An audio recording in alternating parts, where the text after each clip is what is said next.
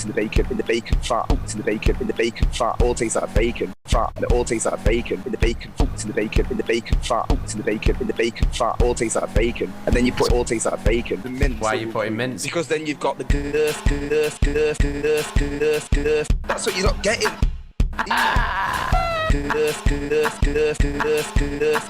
That's what you're not getting, Sam. This is what I mean. You've got the That's what you're not getting.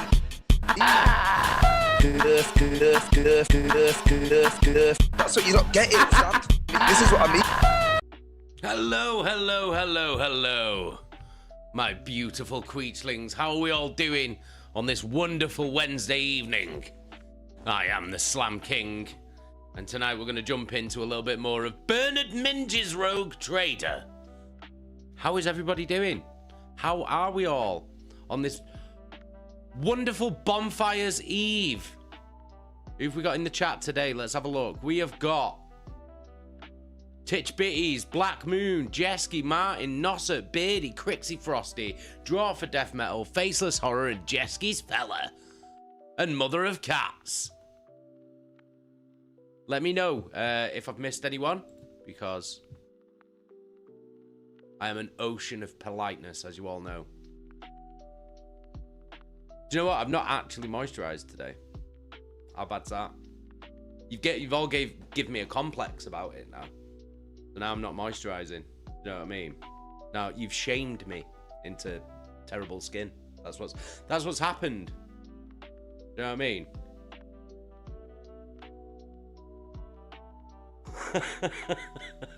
Crown for the king. Ooh, crowned this early. You are treating me. Uno memento por favor. Oh, look at that. There we go. It's back on. It's back on. The crown. Take your hat off, boy. That's $1 bill. Motherfucker. Well, that lasted long, didn't it? Fuck me. Jesus Christ. I'm out here with my best elven hair today. Do you know what I mean? Feel like my hair's receding as well. I don't know whether you can notice that. Look at that. What's going on there? Sure, I'm showing more forehead than I usually do. Titch Bitties, your brother does need to join us all. One of us. One of us.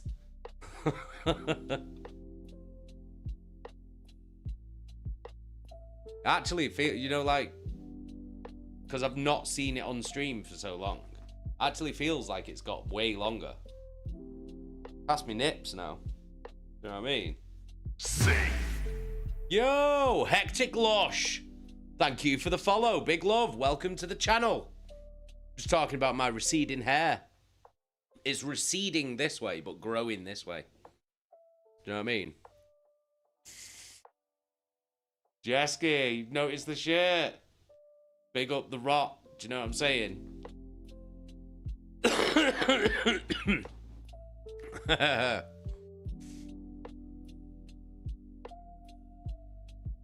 What do you mean, the Scalp King?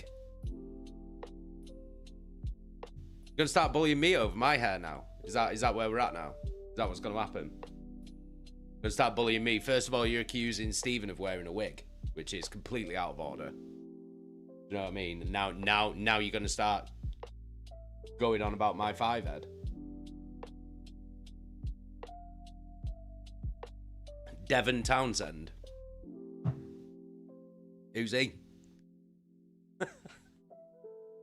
You love custard and playing the guitar.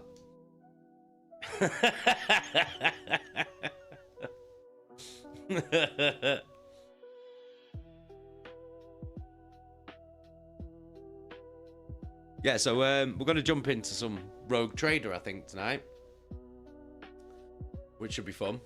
Just for a couple of hours, because I've got a big day tomorrow, so I can't stay on too late tonight. So, but yeah, going to see what old Bernard Minge is up to. Do you know what I mean? On his mission through the stars to bang every single alien that he comes into contact with. That's what it'd be if it was Baldur's Gate. Moderator Supreme, Chaka, how you doing?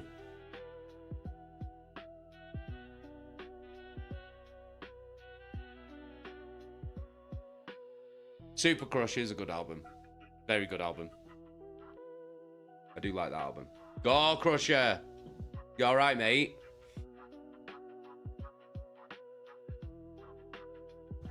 Right. I'll tell you what, we're just going to jump straight into this game today. We're going to jump straight in. Hopefully I've got sound. Oh god, we have got sound. Fuck me, Jesus Christ. We've got too much sound, if anything. That's too much sound. We get some mood lighting as well. Actually, we'll see where what the lighting is on the game, and then I'll match it with my colourful bulb.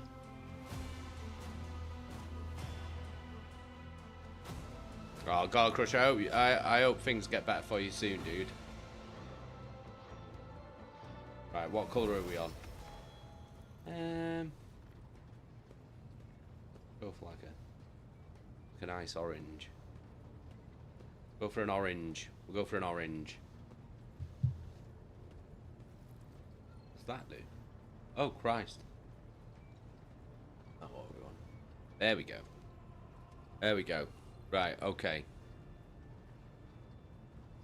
I can't remember what we're supposed to be doing. Oh, we can level up though. That's nice.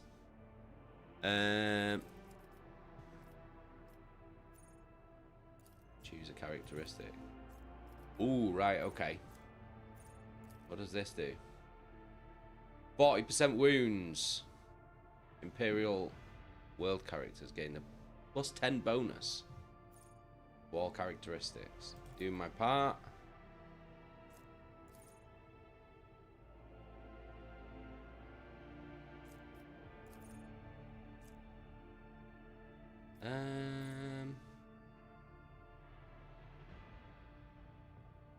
Let's go with no heresy. Oh, we already got that or something.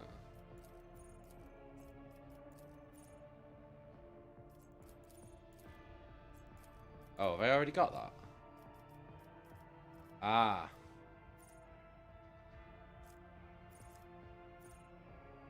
I don't know what I'm supposed to do.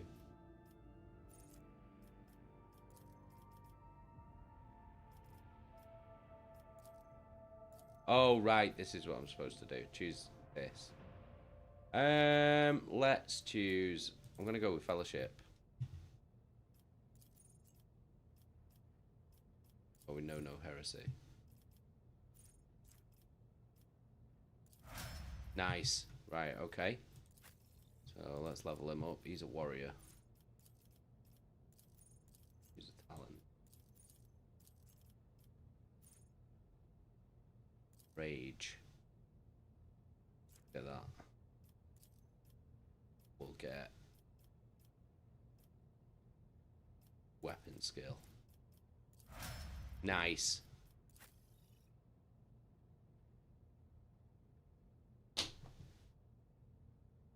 Fucking 9 little bastard fly. It's been buzzing round all day. I've not been able to get it, and I've just killed it. And now I feel like a real warrior.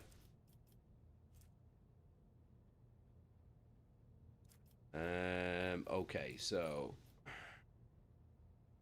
Oh, she's the psyker, isn't she? Give her intelligence and...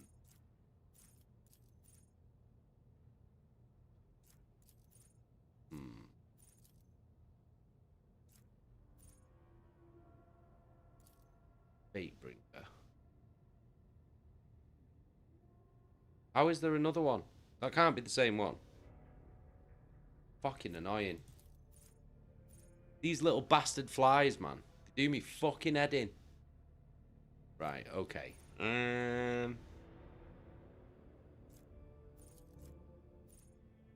Let's have a look.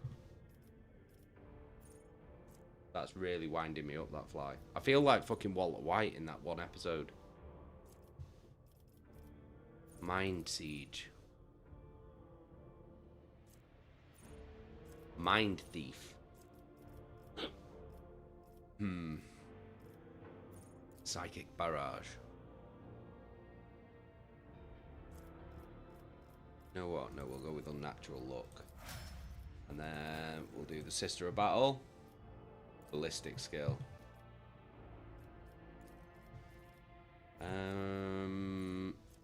Let's do...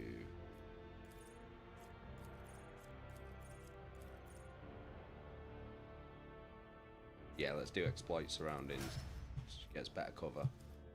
Okay. Right. So.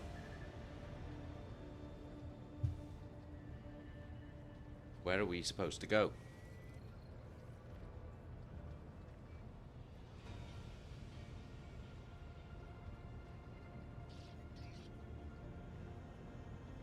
Right. Let's have a see.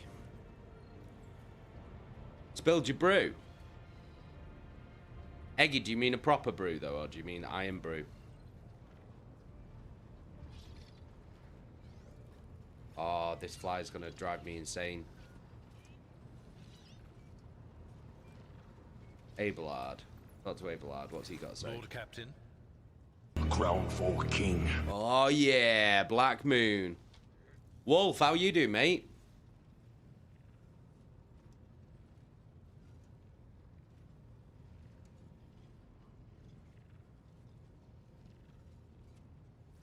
There we go. Take a wild guess. Heathrow head. Fucking hell. Some bullshit, this. Not having this. This is bullying, this. That's what this is. Okay, so. Let's move that up here. Put the chat up here.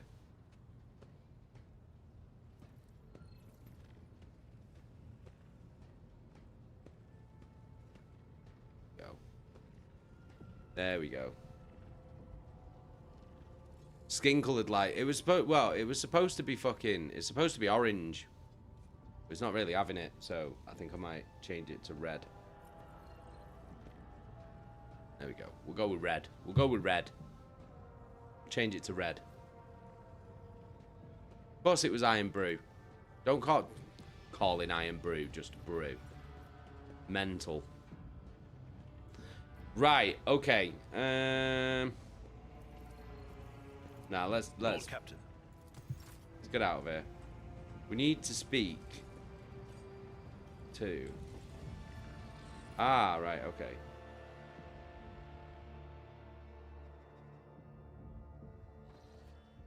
Right, so now we can ooh. Identified void ship. Where are we? Is that us?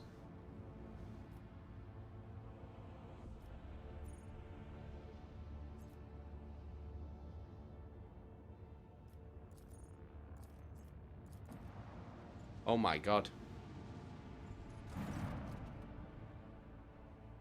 So we can fly our ship around. Lord Captain, reporting, the heralds of the Navis Nobilite continue to maintain Vox silence. Perhaps due to Urak 5 being off limits to visitors, we intercepted signals from the beacons drifting in the station's orbit. The demands are clear. How you doing, Fake Bark? You alright? Big love. Captain Beehole for House Car Penis. How you doing, Captain Beehole? The demands are clear. We are told to turn the ship around immediately. We have also detected an accumulation of space debris near the station's docks. Presumably, it is the remains of interplanetary shuttles. Perhaps the esteemed Navis Nobilite House requires aid, and therefore cannot respond to our Vox transmission. Okay, so...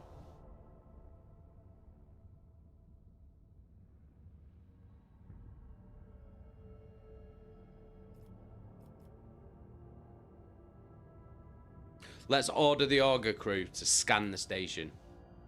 Yes, Lord Captain. The Vox. Take your hat off, boy. That's a dollar bill. Motherfucker.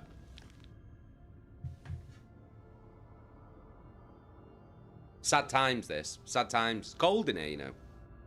Cold in here. I'm getting a cold head. Heathrow head returns. Jesus Christ.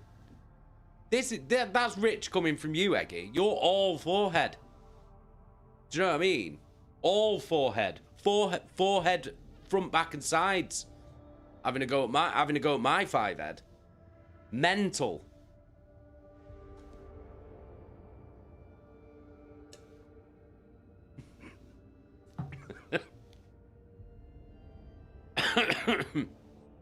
Bait bar, you can uncrown again. Yeah. Don't I know it? I'm gonna delete it again.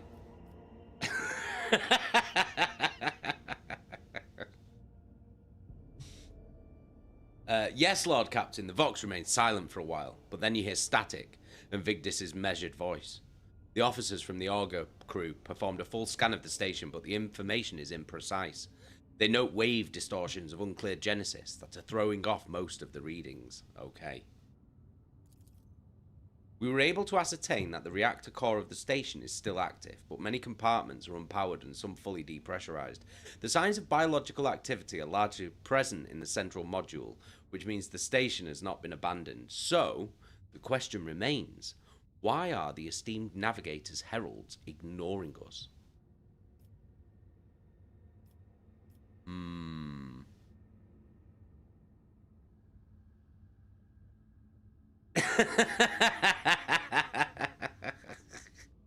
At least my forehead's normal all the way around, you hoon. Mega mind looking forehead. It's all the thoughts that I have, though. Do you know what I mean? You can't have a philosopher's brain in a regular man's skull. That's what my grandma always used to say.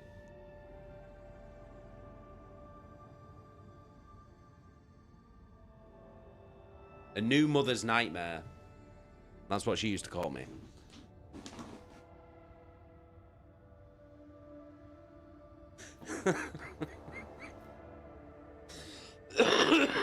That's what my grandma always used to say.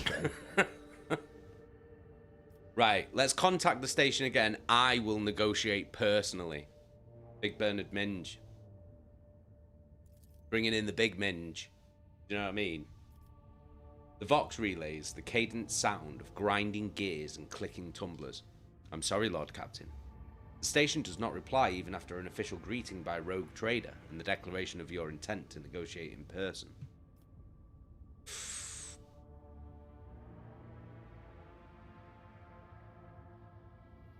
Order the crew to commence docking with the station. Okay.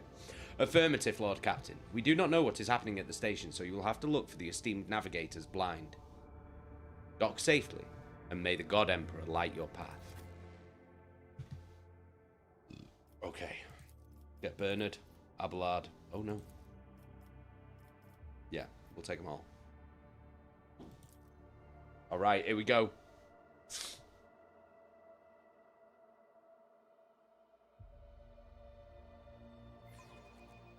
Fake back. It's weird to see a forehead on the screen again. Such an odd statement. Out of context.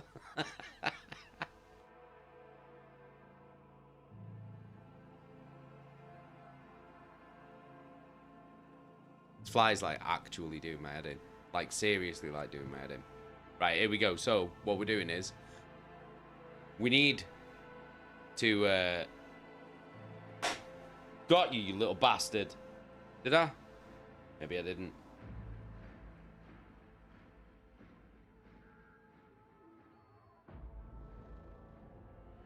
Maybe I didn't get him. Yeah, so we need to dock on this station. But for some reason, they're not responding. Ah!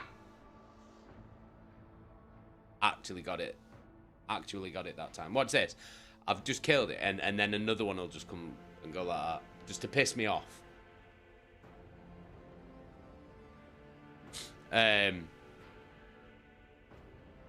Yeah, so we got a dock on this station, but for whatever reason, they're not responding to our hails. So I've tried loads of shit, but then I was just like, do you know what? Fuck it. There's clearly a problem, so let's just fucking go and investigate. So we're docking now.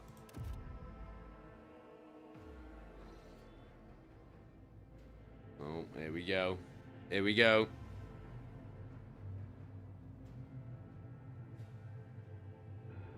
Pathetic worm. You dare to Oh argue my with god, your there actually is master? another one as well. It was not you whom I swore to serve within these walls. My lips are sealed. Which lips? Confess. What was the old man's last command? What are you planning? Give up, Keeper. You have lost this battle. Again. Just it. We're getting nowhere with these ones, sir. Permission to execute them. Who the fuck's this geezer?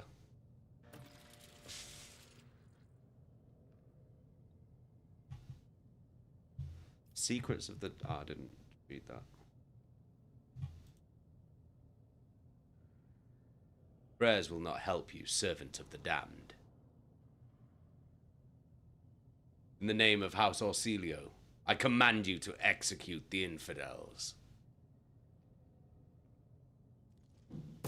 Oh, Christ. Right, well, this guy's not messing around.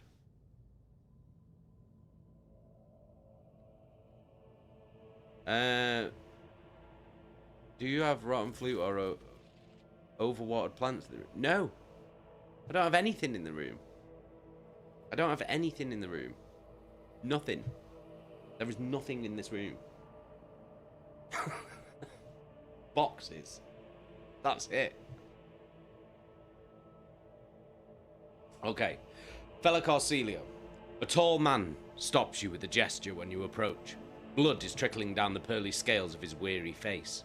And not just his own blood. Two jet black, unblinking eyes are watching your every move. And the third one, the mark of a navigator's fate, is menacingly pulsing behind the lowered lid in the middle of his forehead.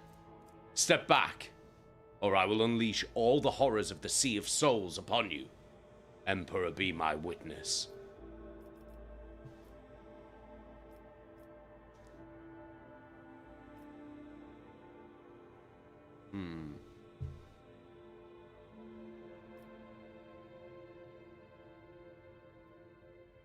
I should answer in High Gothic. I am rogue trader, Bernard Minge von Valancius, and I am no enemy of the Navis Nobilite. This system has been under the protection of the Winterscale dynasty for many years. Admittedly, I did not expect to meet another rogue trader in my lifetime, let alone one of noble blood. And since fate has brought such an important person into my abode, allow me to introduce myself. Before you stands Felek Christoph August, keeper of this station. So, you did not come to offer support to the traitors. This is great news. Having said that, you must understand that Yurok 5 is a holy sanctum for House Orsilio, and the path to it is only revealed to a select few. It pains me to say, you are not on the guest list.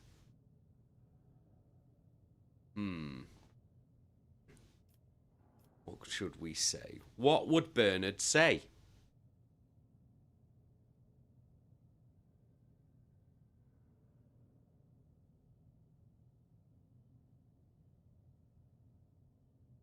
Maybe the flies are just like, yo, empty room, let's party.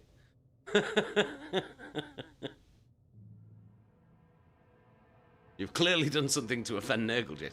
He sent the Destroyer Hive after you. Wouldn't that mean that I've done something to please him, though? Does a rogue trader trade rogues? Potentially. Depends if I can find any. What would I say?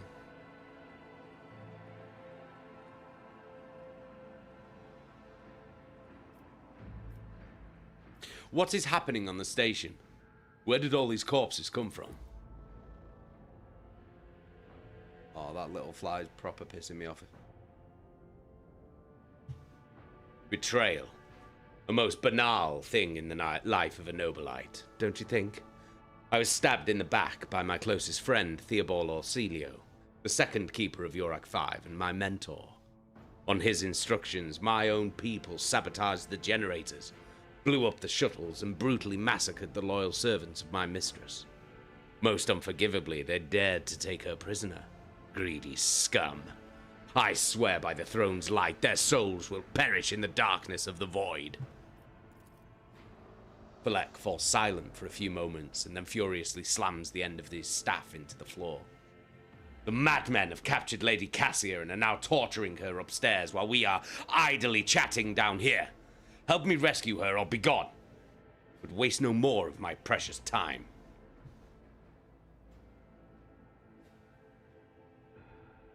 What should we say? What kind of help are you talking about? I would never ask you for such a favor under different circumstances. And yet, Felek takes his hand away from his ribcage, notices blood and winces in pain. And yet Lady Cassia's well-being is above all. I haven't got many people left. My wounds are too deep for me to act with precision and swiftness. But you may actually succeed. In order to ascend to the mistress's chambers, you will need to remake a holy relic sanctified with the blood of Lady Orsilio herself. This is the control rod of the elevator machine spirit. I have one part and the other was lost during the mutiny. But even this relic will be of no use unless the elevator mechanism is powered. How do I remake the control rod? Crown for king. Say less.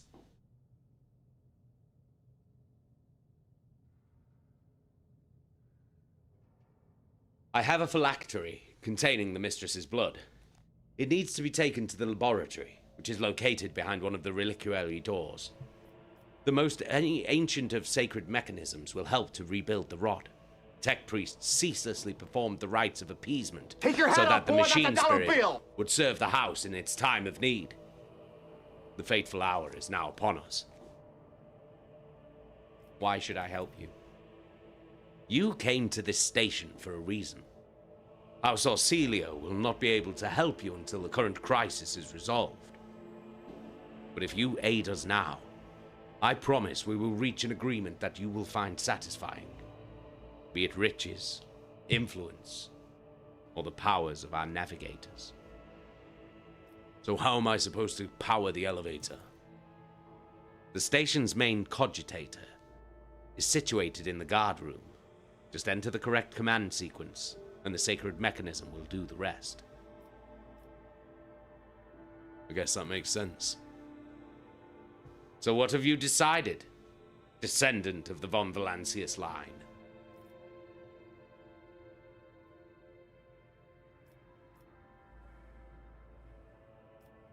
What would he say?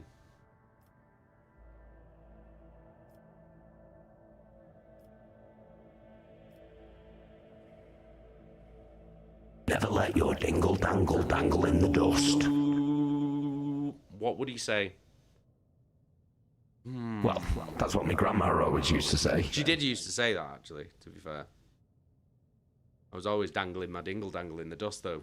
You know what I mean? What was she supposed to say? What would he say?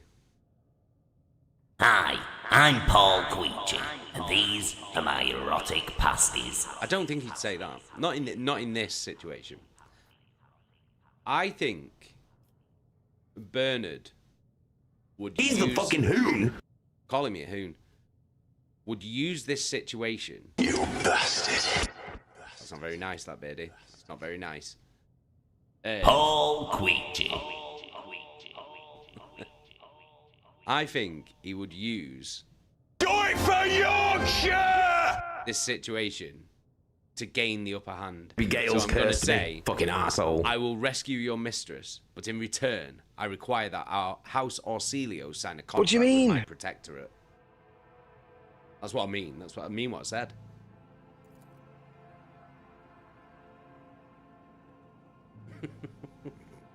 Still don't know what that means, and I still don't like it. Who's this lemon squeezer? Squeezer. Felix's reply sounds curt and tired. So be it. Hurry. Everyone's got beef The in this game. mistress's safety is all that matters. But should you fail, our arrangement is finished. So I've received the phylactery of blood. Okay. Who's this geezer? Right. What's that bumhole? Open this bumhole now. How do we? The boots! You just burned the boots! You just burned the fucking boots! Who's this midnight pleaser? Where's the fucking elevator?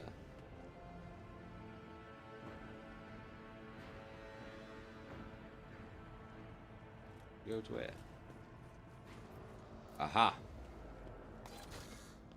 Elevator's powered out. Where are we supposed to go? Can't go. All I'm trying to do is bang.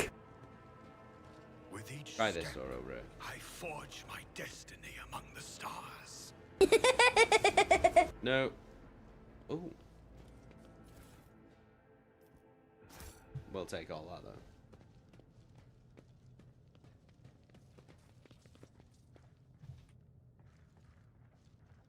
Maybe we go this way?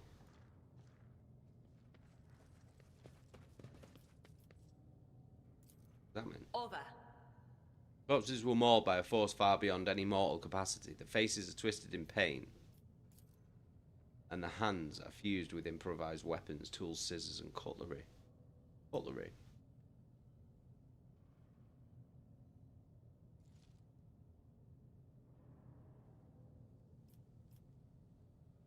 Where in the fuck am I supposed to go?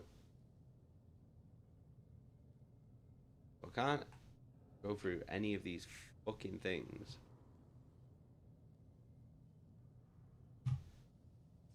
I go through it? White. Oh shit, right, Pure okay. color. And it's all riddled with horrible veins that carry the poison of fear and pain throughout its body. Who are you? Why are you crying? Fucking like. Warriors of humanity who set upon this abode of noble navigators, then our weapons will soon dispel their wicked misery. Alright, let's go. My path to Whoa. glory.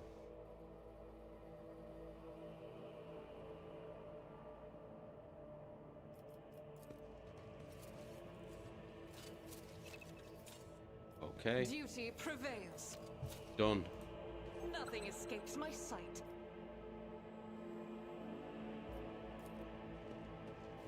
Nice. The Emperor favors me today.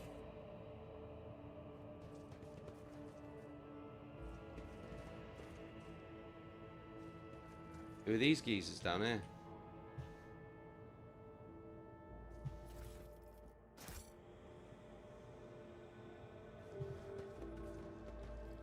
Oh, shit house.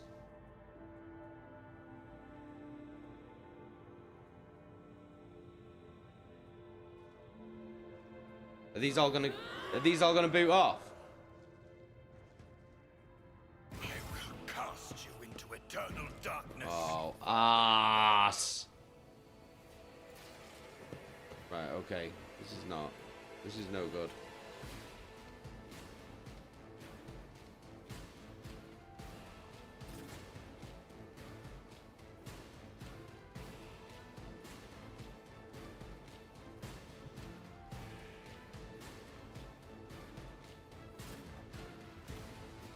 Right. Put Bernard there. So you can go here.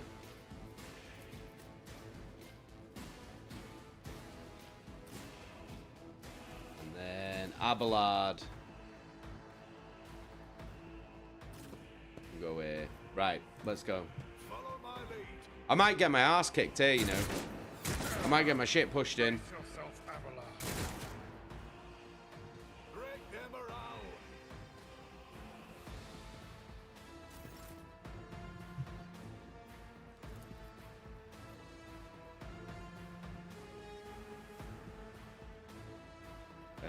Bollocks to it. What's that one? Faith without deeds is worthless.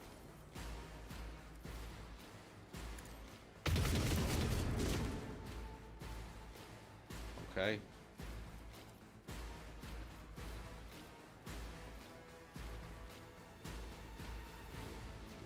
do I skip it? Go? Can't remember. Oh, it's spacebar. Right, okay.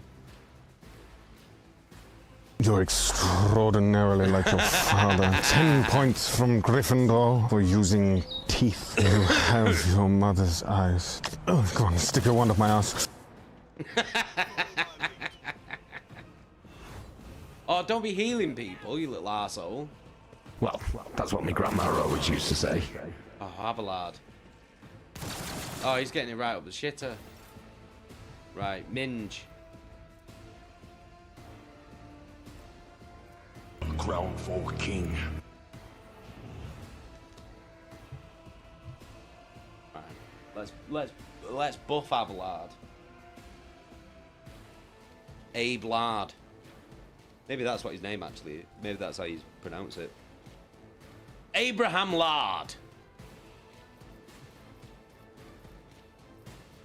Let's. The Emperor commands.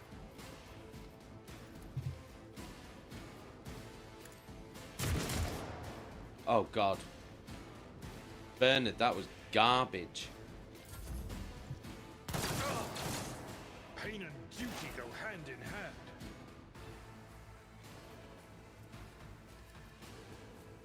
Queechy.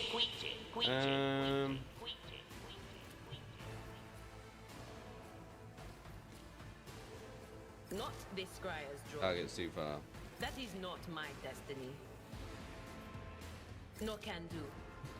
Too far.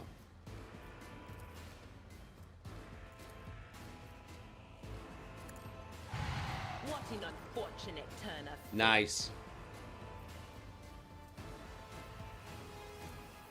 I'm not so sure.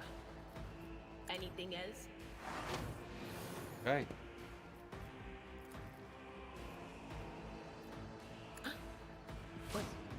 Was that you? Or Right, let's turn this around so we can see a bit better. See what's going on. Right, here he comes. We need to fucking dust it up here.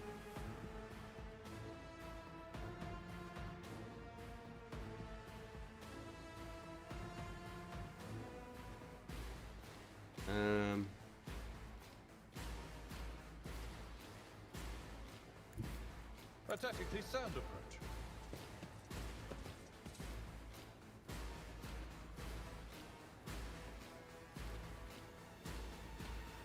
Shithead.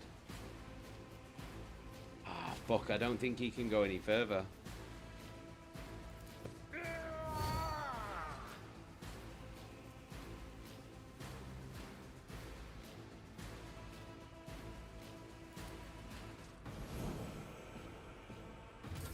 Follow my lead. Break Nice. around.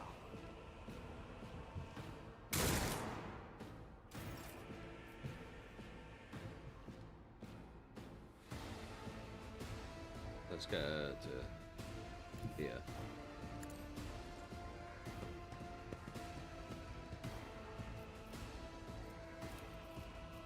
as the Emperor commands, I am. Nice. Oh, he's nearly fucking dead.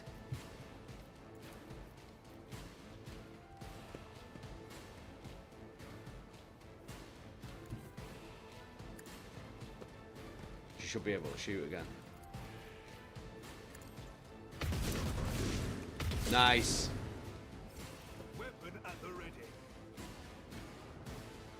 We do need to bin that squad commander off, though. We do need to bin him off. My faith strengthens me. Stop shooting Abraham Lard. Ah, did you just shoot your own man, you fucking knobhead? Just a minor setback. Don't be shooting my Minge.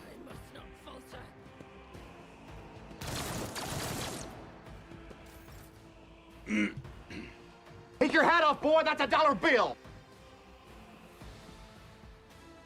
Right, here we go. Serious Minge time now.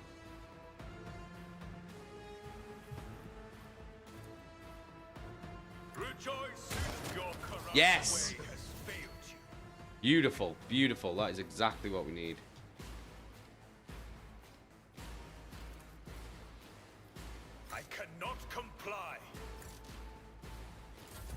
Right, okay. Nah, you're not even hitting him.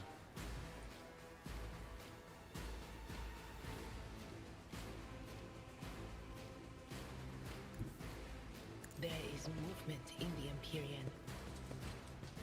Movement in the Imperium.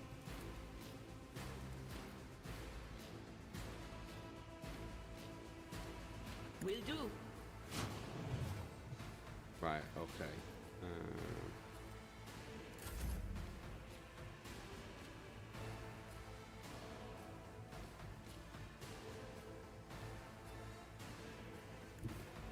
I've seen Get to worse there. battles than this in my time.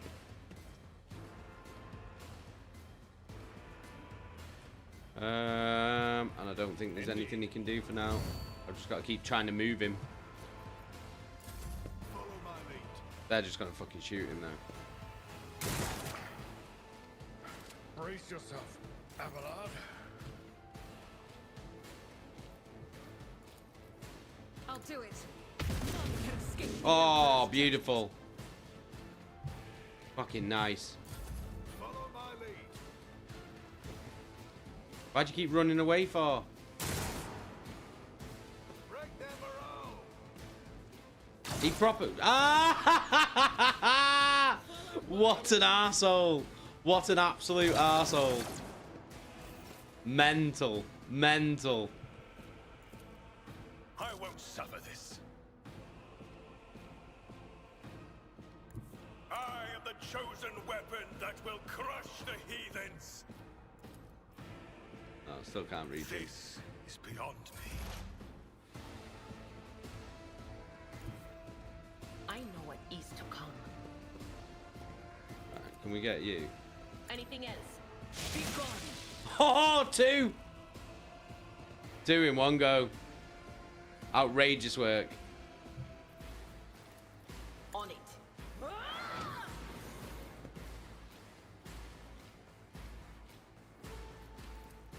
That is not my destiny. Who's this midnight pleaser? Geezer, lemon squeezer.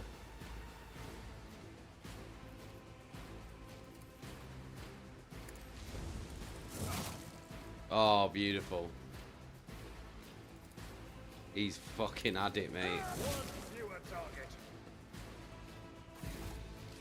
There we go. Nailed it. Right, okay. So the same as mine. Yeah, it is. I'll take that though. Alright, what do I put? Oh shit.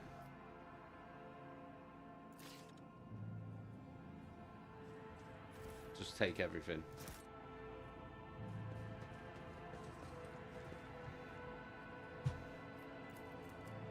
Let us walk this path to the end. Take it all.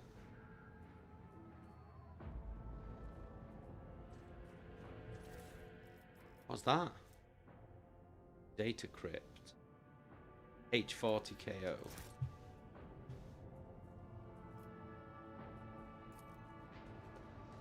The duty prevails. Okay. Yeah, we need to collect these bodies as well.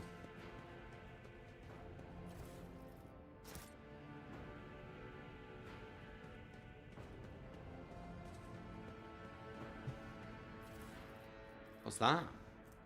Mutated flesh sample. A flesh sample with numerous outgrowths covered in a mesh of bluish black veins. What the fuck could that be? The whispers told me a secret. Meteorite chunk.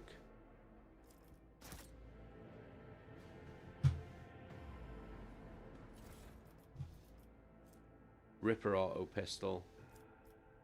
Frag grenades. Lovely. Yeah. Fine. Anything else? No? Okay. Right, let's figure out where do we need to go. It looks right now like we've got two options. Got a door over here. Cast your eye there.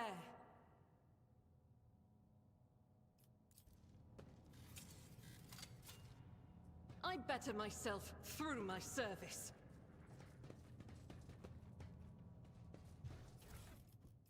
Ah, Navigator flesh sample. Little shit. Okay, let's have a look in the inventory. If we'd been in real space, I'd have. Not as powerful as my pistol. Not as powerful as my pistol. Jesus Christ. Okay, so that's the same.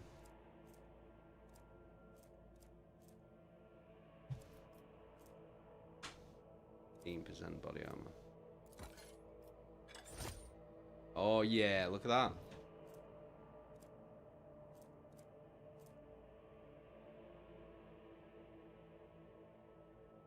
Okay. What else can we do?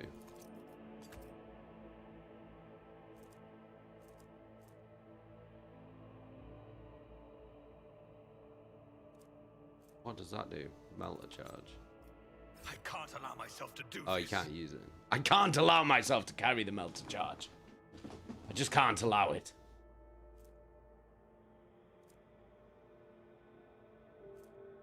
Okay.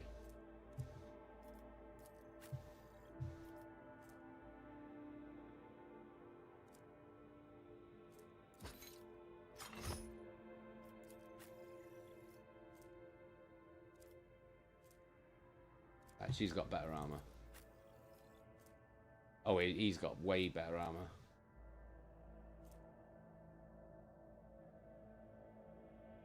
Three to 5, 5 to 7, 4 to 6.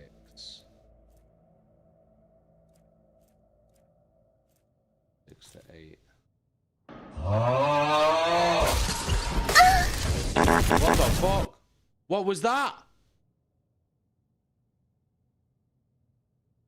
Jesus Christ. Scared the shit out of me, that. Fuck me. My God.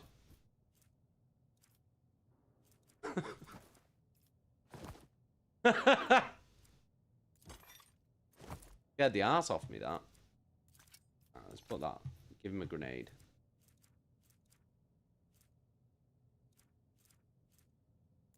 Melter charge. Someone else can do this.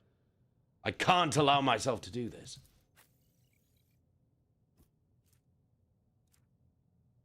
She just has an auto pistol just in case. A grenade. I don't know what the hell I'm supposed to do with that.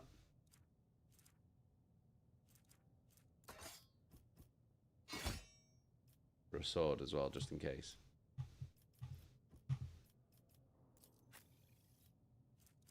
You take a grenade. Yeah, there we go. You can have a grenade as well. Isn't that good?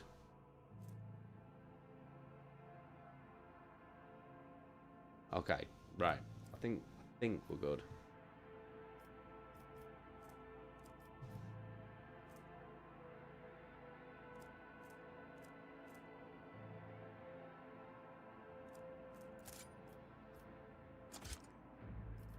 She could have 2 pistols.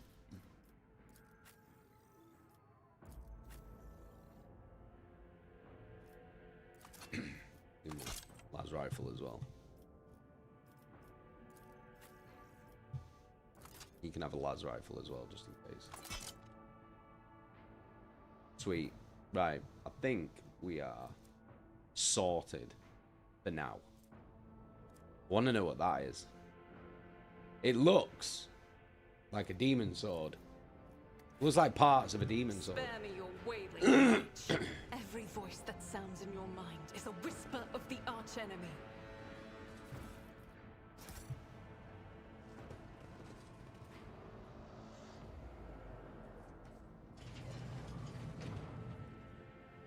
We should deal with this. Shit.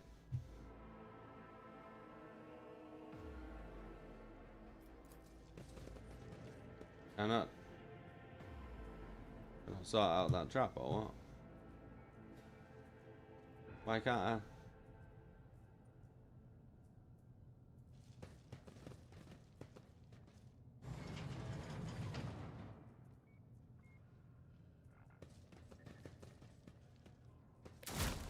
Oh, fucking hell. What an absolute tit. I'll definitely take all that.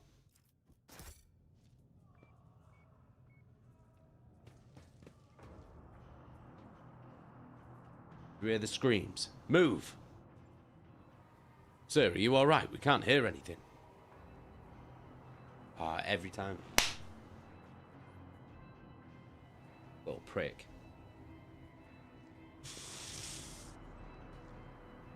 Now I see. You're in league with them. Is this an insurrection? Yes, indeed. Death to the traitors. Hey, Phoenix, how you doing? Oh, I'm sorry to hear you're not feeling good. Hope you feel better soon, Phoenix. Oh, who's this geezer? I know you're all traitors. Traitors, all of you. They told me, they whispered, hey, who are you? Oh my god, it actually landed on my forehead. Actually landed on my forehead and I got it. A little shit. I really like that music. That music's really good. Crown for king.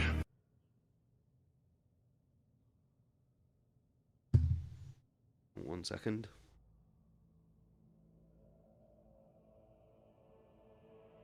Ah! Ah!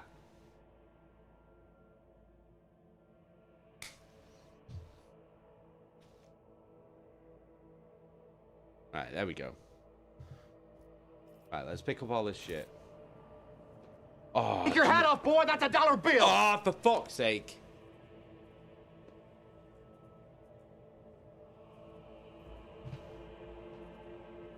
Right, what's this? There's another one.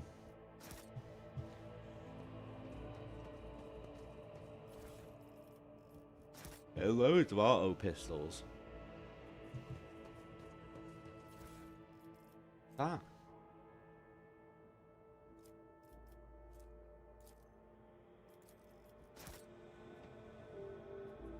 Loads of doors.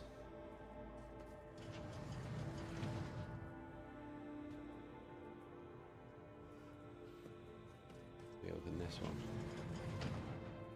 Oh, what's in here? Awaken the cogitator spirit. The cogitator's vid screen is covered in cracks and stained with dried blood. The buttons, switches and levers were ripped out of the control panel with exceptional cruelty and scattered around the sacred mechanism that now sparks and hisses in agony, still refusing to perish. Let's awaken the cogitator. You turn a few of the remaining dials and pull the activation lever. The cracked vid screen of the sacred engine flickers. The cogitator's insides emit creaks and groans, and the lumens oscillate at random. It takes a while, but eventually the machine spirits do grant you access to the cogitator's systems. Okay. So we're in. Let's request data on the station's navigators. We'll just go through this one by one. After a brief pause, the data appears on the vid screen. Valek Orselio, location main hall, status alive. Theobald Orselio, location upper chambers, status alive. Palomira Orselio, location upper chambers, status deceased. Alexius Orselio, location lower levels, status deceased. Rasmus Estevan Orselio, location unknown, status deceased. The child, location upper chambers, biometric parameters, rapid heartbeat, elevated body temperature, stress level exceeds the permissible limit, status unknown error. Attention, calming procedures advised. Attention, upper chambers inaccessible. Error, the control rod is not present. If the rod has been misplaced, immediately contact a station keeper or the Navis Laboratorium custodian. Okay, let's examine the log.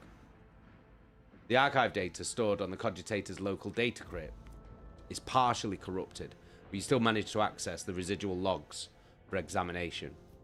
View Vox report 12AH890. The Vox recording hisses for some time before you hear a voice. This is Officer A282. Do you copy? Several generators overheated on the lower levels. Chambers A to D are unpowered. The tech priest crew sent to investigate the problem is not responding. Requesting back. The officer's speech is interrupted by shouting and the recording abruptly ends.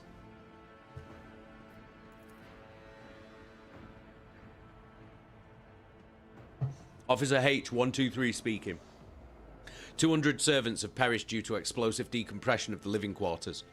We've located traces of mechanical interference. The preliminary cause is officer sabotage. Crews 5, 6, and 9 are cut off from the main compartment. We have enough oxygen for 20 minutes. May the Emperor save our souls. Senior station officers, this is the captain speaking. We attempted to contact the Winterscale Scion for help, but something's jamming the signal. We never received a reply and cannot be sure it was even sent in the first place. The rescue team is not coming. We're on our own. So remain vigilant.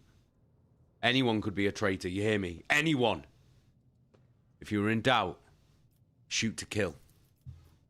The following Vox recordings are too badly distorted to make out even a single word. Report X880, originator classified. Date classified. The servants close to the child have started butchering one another again. An order came from above to have their remains reprocessed. The child? What's the child? Beardy, Jace, I've just seen a playthrough of a demo for a Steam game called Subliminal. You got to give it a try. I'll check it out. I'll check it out after the stream. What type of game is it? What's the child? Who is the child?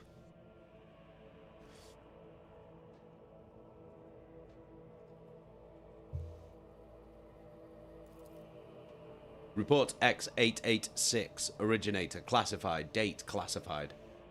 The negotiations with the Winterscales were a success. A new batch of servants will arrive in 10 moons. Escort them to the laboratory at once. It is imperative that we increase the new retainer's resistance to the child's powers. What is the child? I don't know what the child is. A horror game perfect for Thursdays. It'll only be short though with it being a demo. When's it supposed to come out?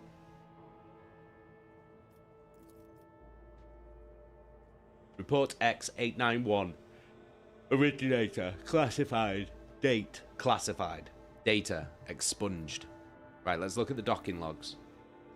The log is almost completely corrupted. We managed to recover the latest entry. Identity confirmed. Region Oronto or Salio. Date of visit classified. Reason for visit classified. Date of departure classified. You know, Oronto or Celio. So everything about him is classified. Let's look at the security and life support logs. The yellow lights above the control panel flicker to life and a singular repeating message streams down the vid screen. Warning, damage in technical compartments A12, B3, D8 and H24 detected. Warning, living quarters L10, L16, L28 depressurized. Warning, unable to access the station's docking system. Warning, energy regulation system unknown error. The station will transfer over to emergency power. Immediate evacuation of the facility is advised. Warning. Let's have a look at the encrypted data. Something buzzes in the cogitator's metallic gut. Several red lumens light up above the vid screen. Required access level, security captain or above. Current access level, senior security officer. Right, let's try and use tech use. Got a 78% chance. Succeeded. Hey! You easily bypass the restrictions imposed on the sacred machine. The cogitator's overloaded processors were, unhappily, gained 7 experience. Most of the encrypted data has been wiped. You find traces of the purge protocol. Recovery is impossible, but a list of the most recent commands, having been embedded in the machine spirit's consciousness, now flits across the screen in a single creeping line. Child, delete, picked flow. Disable access code, annul station controls. Delete, activate, shuttle self-destruct. Purge command log. What is the child? What the fuck is it? It's some kind of... It's from what I was reading before, it sounds like it affects people that are around it. So it's some kind of psyker, I would say.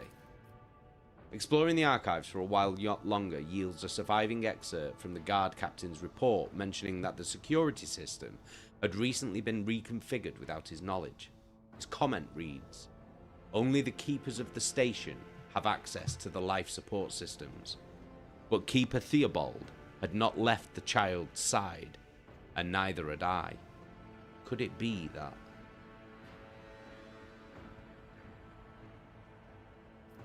Want to know what the child is.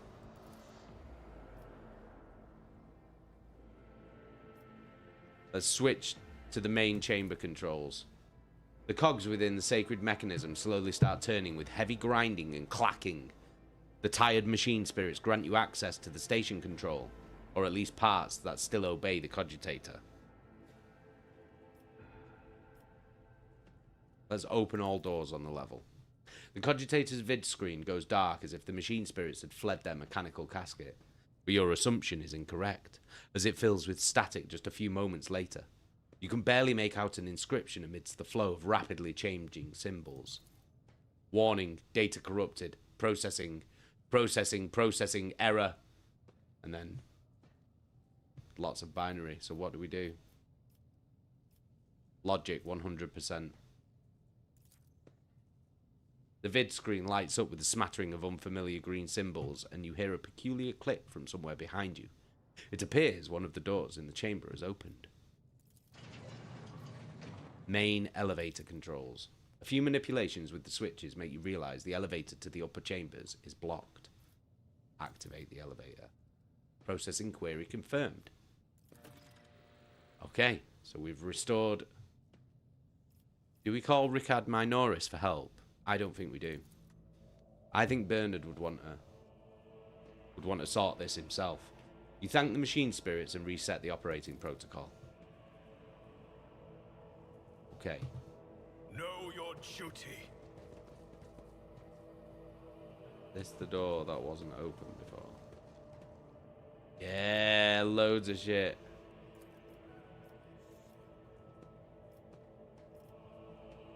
Tech use. I rise above hush. Nice. Loads of shit.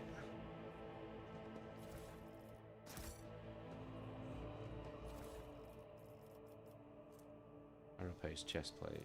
Fire grenades. Okay. Nice. Right. See what we can do with a fire grenade.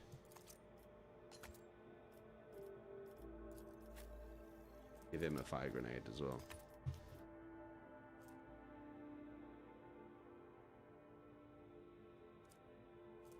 Okay.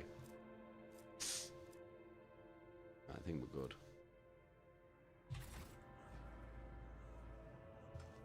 Let's go in here.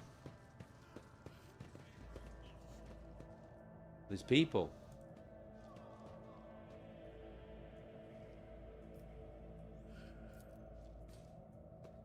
For some reason, the archenemy's twisted influence has found its way into the station. Uwe.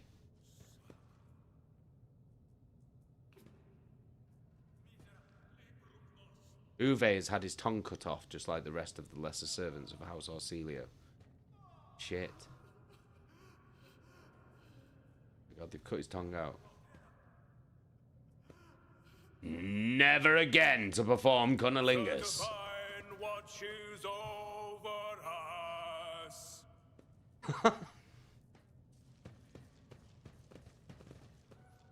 Right, okay.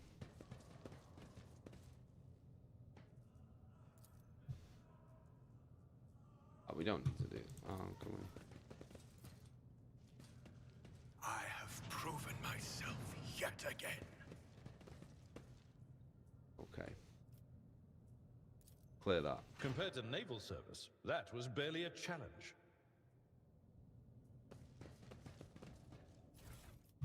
Ooh, sword. Noble silk gloves. Crown for king. You know what's gonna happen, don't you? Take your hat off, boy. That's a dollar bill. Didn't even get to put it on. Didn't even get to put it on. Chef. Pleaser. Lemon geezer. How you doing? Might give them to him, you know.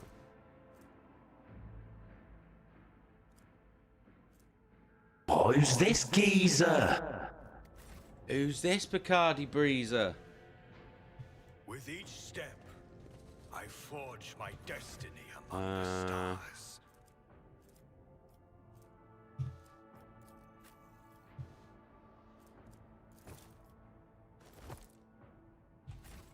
Okay.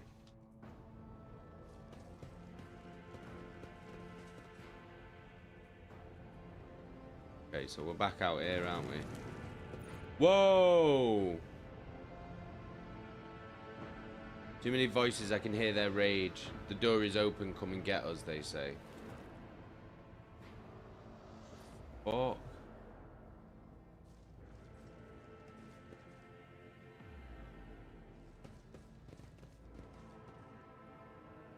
Where was the other door?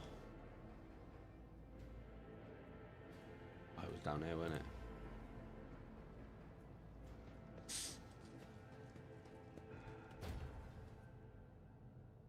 Big Barry Queech. Right, so that door. Something else. I need to figure out how to open the fucking thing. Oh. Be a way to unlock it from somewhere else.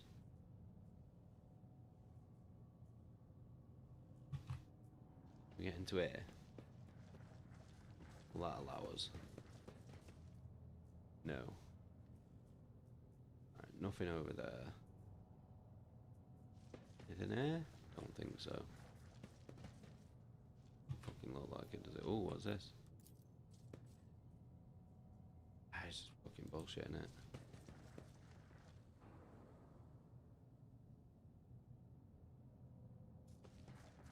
Can we move this? Nope.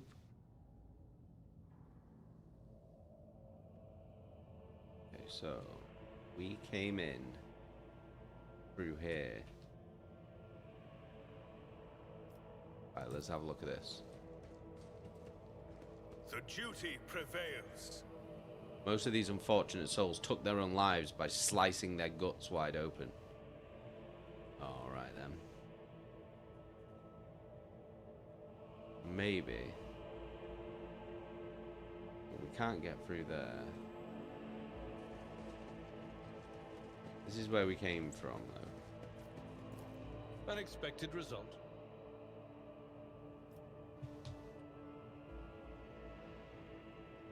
So, can we use that elevator now? Go and speak to Felek.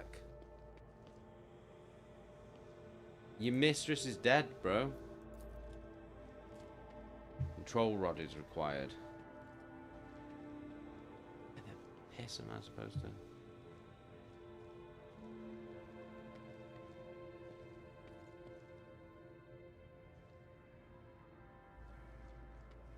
Can't get through this door.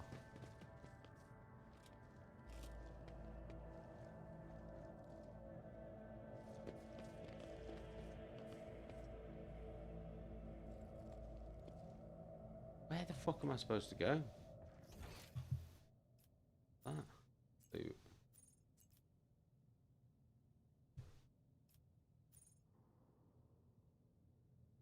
Right, I'm gonna have to go back in there.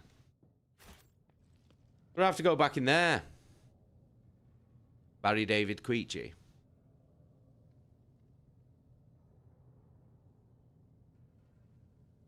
Let us Right, walk let's this go. path to the end. Experience. Nothing matters more.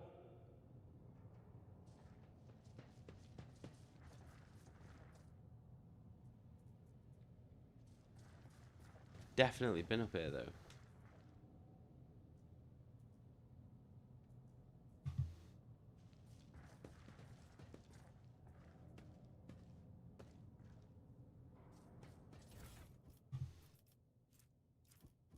fucking bullshit box.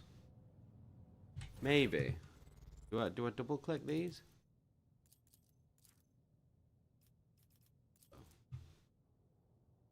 I don't know what I'm supposed to do with that. I've got 2 of the fucking things.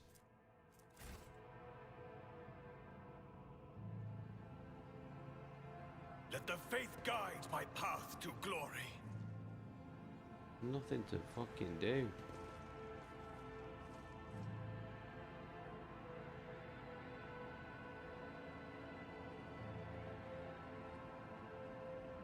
Have I named this guy? Yeah, he's called Bernard Minge.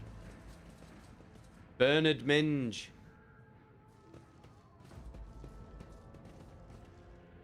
I need to open this door, and I don't know how.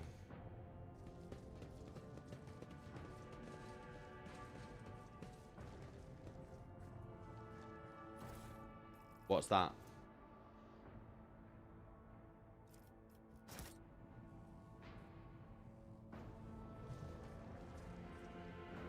Nothing in this room.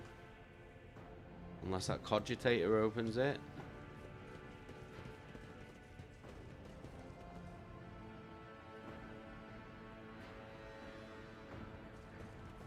No, your Gareth. Big gas fudge. Fudge.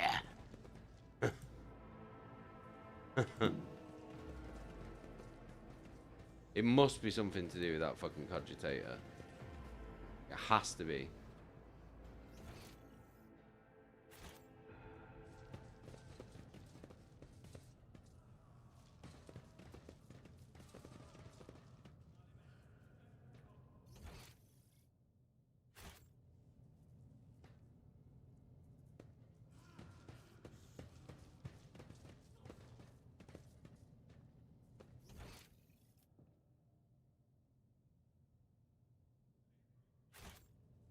Gotta be.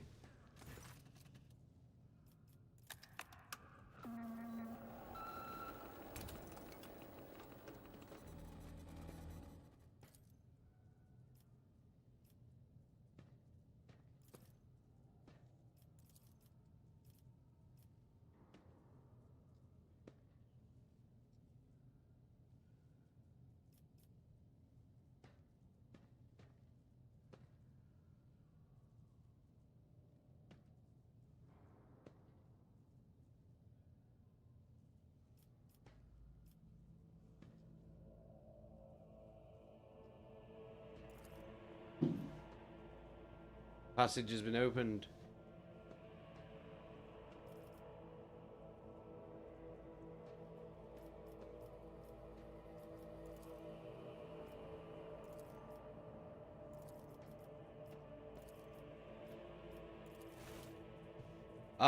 We done it.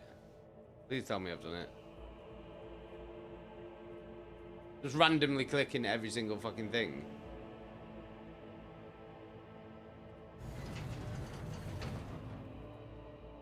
Sweet. Right, okay. So it was the cogitator.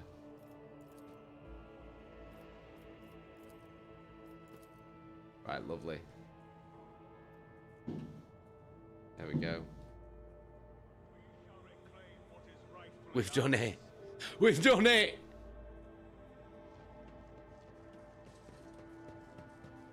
Gareth. All I can think about is Bernard Manning's fucking disgrace. One poor girl puked up her own fucking pelvis bone. Right, here we go. What are these? Biogel, black water, unidentified acid. I will take all of them. I will take all of your loot. Psi crystal.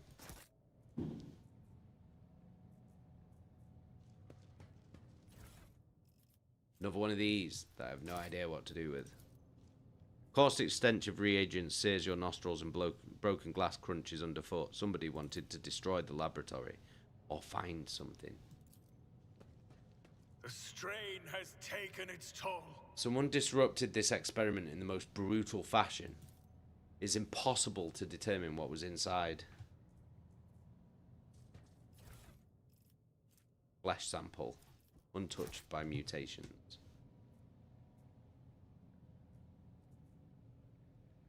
What the fuck's in here? Look at this.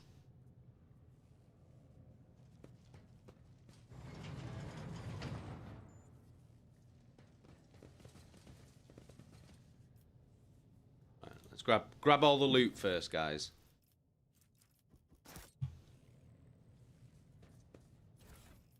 That adamantine. Can you use with that? Lump of raw. Probably make something with that, can't I?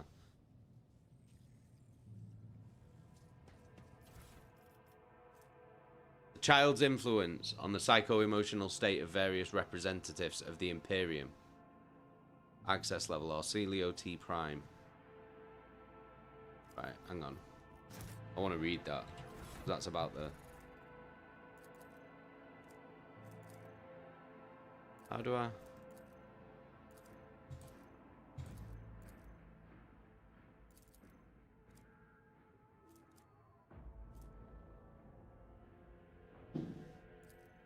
Why can't I read it?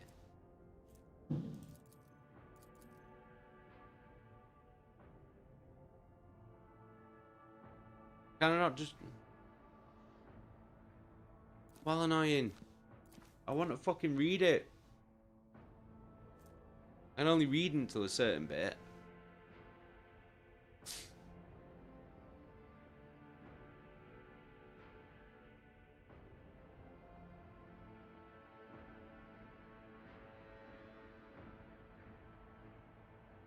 Okay, test subjects exhibit signs of acute stress. The majority perished of blood loss within a day of being placed in the laboratory chamber due to the inability to halt the discharge of ocular secretions, tears, and the body's subsequent replacement of these secretions with the connective tissue of its internal environment.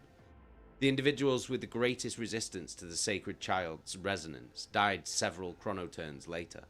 Extensive wounds in the abdomen, presumably inflicted by a jagged piece of metal. Death was caused by strangulation with the subject's own intestines. The subject's final shouts exhibited concerns over abominable tentacles and void worms. And then I can't read the rest of it. Okay, that is very odd. Let's talk to this geezer. They all just lost their minds. Please don't kill me.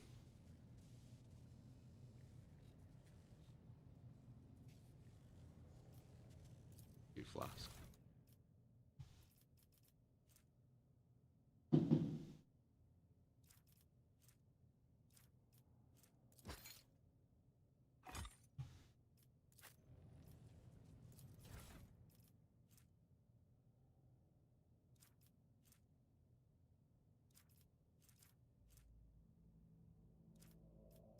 Right, 1 minute. 1 minute.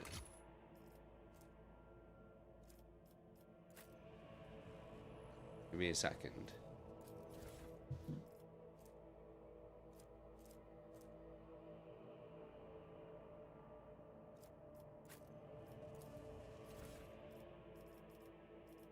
Right, we don't have the thing for that.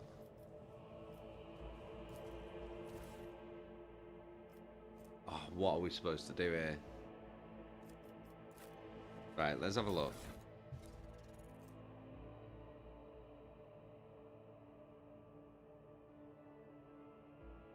Why can't I, like...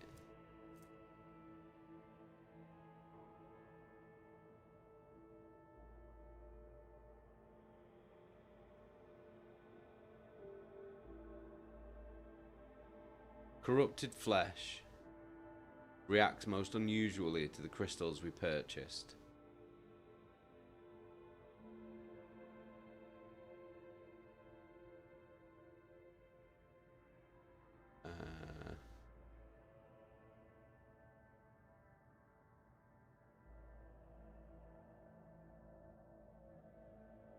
Okay, so we need corrupted flesh.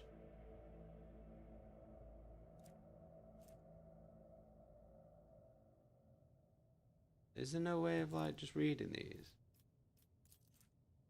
There we go. Right, okay, you have to go on info. Keeper Theobald graciously agreed to provide samples of his skin growths so we could study the influence of the rebellious immaterium on the flesh of the Navis Nobilite. Just as we thought, navigators are positively resistant to the restless currents of the warp. The God Emperor truly does shield some people against corruption and misery. But let us get back to the study of mortal flesh. Another servant will be carried in shortly. I must ready the organ extraction equipment. Adamantine dust and black water. This was the worst idea that could have entered my mind. God Emperor be praised. I'm lucky to still have my head on my shoulders after this reckless experiment. Nevertheless, we did make an important discovery. The adamantine seems to protect the frail flesh of the lowborn to a degree. Having said that, not even the macerator can handle its temper, so we should probably introduce a more complex compound into the formula. All of the data related to the experiment was recorded to data crypt OH. We'll get back to them later once I'm done with experiment OK. Have I mentioned that the chunk of meteorite found by Keeper Felix subjects is completely useless? Although, its shining granules could be used to make new paints for the child. Yes, I think I'm going to do exactly that. Right, okay, so adamantine dust and black water. That's not what we want. Okay. More and more servants are being influenced by the immaterium, and it has nothing to do with the child's more frequent tantrums. We've discovered that the corrupt flesh of the mutated reacts most unusually to the crystals we purchased from the Winterscale Dynasty.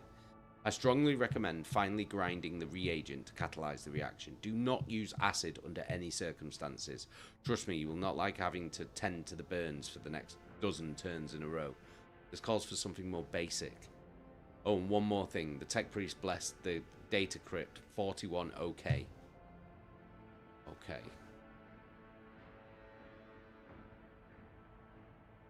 41 OK. Mutated flesh. Mutated flesh. 1. Okay. Biogel. Gotta be biogel. Right, okay.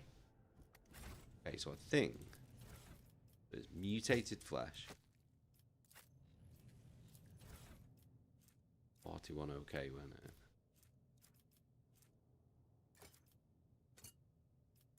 Okay. Biogel.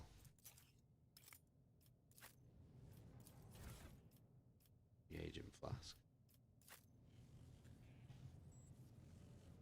Need a fucking reagent flask.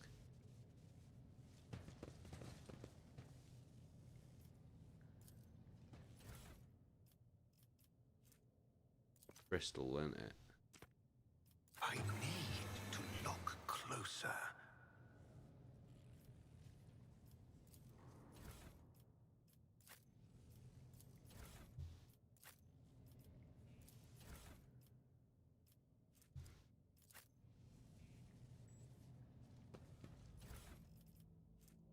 Still dust.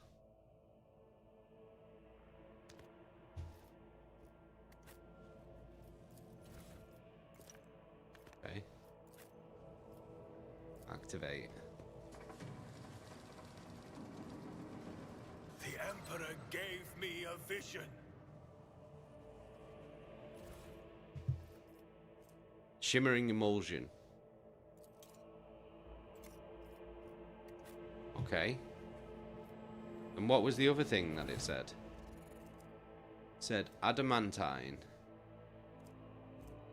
The adamantine and acid and black water?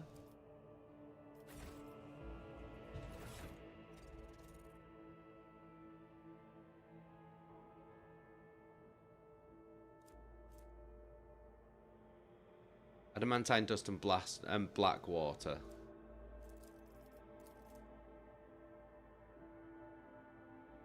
Adamantine dust and black water.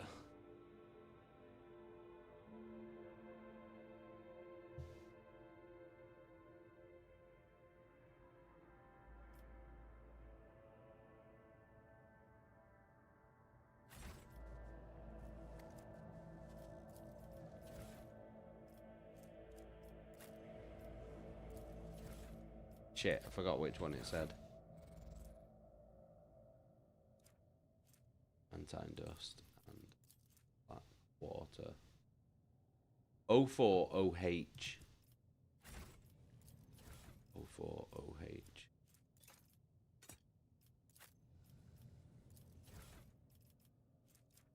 Black water.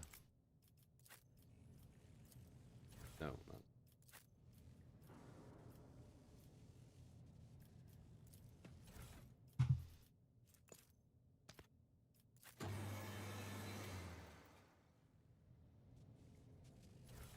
Okay.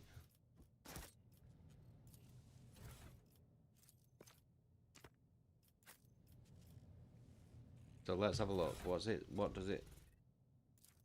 actually say?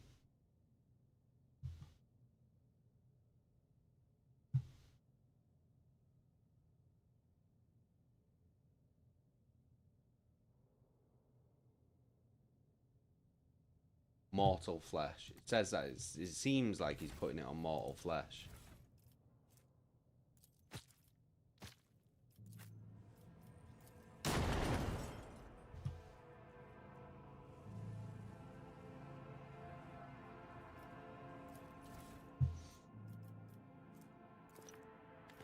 Alright, well, I fucked that up.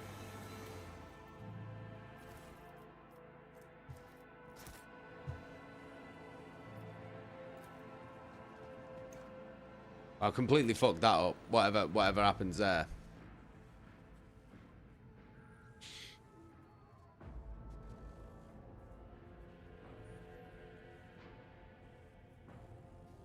Right, did we get the control rod? Yes, we fucking did. Right. The divine watches over us.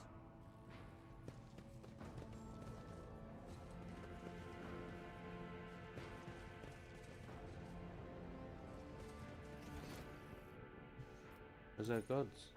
Oh, right, I've already done that.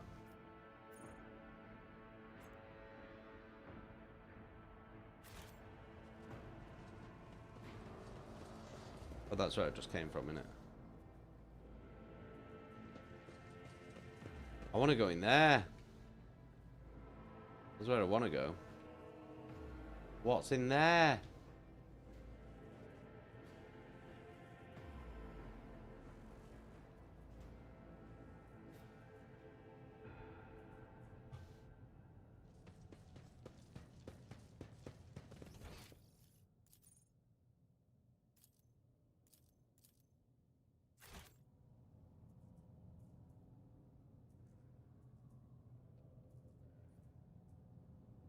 Where the fuck are we now?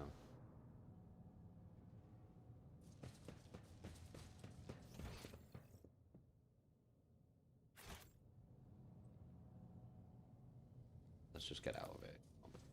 We got the control rod. Compared to naval service, that was barely a challenge.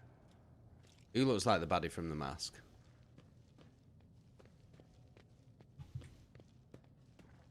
Let us walk this path to the end.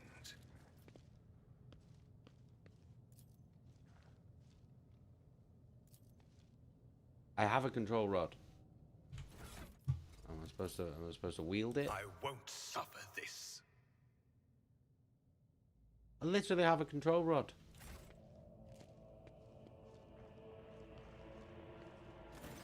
Ah, right, okay. Me? Fucking Dorian. One kiss. And then he pulls off the thingy. Gives Cameron a smooch, doesn't he?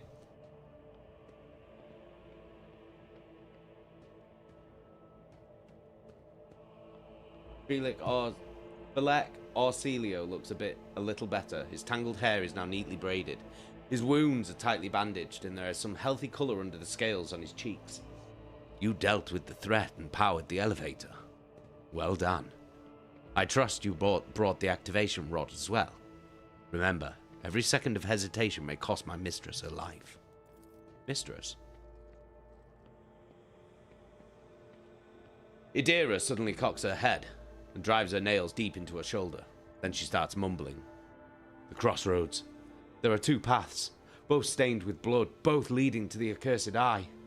They all wear masks, so poor and flimsy they fall at the slightest touch. One hiding a blind man, another a traitor.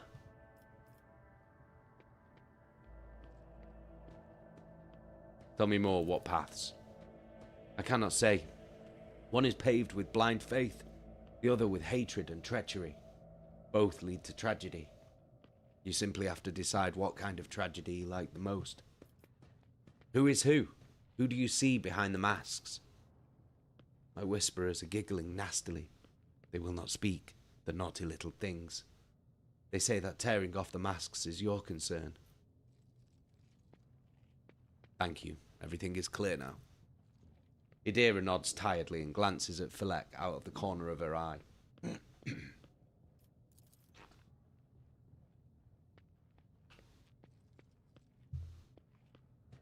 Philek Orsilio.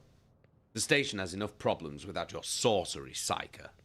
Philek waves Idira off and looks at you expectantly. I have many questions regarding what happened on the station. You think they are worth the life of my mistress? Who is the child mentioned in the documents and reports found on the station? You. Meddled with something that should have been left alone. The keeper folds his arms and shakes his head disapprovingly. The child is what the station's servants called Lady Cassia. For the commoners' dirty mouths must not sully her name by uttering it. You see, it is not beneficial for all servants to have their vocal organs altered. Some prove to be more useful when they are still able to speak. The madmen I fought were convinced that we were the traitors. Philek gives an indifferent shrug. That's why they are insane. Will you really heed the ramblings of retainers who dared to raise their hands against the scions of a noble bloodline?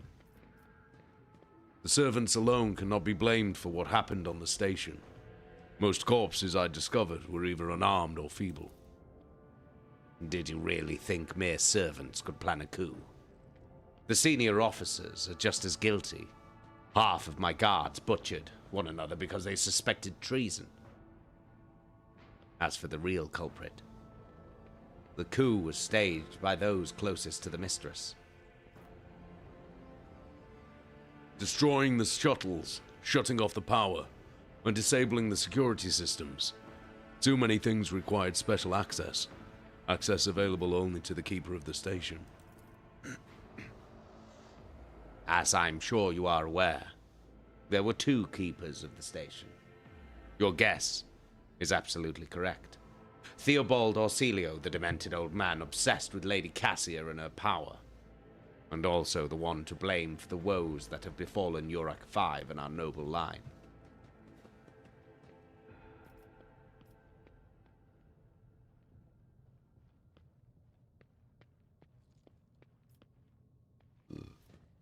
I saw the security captain's report. Only the keepers have access to the station's systems, but Theobald stayed at his side the entire time. Could not have initiated the self-destruct protocol.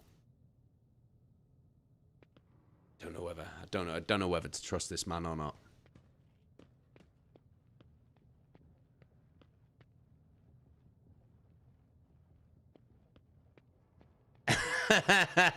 No way did they actually say superior officer so soon. Throws dick over shoulder like a draft excluder. Yeah, it's a Warhammer game, Jeff. I don't know whether to trust this guy or not.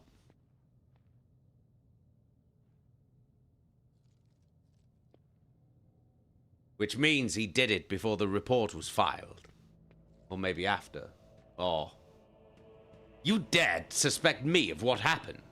The one who was going out of his way to preserve what little there is still left? By the God Emperor, you will keep these slanderous accusations to yourself. I listened to a recording of a private conversation between the station's officers. You were very lenient towards them, purposefully neglecting the security protocols. I was lenient. This is true. And in the end, I paid a steep price for it. Let's look at the destruction around us. The insurgents have left almost nothing of my home. The keeper spits out the last few words with particular bitterness. Oh, does Bernard trust this man or not? These decisions are what I live for in role-playing games. I live for these decisions.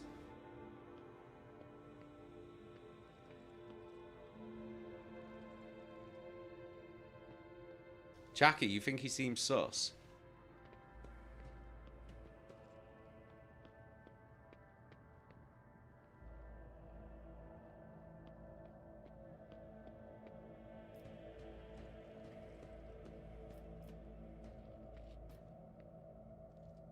Enough lies, Philek.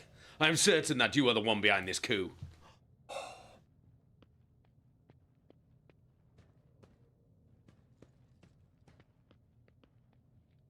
Oh my god. He is a piece of shit. Philek nods wearily. I suppose it is time to remove my mask. Congratulations. You've got me. But did you really expect me to be sincere this entire time? To welcome you with open arms? An ally of Sisyphone and her monster. The accursed child who has tormented the navigators of House Orsilio for years. Don't make me laugh. You arrived to help her completely destroy our house. And I cannot let that happen.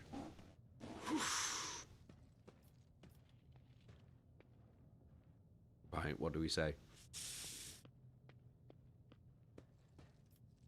Bernard would just go in. He'd give him the full minge. And you will pay for your lies with your life. Philek squares his shoulders and gestures to his guards. I fear no threats from your kind. For I have never felt safe with a monster at the heart of my house. Now fall. Here we go.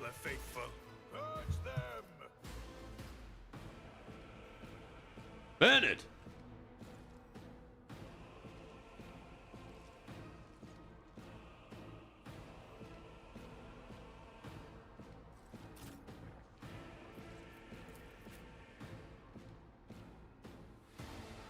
Shit.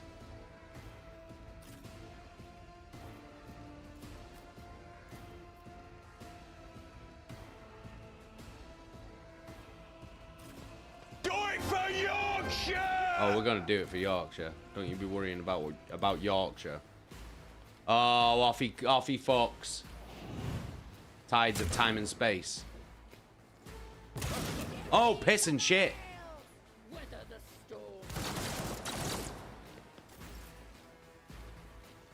Okay, Bernard, what are you gonna do? What are you gonna do? What are you gonna do? You are going to buff Abelard.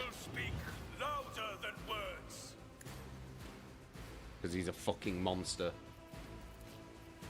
And so it shall be done. Oh, fucking Bernard! I will not be deterred. Right, Abelard.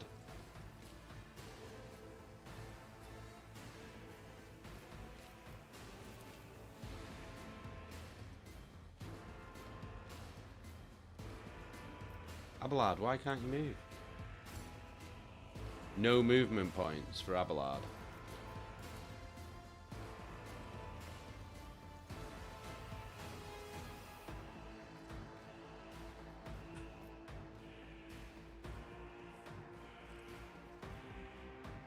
At your beck and call. Right, okay.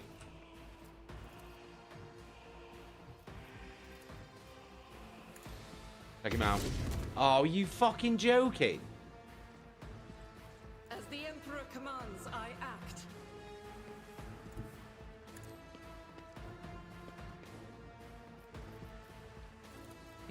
Do him in. Oh, for Christ's sake. This is bad news. Bad news. I'll do it.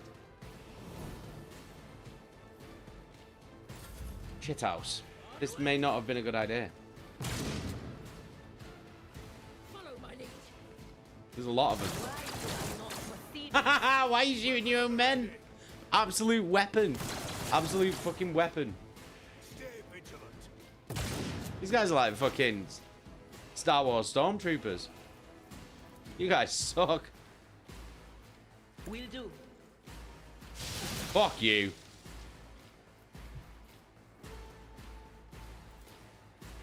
But of course.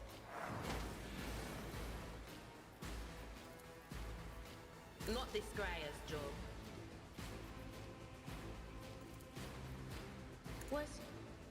Was it you? Or Okay, right.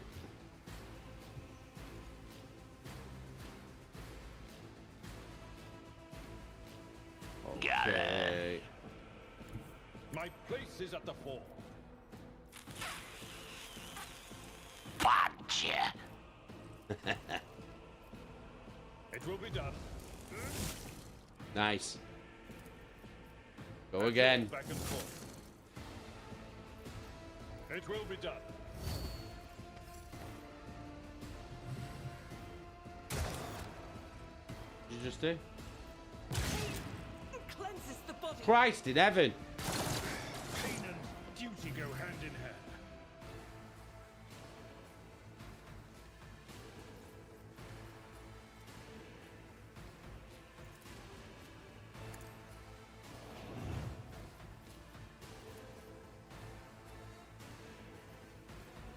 The Emperor. Oh my god, Bernard, you fucking suck, dude.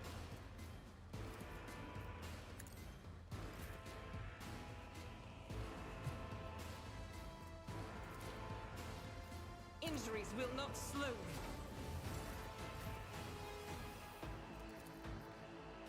As the Emperor commands, I act. What is going on? Faith without deeds is worthless. Moving out.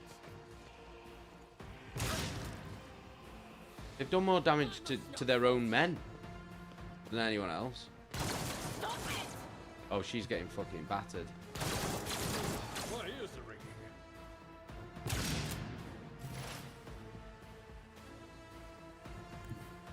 cover me.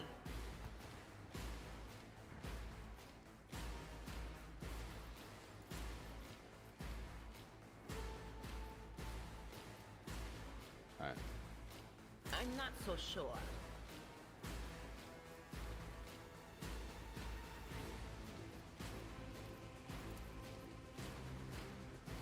That is not my destiny. Not the Scryer's job. Christ.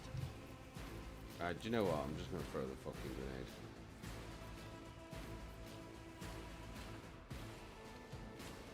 Will do. Fuck it. Well.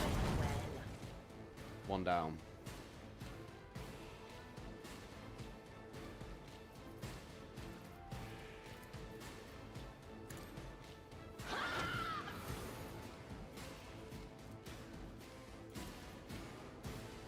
On it.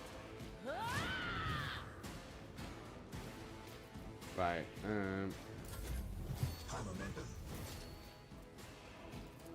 Finish this bastard. Victory is imminent. No matter the cost. Finish him. At your beck and call. I took care of this one.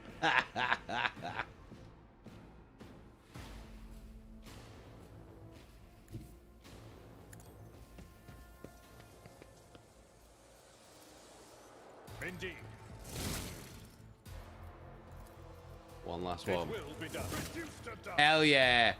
Abe Lard. Big Abe Lard. Tried and tested tactics are the best ones.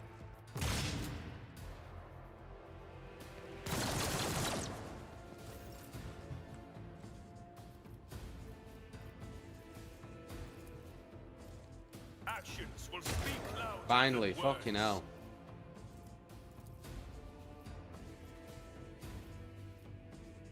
Rejoice in service. And so shall it be done.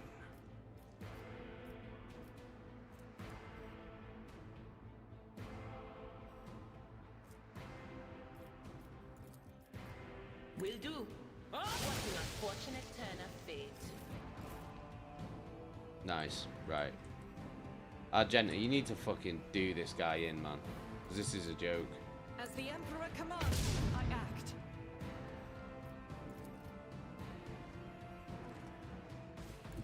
Guided by faith.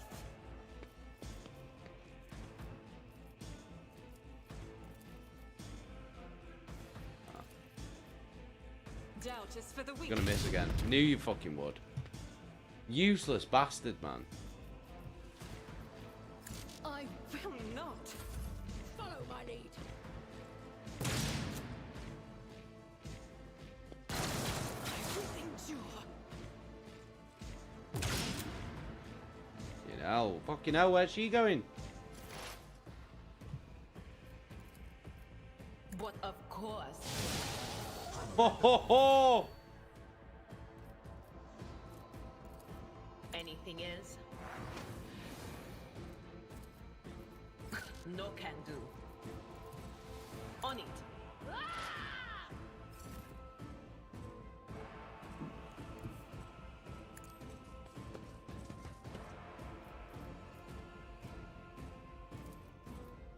I will do my duty. Target well struck. Fucking hell. Abe Lard is sick.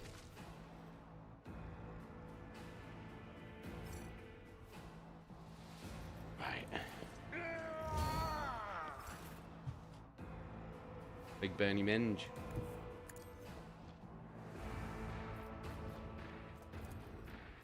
Do him, please. Fucking do him. Oh, for sweet Jesus. I will not be deterred.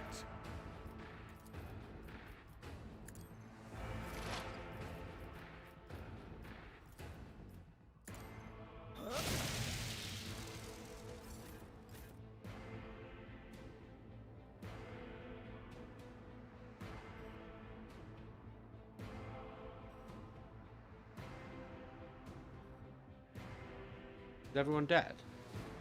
The only one left? This little arsehole.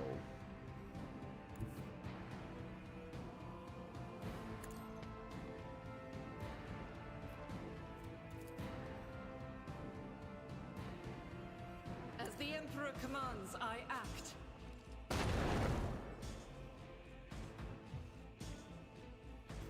Right. Fucking hell.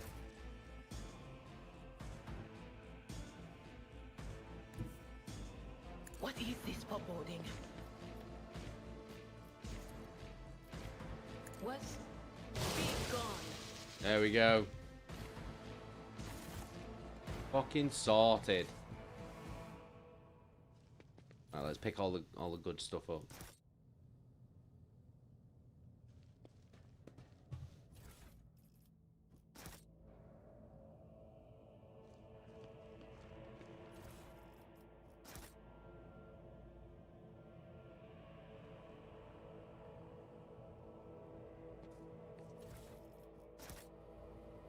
Surely we'll be able to sell all this shit, won't we?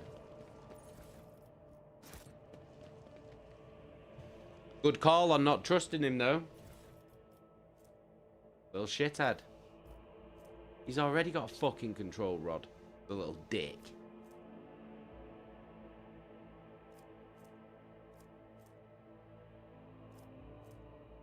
Little wanker.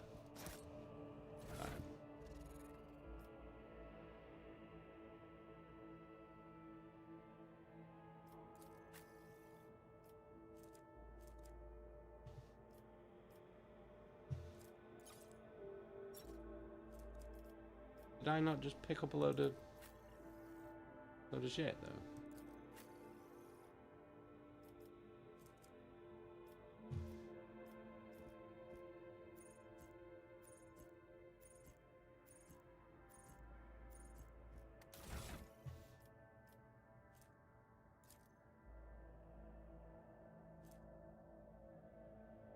What's that?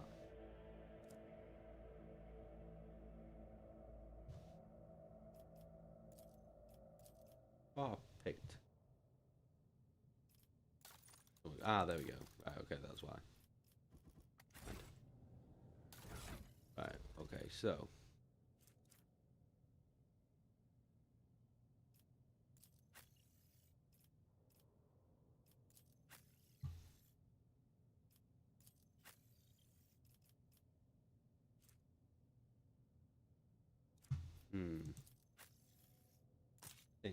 This is beyond me. Why can't I use that? Can't be equipped by... Oh, right. You need to have strength. Surely he's strong enough. Nice. He is strong enough.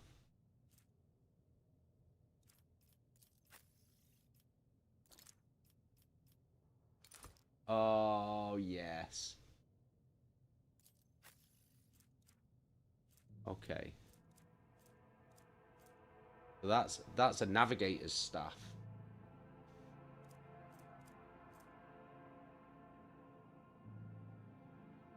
A crumpled sheet of paper with the drawing of a tall woman and a dark-eyed monster, painted with fresh blood. Oh, shit. Oh, yeah, I have forgot. Let me get rid of that.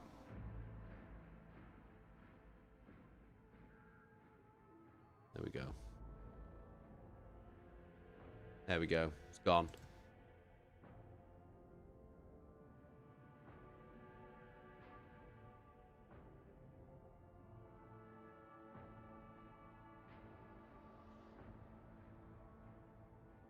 What a penis.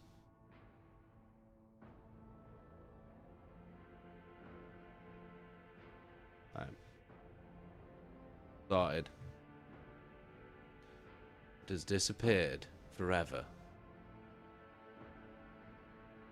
Hey, Gav, how you doing?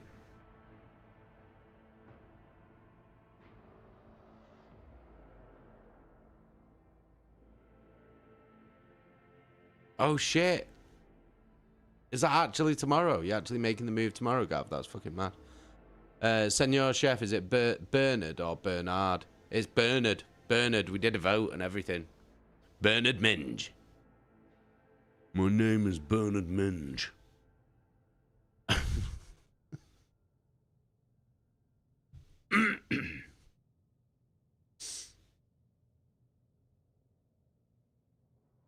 Eggy. Right, okay. So a crumpled sheet of paper with a drawing of a tall woman and a dark-eyed monster painted with fresh blood. Not amazing, is it? Okay. Okay. Let the faith guide my path to glory. Let us go.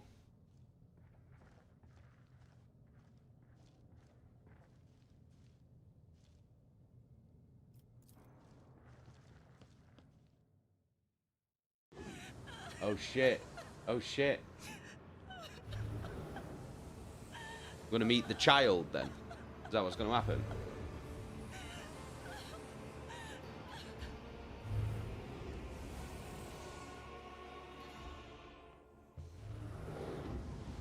Cassia. That's the child, isn't it? Cassia. The pale figure with unnaturally long limbs covers her face with her hands, which are deformed with talon-like nails. Her deathly pale face is coated with blood that continually streams from her scarlet misted eyes. Her spiny gills, slightly hidden under her dishevelled hair, twitch nervously at your approach. Wow. Only now do you notice the third eye on the young woman's forehead, hidden by a jewelled ornament. And when your eyes meet, you sense overwhelming, soul-smothering power. Willpower test succeeded. You are enveloped in despairing grief, and an invisible hand closes around your throat, cutting off your breath. Your limbs seem to fill with lead. Your heart hammers in your chest, and the desire to turn and flee from this room, from this station, almost gets the better of you. At the last moment, you master your emotions and your will pushes back against the illusion, forcing it to retreat. Idira emits something between a moan and a drawn-out whimper. Calm down, love. Ow! As if my own little pals weren't bad enough. Now this one's barging into my head. Somebody stop her. Argenta says, heresy. Argenta looks at the tall figure with a strange mixture of anger and sadness. Then she lowers her head, and her white hair veils her face.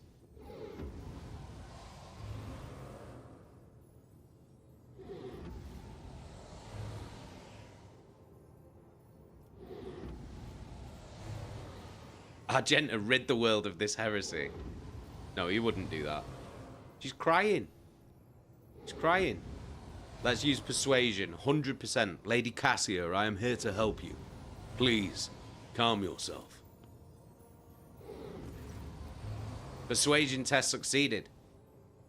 She wearily shakes her head and lets out a drawn-out sound similar to both a sob and the howl of a small wounded animal. What is happening? Was someone calling my name? Are all the betrayers dead already? And you, who are you? Bernard Minge von Valancius. It is a pleasure to make your acquaintance. Unease settles over her features and she nods cautiously. Pardon my manners, Bernard Minge. I did not expect to make such a gracious acquaintance in such a time of great sorrow for our house. What is this? I feel faint. What the fuck?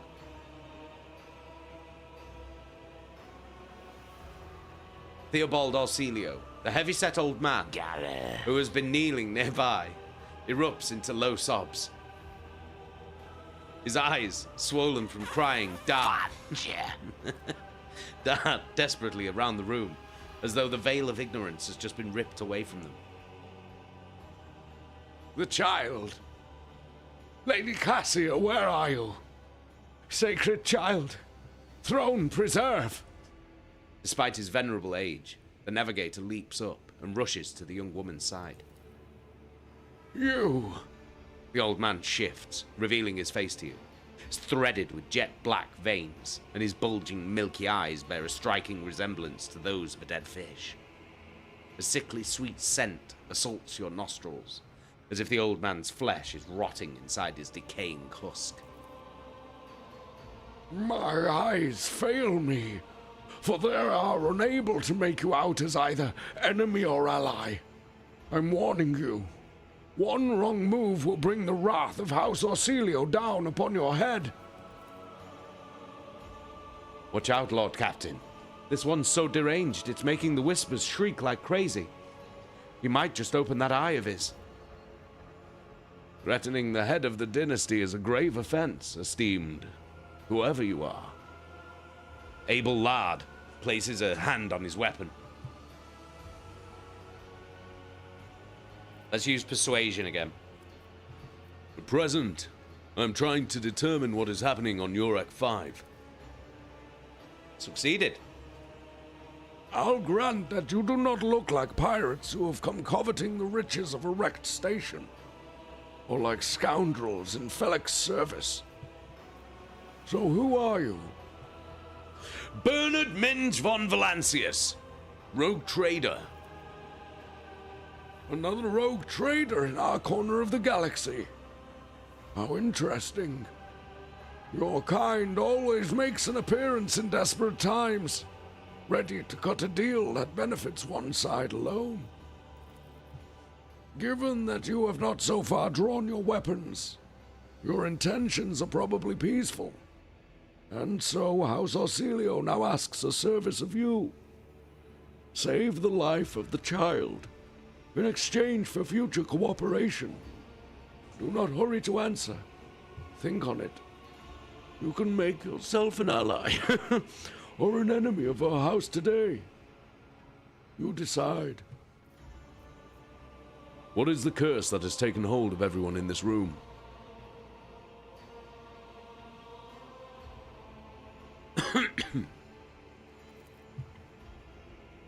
Theobald frowns. Yes. You do not understand the sacred gift given to our child. When the child is sad, we all weep. When the child smiles, We all laugh giddily. And if the child wants blood, the world turns crimson. The child's will is the will of the great Sisyphone, for she is the heir of House Orsilio. And they call me dangerous with my witchcraft, Indira mutters under her breath. What service do you ask of me? Hope glimmers in the navigator's milky eyes. Save the sacred child. Take her away from the station. King. I fear I do not have long left. A bluish rivulet trickles down the old man's chin, and he wipes the mutated blood brusquely away with his sleeve. Take your hat off, boy! That's a dollar He glimpses bill! strange burns covering his flesh under his clothing. The slightest movement must be causing him unbearable pain. Save the child and deliver her safely to Regent Toronto, acting head of House Orsilio in the Koronus Expanse. Rest assured that the reward will be worth your effort. I know we came here for a navigator, but after everything we've seen, I've got some reservations about this girl. Argenta looks at Cassia, and a painful furrow appears on her brow. Such a fragile thing with such a heavy burden upon her shoulders.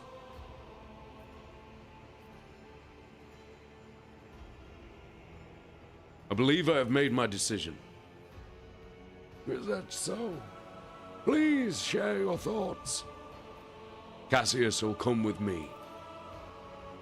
Good. That is good. The old man nervously licks his lips. Do allow us to say our proper farewells.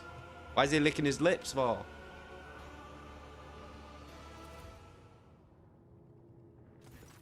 Never let your dingle dangle in the dust. This guy's fucking letting his dingle dangle in the dust, isn't he? Fucking My hell. sacred child. It is all over now. It is over. I wish.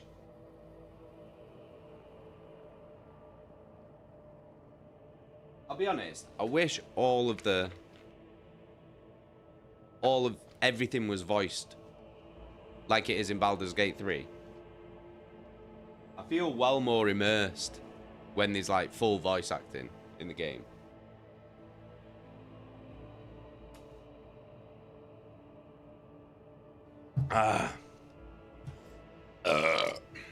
Por favor. What happened?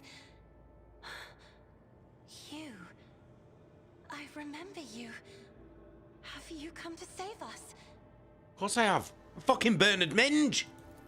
Child, please listen to me very carefully. One last time. Fucking Bernard Minge. What do you think I'm here for? Embark on a voyage with this lord to rejoin the house and its regent in the Koronus Expanse.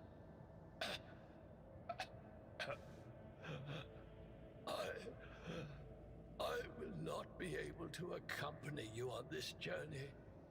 Could I have his helmet then? It looks pretty cool. No, not you too. Don't leave me alone in this violet-brown haze. You. What does that mean? You're coming with me. Don't leave me alone in this violet-brown haze. Do you hear me? Mistress, I fear this will be your only order that I dare to disobey. I am the keeper of Urac 5. That's as close as I can zoom in on him. I have less than a day left in me. Allow me to serve you one last time and honor my final duty to House Orsilio. I will remain on the station and destroy the secrets it holds. Tell me the secrets it holds. Oh, Theobald. Crimson tears stain the Lady Navigator's white skin once again. But this time, her power does not make everyone weep along with her.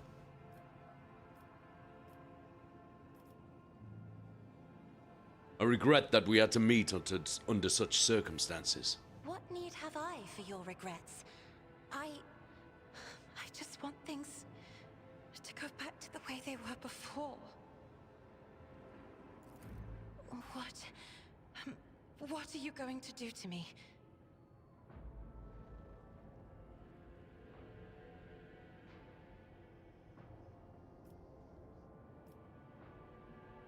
I feel like Bernard's like quite pragmatic. I feel like he wouldn't.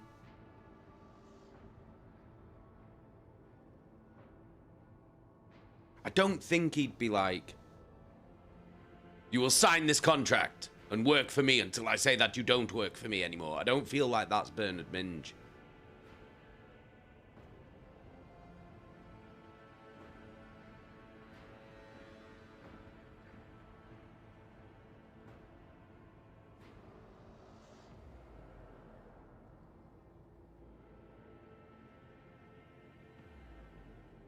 Can we bang her?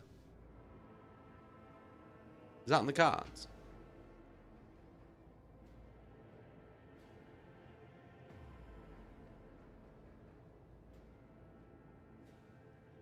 I'm just asking. I'm just asking. Do you know what I mean? Just asking. It's just a question. I've played Baldur's Gate 3. I know what it's all about.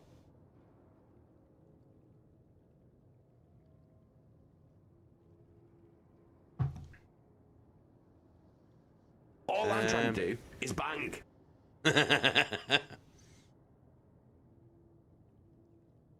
Yeah, he is smarter than that, isn't he? Would he... I feel like he'd say number 3. I feel like he'd be like, look, let's help each other out. You become my navigator, and I'll help you get to where you need to go. Do you know what I mean? Yeah, Jeski's fellow, yeah. That's what I think he would do. Lady Cassia, let us aid one another. Become my navigator, and I shall restore you to House Orsilio at the earliest opportunity. Do not fear what is to come, child. You are ready to guide any vessel. I know this because I taught you myself. And it is difficult to imagine more worthy company than a rogue trader. But remember, your safety is of paramount importance. Get to the Great Regent and fulfill your destiny. Fulfill your destiny! I beg your pardon, but what about my servants? Your Act 5 is still full of people loyal to House Orsilio.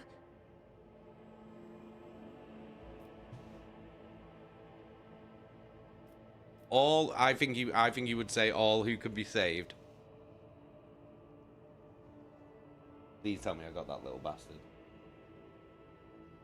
All who can be saved will be given what? Be sucked off on the ship. All who can be saved will be sucked off on board my ship. Well, it's Baird from Gears of War on there. The Lady Navigator ponders your words for a short while. They'll all be sucked off, she says.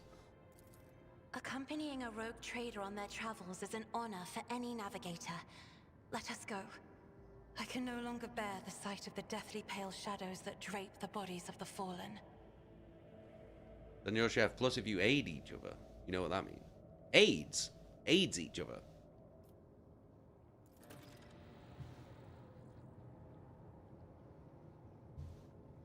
Like space aids. Okay. Leave the station. Okay, let's leave the station then.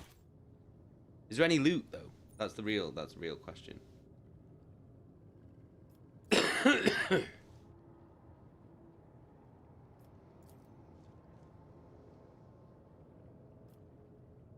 want some loot. Never let your dingle dangle in the dust. Is there loot?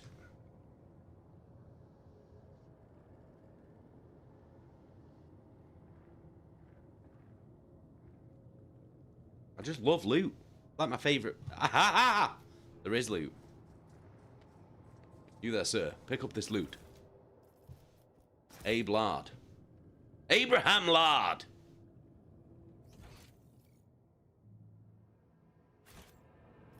Okay. Oh, she can level up too. Awesome. Use characteristic. Oh, fucking willpower, definitely. Blood augury. Ebb and flow. Line of sight. Mastery of time. Oh, let's get that. Alright, let's fuck off. Let's just go with our new character. See if we can give her some... Any cool items? Can we give her any cool items? Hell yeah, 2 fucking auto pistols. Sick.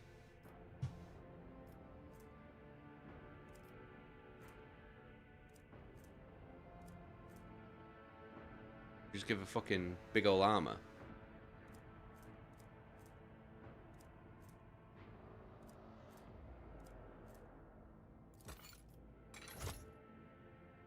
Yeah, let's give it some big ol' armor.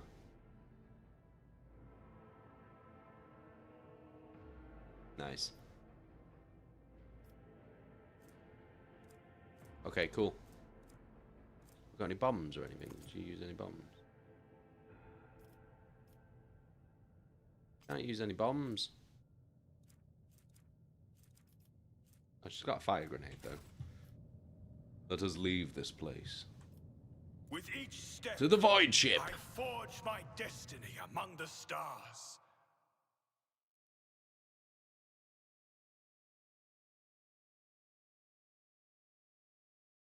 Here we go. We've got ourselves a navigator.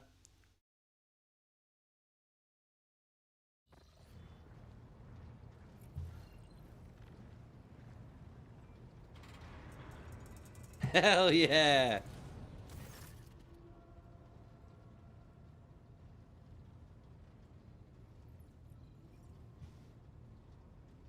Lord Captain, Lady Navigator, welcome aboard. The Sanctum Navis has been prepared for the communion ritual, but if the Lady Navigator wishes to rest in her quarters first.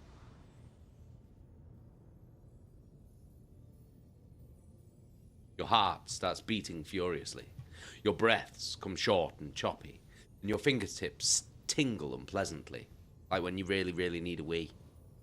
And then you have a wee, and then your fingertips go all like weird and tingly. That's exactly what's happening. Maybe he's pissing himself. He's been holding it in this whole time. You notice that Vigdis is shivering slightly, and the crew are glancing around in puzzlement, searching for the source of this sudden wave of unease. Without even looking at the Voxmaster, Cassia waves her away. First, I wish to speak with the rogue trader. Leave us. Of course. When you are ready for the ritual, please, let me know. He bowed and everything. What geezer. I want to look at fucking Bernard sat on his chair. Oh, there he is. Look at that. Look at that geezer. Legend. Cassia sweeps her pensive gaze over Vigdis, then, lowering her lashes slightly, turns to you, fluttering her eyelashes at Bernard.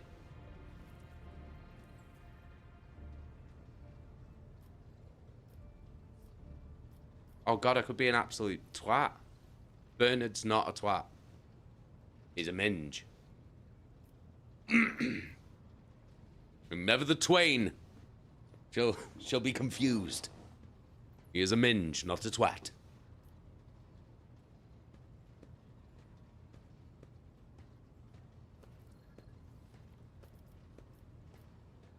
What did you wish to speak about? After a few seconds' hesitation, Cassia lets out a small fart, and then raises her pointed chin. I have not yet thanked you for saving me on the station. My thoughts were clouded with so much mournful ash when Theobald's heart stopped. But you acted honourably, and did not exploit me in my wretched position. And for that, I am immeasurably grateful. Yeah, we acted honourably. Honourable Minge. Maybe you'll get some honourable Minge. I'm also deeply grateful that you saved my servants. Yeah. Especially my valet. Uwe served on the station for more than 5 years, much longer than any who preceded him. He knows how to properly attend to me during journeys through the Immaterium, and what to serve me for breakfast. His presence envelopes me in a cloak of amber. Ah, okay. But when she said before in this, what did she say? In this violet brown summer. So maybe she equates these massive emotions that she feels, that obviously, because she's so powerful, they affect everyone around her. Maybe she equates those emotions and feelings to colours. Maybe that's what it is. Because she says that Uwe, her valet, envelopes her in a cloak of amber. So maybe that's like a calming colour to her. That's a calming feeling, is what she All I'm trying to do is bang. Amber, I guess. But violet brown is not good.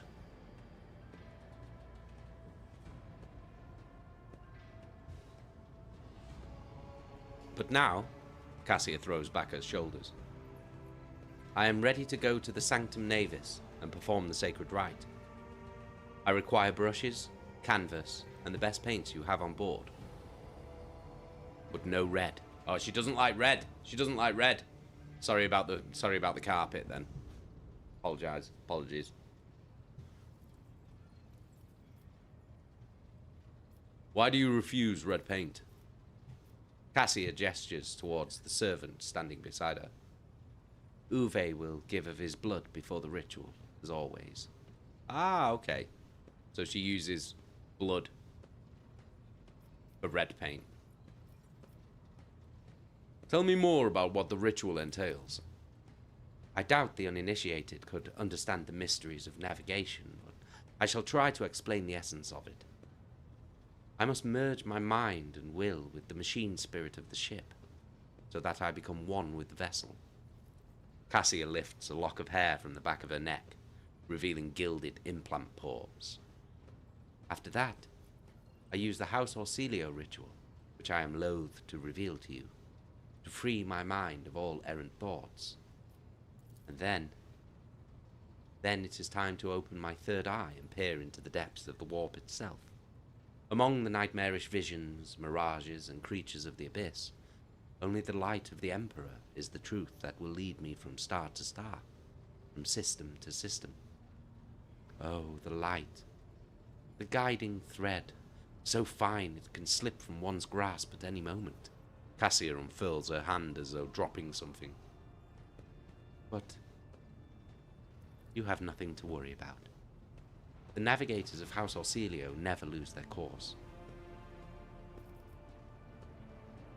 I shall ensure that all the necessary supplies are delivered to the Sanctum Navis. Cassia nods in thanks. I shall take my leave of you for the duration of the rite. I ask that you do not follow me. Few can survive the gaze of my warp eye when it is opened. Alright, sweet, we've got ourselves a navigator. Opening her third eye. Her arsehole. Is that what she's doing? Few can survive the gape of my arsehole when it is but opened. My eye of terror.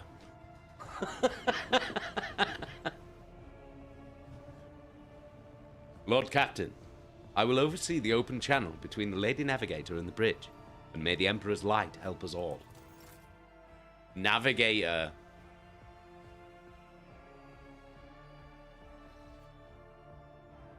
Okay. The Voxcaster in the Sanctum Navis picks up the susurration of clothes, pious chanting, and the metallic clicking of implants. Then, the serene voice of the Lady Navigator breaks the silence. Initiating communion ritual. That's what comes over the vox. Then the serene voice of the Lady Navigator breaks the silence. Gareth.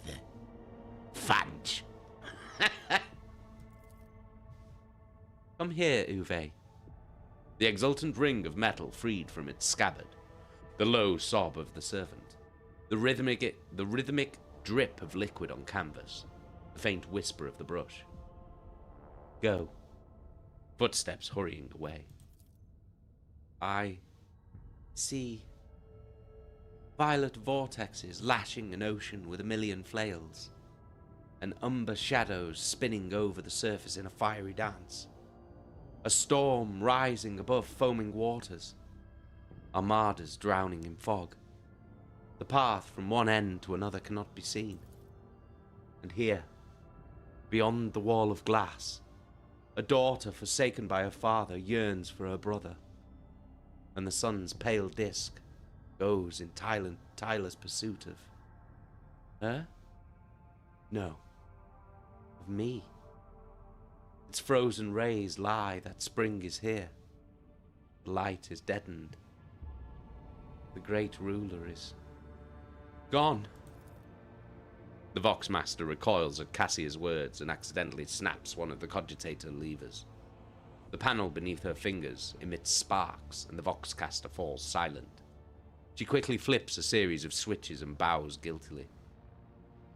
My abject apologies for cutting off the broadcast, Lord Captain. I never heard the warp speaking through a navigator before.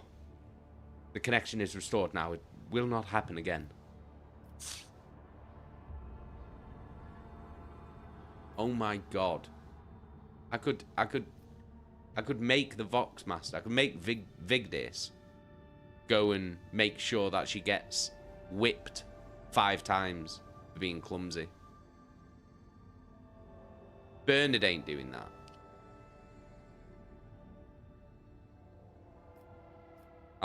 As Bernard would say, Cassia, are you all right in there? Soul-shredding screams drown out the Vox transmission. The servants in the Sanctum Navis are howling and shrieking like wild beasts, moaning in pain. Their throats roar from the strain. And then, sudden silence. The dull thud of dropping bodies proclaims their fate. It appears the servants were part of the Lady Navigator's rite, as it was for her predecessor. I will arrange for the bodies to be removed from the Sanctum Navis after the ritual, or what is left of them. Rogue trader, I fear I have unfortunate news. Endless blackness has spread across the canvas, dividing what should be whole in two, and my sight cannot glimpse the light of the Emperor as clearly as before. Cannot turn around. My brush only draws me onward. The way is blocked. You hear a heavy exhale, rustling fabric and metallic clinking. By the Emperor's grace, the ritual was successful. Your vessel's temperament presented a challenge. Its cold steel grip did not allow me to breathe freely even for a second. It was as if the depths of the ship housed not only machine spirits, but something other. Now I will retreat to my chambers to recover my strength. Send for me if you have need of me. Lord Captain, congratulations on acquiring a navigator. Please spare me a few moments of your time, as there are several matters that require your attention. First of all, I wish to report on the condition of the station Urak 5. Had you opted to begin your visit to the Ricad system with a different destination, the station could have become critically unstable. Fortunately, the decision to immediately visit the representatives of the Navis Nobili brought us precious time. We can either focus our efforts on disassembling the station and procuring technological components for our own vessel, or attempt to save as many valuables as we can.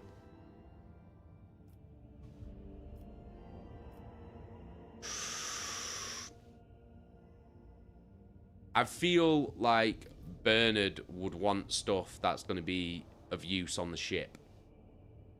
I don't think he'd be that arsed about loot. I think if there's stuff that we can use for the ship, I feel like he'd rather have that to repair the ship, because the ship was a bit fucked, weren't it, when we took over. So let's do that. As you command, Lord Captain. Items received. Scrap containers 3. With your permission, I would also like to remind you that we are still looking for an Engineer Prime. Both the vessel and its machine spirits are in desperate need of oversight by an experienced tech priest. We're also missing some crew, and, much more importantly, we have not yet located Heinrich van Kalox, the right hand of the Lord Inquisitor. Now, we know for certain he was not at Urak 5, so we should keep this in mind when making any future plans.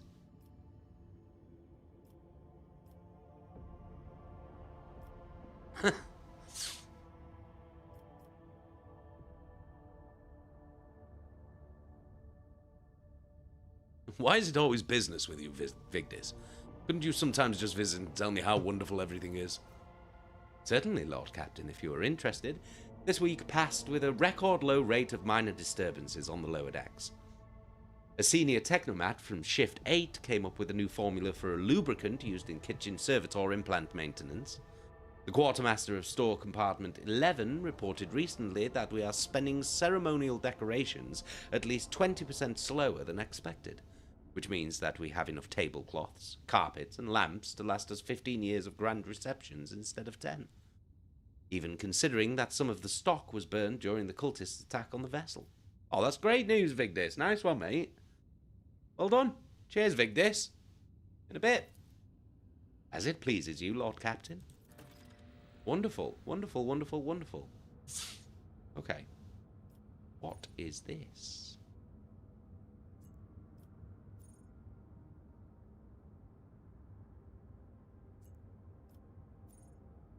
Ooh.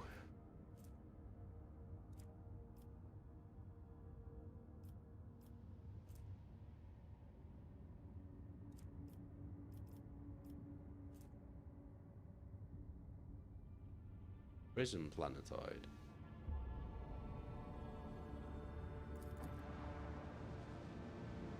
Let's go there. Lord Captain, there is some commotion on the officer's deck. The Lady Navigator has left her quarters and is currently in the wardroom, where uninitiated crew members are shunning her in terror. Perhaps you should find out what has brought Cassia to the deck. Maybe I should do that.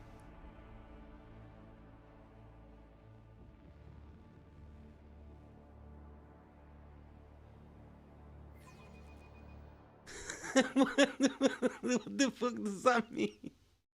Senor Chef, who is this quark-looking motherfucker who's asking if you want to whip the sexy clairvoyant? No, No, what it was that Vigdis, who was just talking to me then, basically, when Cassia was performing her ritual of basically joining with the ship, Vigdis, like, shit herself. Like, because she'd never heard anything like it before. She'd never witnessed that ritual happening, because a load of people have to die, basically. And she broke something off one of the computers because she shit herself that bad. And then one of the options for Bernard was to tell her to go and make sure she gets herself whipped for being so clumsy. But obviously Bernard's not going to do that. I've told you, he's a minge, he's not a twat.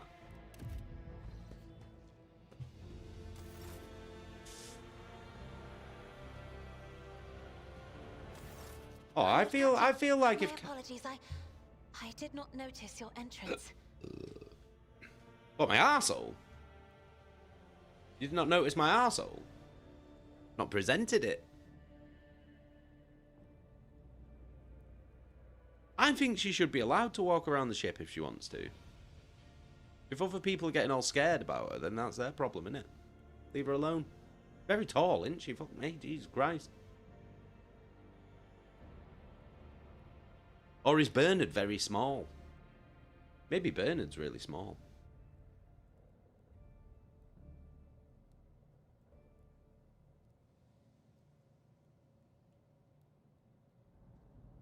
It pleases me to see you adjusting to life aboard the ship.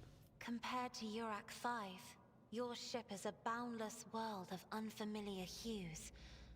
We're working towards a bang The here. Is that what's abundance happening? of bright colors can at times be wearisome on the eyes. The bridge and the decks You've got 3 are eyes so though, haven't you? clamorous. In my search for a place of quiet, I was fortunate to come upon this islet of serenity filled with rare tomes and practically devoid of color. Point at the book in Cassia's hands. I see you are fond of reading. Oh, this. I found this fascinating read on one of the shelves, and I must say, it has caught my eye. Its every chapter is written in verse. I find it so beautiful and enrapturing.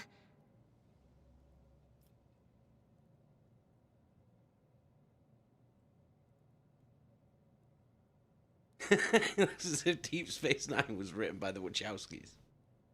Quark. Yeah. Victus is a woman, yeah. But she's got like so many fucking like cybernetic implants. You can't really see her face or any of her features or anything. So you literally all you can see is her fucking eyes. Urak 5 had a vast archive of its own, of course. Although most of the works within had to do with scholarly disciplines of some sort or another. Only in my sparse moments of respite was I allowed to escape into the pages of more embellished works. Cassia gently brushes the dust off the cover with her thin clawed hand, her eyes filled with longing after reminiscing about her lost home.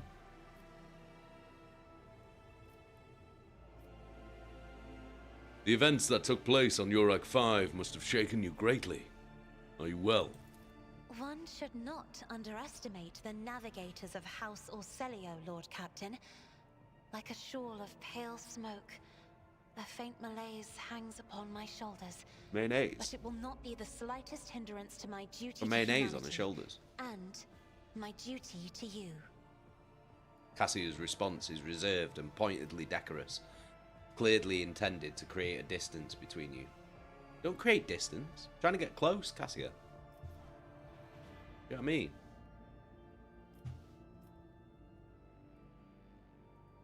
I hope that you have had ample time to calm yourself and your powers.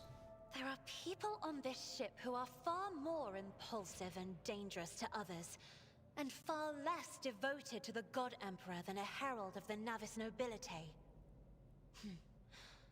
But I did not need your words to see the shades of umber unease that whirl around your subjects whenever I am near. Were I not acquainted with such a reaction, I could have found their behavior and your question just now insulting. Shit. Feel like we've fucked this up already. These are the only options, though. It's not giving me any more options. Your only attendant is your valet from Urak 5. My servants do not measure up to your standards. No. It is not that at all, Lord Captain. It is just that Uwe is quite capable of carrying out his duties by himself. He is well accustomed to my whims and preferences. Ah! So he's a brass. Now we're getting down to the brass tacks of it. I see. Oh, perception test succeeded. Cassius cringes ever so slightly, adjusts the adornment on her forehead, then awkwardly hides her clawed fingers in the folds of her clothes. The unnatural appearance of navigators often becomes the topic of gossip among lowly servants and officers alike. It's unsurprising, then, that Cassia prefers the company of one who is used to how she looks. 5 experience. Lord Captain, would you kindly explain to me why you are pestering me with these questions? Inquiring about my mood and my needs, showing an interest in the books I am enjoying? You are behaving as if you possessed a fellow feelings. Space racist.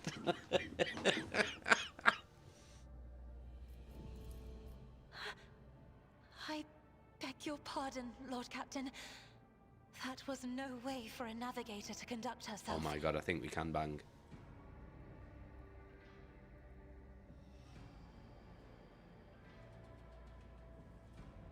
I think we can bang. I think we can bang.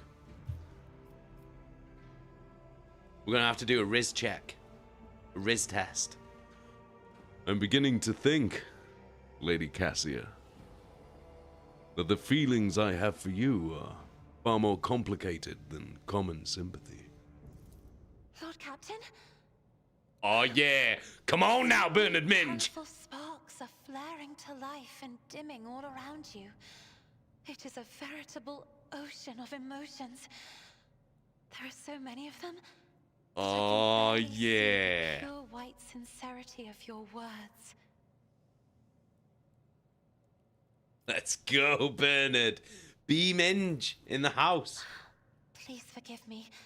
Bernard I cannot Minge. even understand myself right now. Your words and attention have reminded me of life on the station, of Theobald and Felek. I Can don't it be understand. bang? They were Can merely it be keepers of bang? Urak 5. So why do memories of those two make me feel a strange heaviness here?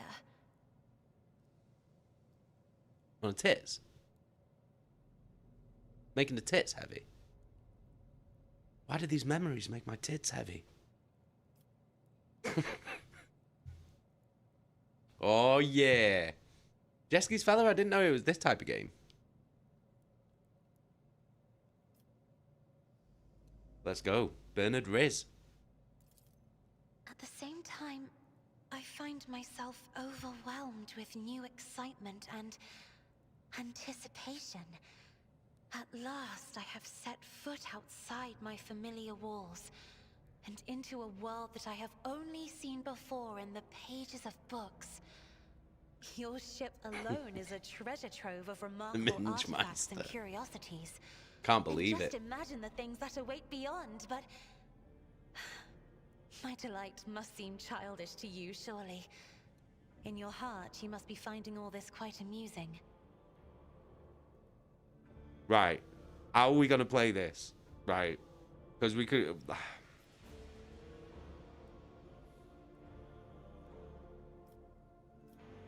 I don't think... Right, look. Because we could just say, I would rather we find amusement elsewhere. Perhaps in the privacy of my chambers. I feel like that's coming on too strong, though. Do you know what I mean? I feel like that's coming on too strong. We can't come on... We can't come on too strong. So we can come on later. Maybe we do number 1. Jesky's Fella, neither did I. I'm pleasantly surprised. Banging in space. No. We can't do option 2. I think it's too much. I think she'll say no. I think we'll blow it if we do that. Go full Shatner. No, I think we'll blow it if we come on too strong here. Why is every game that we play turned into a dating game? I don't understand.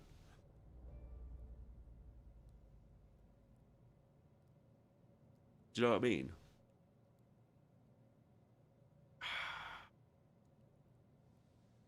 Can't blow it at the first hurdle.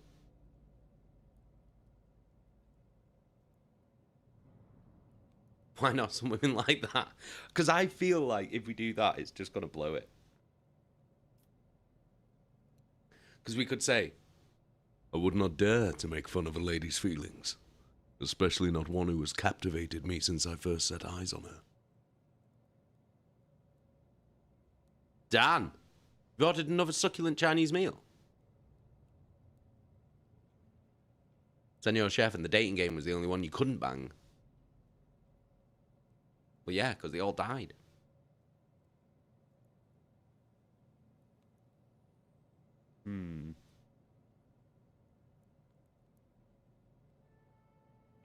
Don't know what to do. I don't know what to do. I feel like if I do number 2, it's gonna blow it. Do you know what I mean? Yeski's fella. Option 1. That's smooth as fuck. It is smooth as fuck, isn't it? I feel like option 2's too much. And I feel like she'll be like, no, I can't do that because my third eye and colours and shit.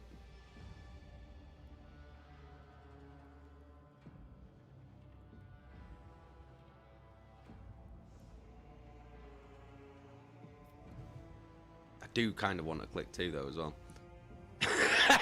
Save. I can't. I can. No, I can't. I can't. I can't save. Options. What's quick save? What's quick save? Rolls. Quick save. Quick save. Quick save. F5.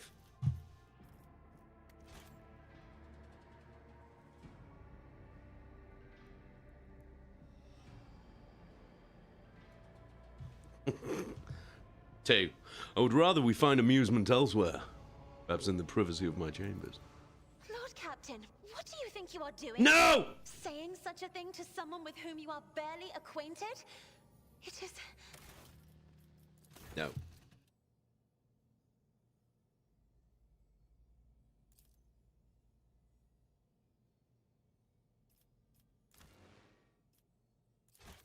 We're reloading it. Reloading it. I knew it. I knew it. I knew it. I knew it.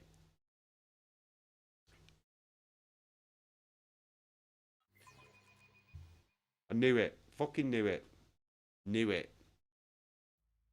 Absolute shit. Knew it. Knew we'd blow it. Damn it. God damn it, Bernard. We're gonna have to do it all again now. We shall reclaim what is rightfully ours. We've got an inspiration, a reroll. I knew we'd blow it. I knew that was the bad choice. Couldn't resist though. Couldn't resist.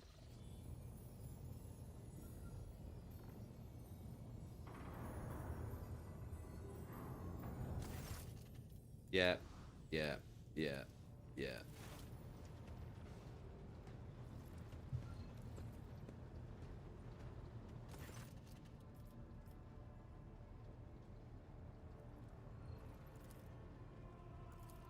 Okay. Okay.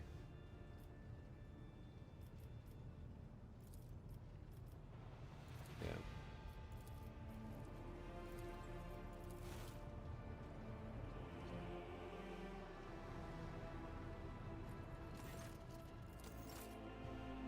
Okay. Why did I pick 2? Because...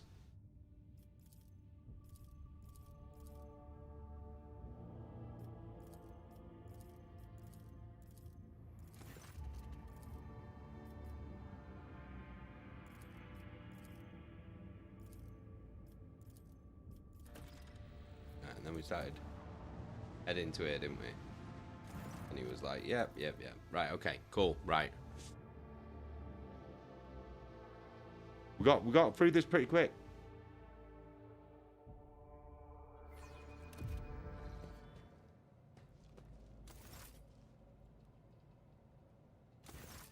Lord Captain, Okay. my apologies.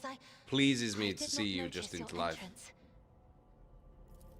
Compared to Urak 5, your ship is a So you were fond of reading. world of unfamiliar hues. And yet, oh, Urak 5 Are you had well? a vast one should not underestimate the navigate. There are... Lord Captain... Right, here we go. I'm beginning to think, Lady Cassia, Lord Captain, that the feelings I have for you are far more complicated than common sympathy. Lord Captain? Please forgive me. At the same time, Right, I find myself here we go. overwhelmed with new We've got here, we've got here, we've got here. anticipation. At last, I have set foot Right here inside now. my familiar walls. We've got it. and into a world that I have Should have gone only with seen before option in the option one the pages of first time, books. but Your ship alone is a treasure trove. you gotta of find out, remarkable haven't you? Do you know what I mean? artifacts and curiosities. And just imagine the things that await beyond, but my delight must seem childish to you, surely. In your heart, you must be finding all this quite amusing. Here we go. I would not dare to make fun of a lady's feelings, especially not one who has captivated me since I first set eyes on her. Words like that, Lord Captain, could easily be misconstrued. You should familiarize yourself with some of the works in your library to learn the appropriate manner of conversing with a lady. And there we have it. She is unbangable. The unicorn.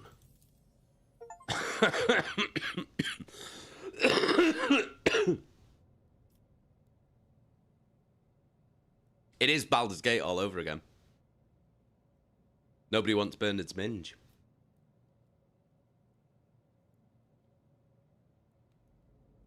Struggling to maintain an expression of polite indifference, Cassia covers her burning face and swiftly exits the room. Okay, well, that went well. He's very tall. Very tall. Well. That went well, Bernard. That went very well, Bernard. Well done. Fucking wonderful. Use a talent.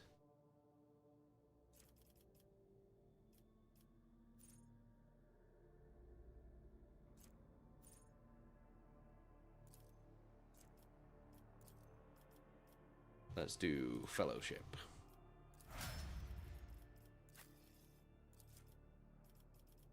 Okay, so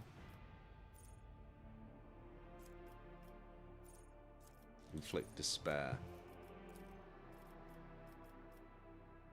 Oh, I'd love a brute, I love. Ah, yeah. No one is unbangable.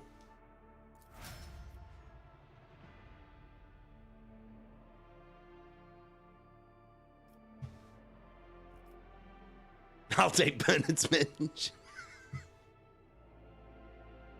Can't believe it. Can't believe option one didn't work. Can't believe option one didn't work. That was like ultimate Riz. Ultimate Riz. He needs ballistic skill.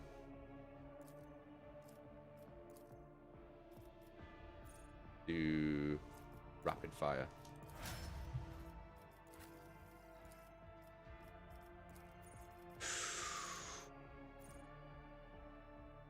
Breakthrough. No, breakthrough. Bruce, dude.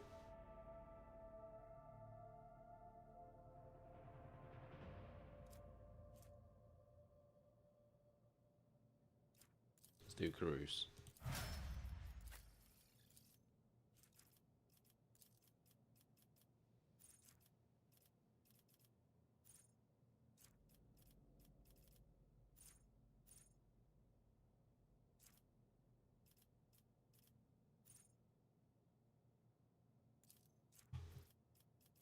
Do that. Willpower.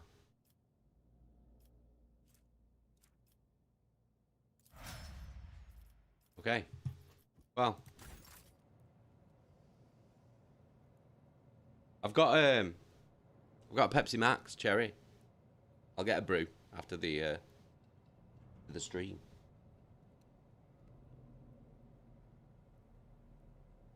To be fair, Paul Quici was bangless all the way through the first act until the end of the first act, and that's when fucking Lizelle pegged him. What am I supposed to do now?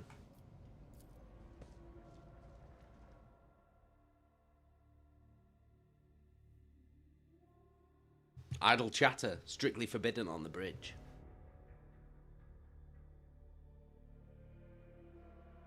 Bernard's Minge sounds like the sequel to Bernard's Watch, where he stops time by finger banging like a coming of age story.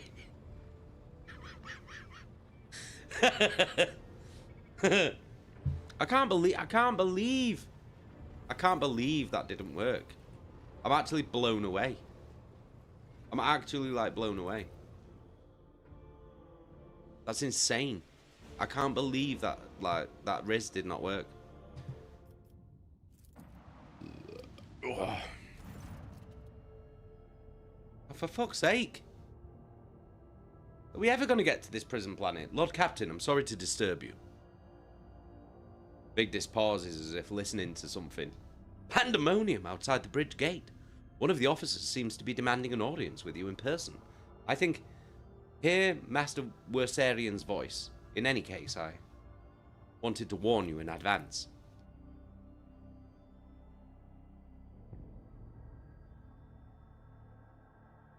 It was more interesting when Paul banged the squid. Can't believe Jay hasn't seen what I've put in general on Discord. I've been playing this pissing game, Eggy.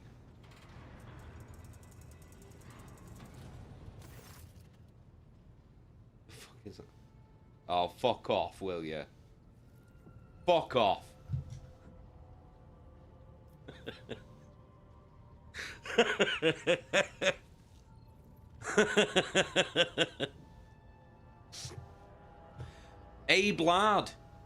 Abraham Lard. The everyday sounds of the bridge are disrupted by voices raised in anger. Abraham Lard's voice, the loudest of all. This is not the conduct of an officer. These are the antics of a highborn brat out on a lark. Explain yourself, Lieutenant. Avrilla Vent. The young woman standing before Abraham Lard strives with all her might not to quail under the onslaught of her superior's anger. She falters, but then manages to look him in the eye and say, I apologize, sir, but I must speak to the Lord Captain. Very well, Lieutenant. You may address the Lord Captain, not least because I see you have already seen fit to disturb him. Your unauthorized appearance on the bridge and display of belligerence towards a high-ranking officer will be logged on your personal file without delay. Lord Captain, Lieutenant Avril Vent requesting permission to speak. Vent falls silent and then adds rashly, on a matter of extreme importance and urgency.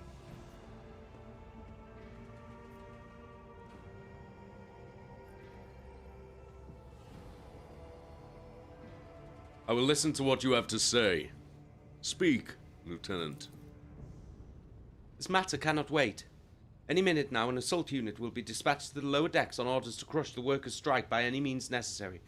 But I am convinced that this step is unwarranted, and that the crisis itself was provoked by the actions of one of the senior officers.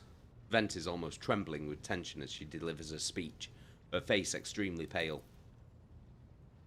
Abraham Lard, in no hurry to intervene, lets out a skeptical huff. He glances at Sourback, who's standing not far from him, but she maintains a stony expression. Lord Captain, I urge you to investigate the actions of Senshel Wizarian, and to intervene in what's happening on the lower decks, because very soon we will have a mutiny or a massacre on our hands. Vent reels off the last words as though she knows them by heart. She's clearly been preparing to say them for some time. When she's finished, she casts an anxious glance at Abraham Lard, and then at you.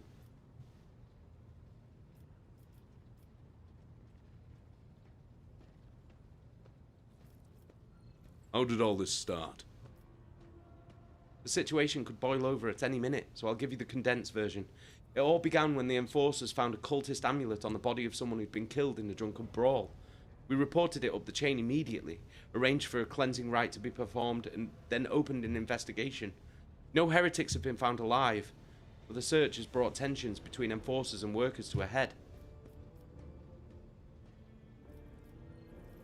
Where does Senshel Wizarian come into all of this? I shall explain. Abraham Lard intones grimly. I beg you to hurry. Time is running out. I will not hurry. Since my competence is under scrutiny, I shall speak for as long as I see fit. There is an established order to the way things are done on this ship, and one of the pillars of that system is that the rogue trader's attention is not distracted by trivial matters. It is the Essential's role to ensure that. I've always handled internal problems myself. So, of course, when I received information about cultists hiding on the lower decks, I took the matter in my hand. So long as I live, not one of the vermin who murdered Theodora von Valancius shall find refuge on her ship.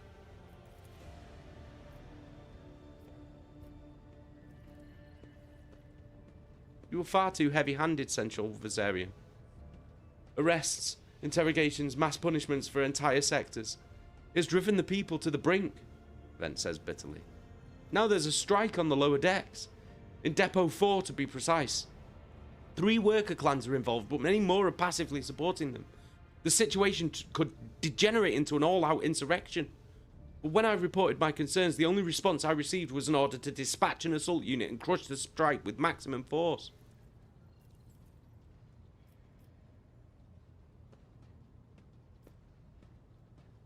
What is Depot 4? Depot 4 is one of the poorest sectors on the lower decks. It is home to clans of general laborers. They're not as valuable to the ship as the families who have served its specialized systems for generations. They're an easily replaceable resource, and one which is now, or besides, giving succor to the cultists and minions of the archenemy. Depot 4 is poor and troubled. But at worst, that means drunken fights and illegal rot gut brewing.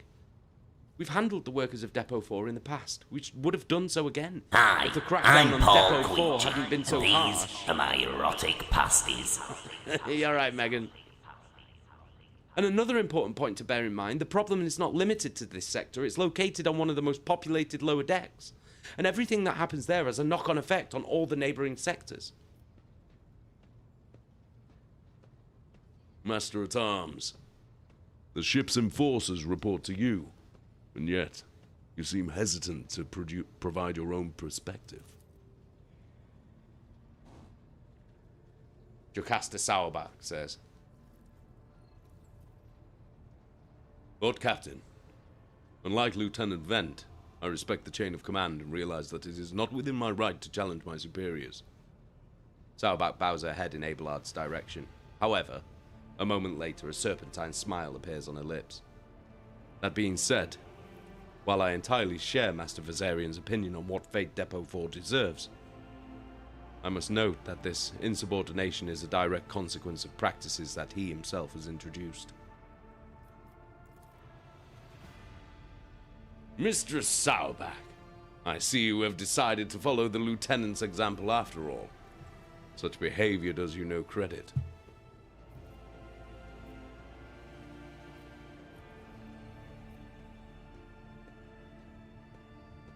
Abraham Lard, do you wish to respond? Mistress Sauerbach, can you recall an occasion where I would encourage an officer to disobey their superior? Or one where I would overrule their order, or show favoritism to those who merited none? None, Senshal. But there has been no such cases in the entire time I have served aboard this ship. If anyone were to claim otherwise, I would have them pay for insulting your honor with blood. Your conduct in this regard has always been spotless. Nevertheless, given your eminent position, a simple show of attention on your part is enough to erode the propriety of junior officers, inflate their sense of self-importance, and undermine discipline.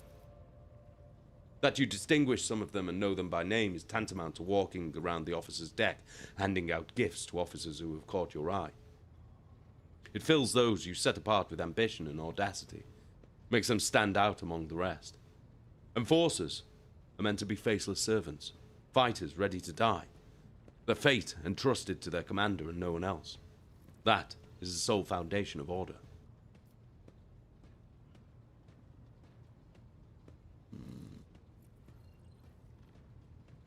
Lieutenant Vent, would you say the Seneschal has singled you out from your peers in any way?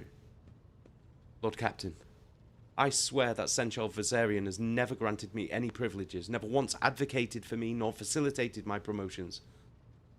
Although, he is the man who convinced me to become an officer in the first place. He has offered me extensive guidance in my service, for which I am grateful to him. And while not all my fellows receive such attention, I know of at least a dozen fine officers whom the Seneschal keeps in his sights to ensure that they continue to strive. To prepare new generations of the Dynasty's servants, to instruct them and separate those with potential from those who have exhausted it. That is my duty. Take your hat off, Seneschal. boy! That's a dollar bill! This ship has bays worth of pilots, enforcers, officers, technicians, and stewards whom I have raised personally. By the throne, every third person standing on this bridge right now was my student at one point.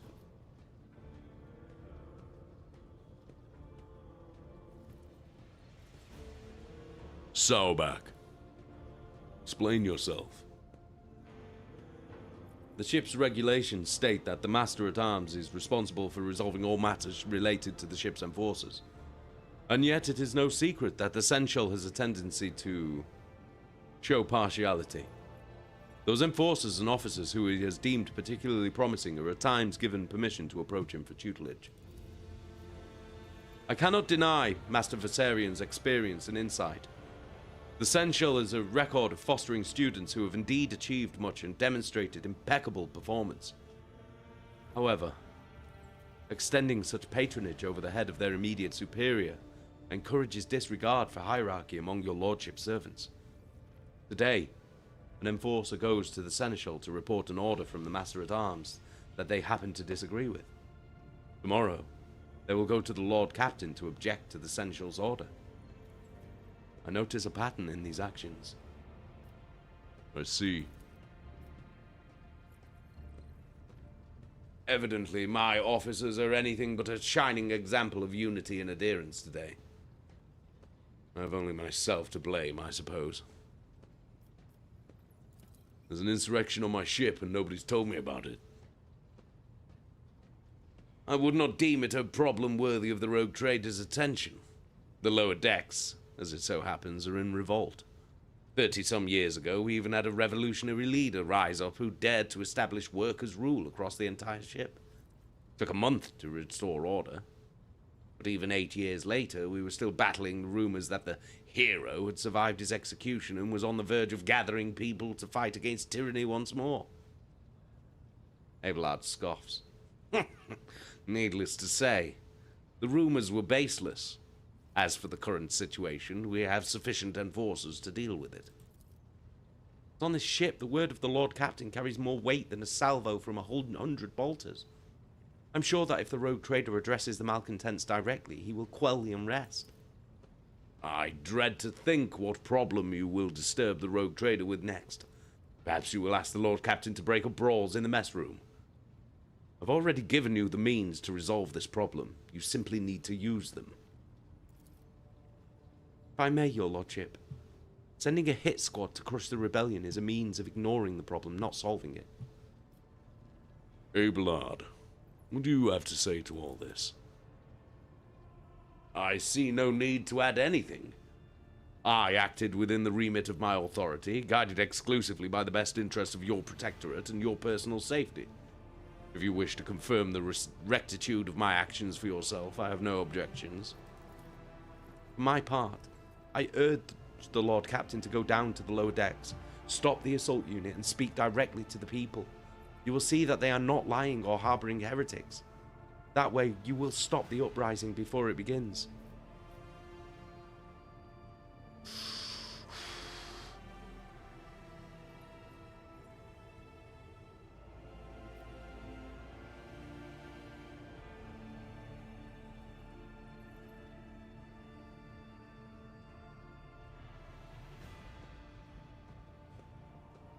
Ooh, right, what do we say?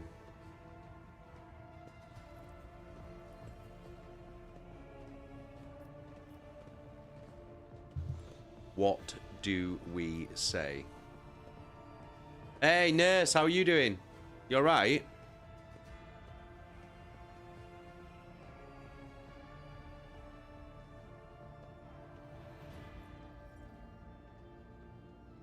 Right. What do we do? What do we do? I want to go down and sort it out myself. But I feel like if I just say that, that's gonna put fucking Abelard. It's gonna put his nose out of joint in it. It's gonna make him look bad in front of the other, in front of his subordinates. If I say 4, I'm certain that the Seneschal was acting within his authority, but I will verify the soundness of his decisions for myself. That's basically saying, like, I'm sure he's got it in hand, but I will go down and check it myself. That seems like the better option. Because that means that he saves face. Abelard doesn't look bad in front of his subordinates, but I'm also doing the thing that I want to do. Do you know what I mean?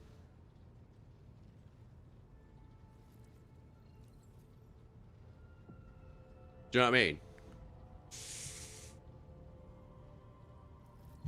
I think that's what Bernard would do. Because he doesn't want to make Abelard look bad. But he also wants to do the right thing.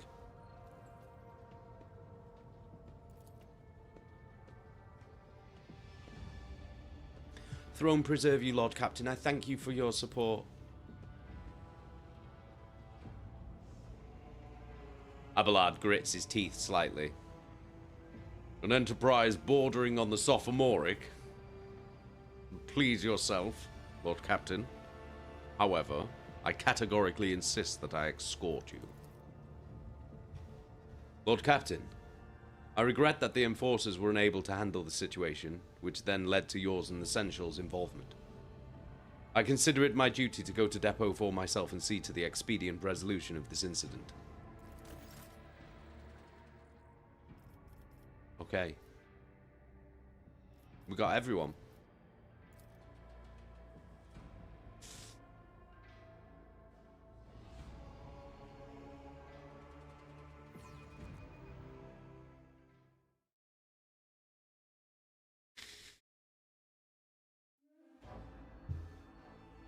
I really like this game. I really, really like this game. Now that I know that there's options for bangage as well. We're fucking in, aren't we? Warhammer and banging. Fucking go.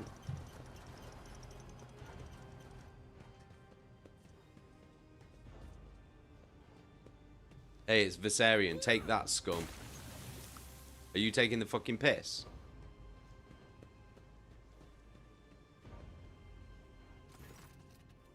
Abelard reflexively wipes the sweat from his brow in a startlingly human gesture and a telling one, a rare moment where he allows his age and weariness to show through his armor like veneer of self-assurance. The lower decks are a source of endless problems. Sometimes I dearly regret that we cannot replace all the locals with servitors.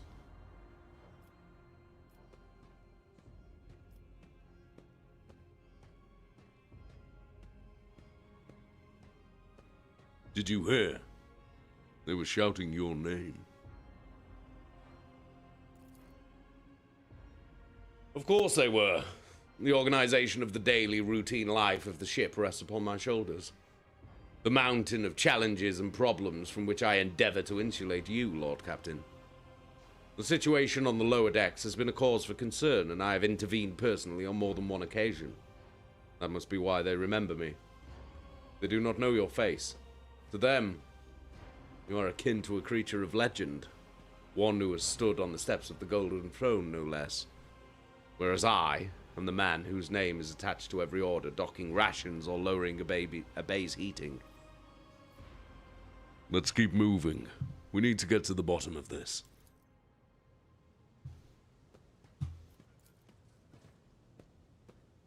Something resembling a nest made out of thermal insulation material. This must be where the workers sleep between shifts.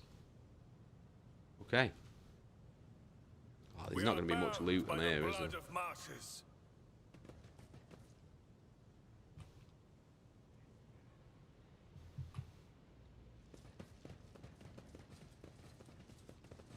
I still do not see our purpose in coming here.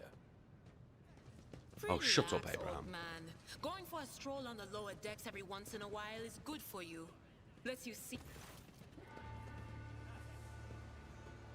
Oh. Avril event. The sounds of a heated discussion reverberate through the ship's bays. Lieutenant Avril Event of the ship's enforcers is barring the path of her superior, Master-at-Arms Jocasta Sauerbach, who has arrived clad in armour. Judging by their expressions and tone, the standoff has dragged on for some time already and has now reached boiling point. Shit. Has he come down to... Has she come down to fucking kill everyone? Lieutenant Vent. My patience is wearing thin. I've given you an order. Now get out of my way. I cannot comply with that order, ma'am. Vent looks shaken, but there's fire in her eyes. This is my deck and my sector. So long as this area remains under the Lord Captain's special oversight, no action can be taken without my express permission. There are only 3 people who are authorized to make me stand down. The first officer, the rogue trader, and the Emperor himself. So not all my lessons fall on deaf ears, Abelard mutters in crabby approval. He does not clarify whether he means Vent, Sauerbach looming over her, or both. Your lordship! Noticing you, the 2 officers snap to attention and salute, their subordinates following suit a moment later.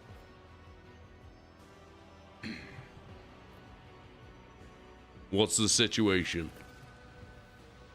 Your lordship, my people have locked down the bay where the strikers are, including their leaders. We have the situation under control as far as resources allow. Under control, Lieutenant. I came here to lead an investigative unit, and what do I see? The rabble is on the verge of mutiny. There's nothing to investigate. This simply calls for immediate repressions and firing squads. And you, Vent, are a step away from facing charges yourself. I want to speak to the strikers. Abelard's mouth twists, but he restrains himself and says nothing. Right you are, Lord Captain. Allow me to wish you good luck.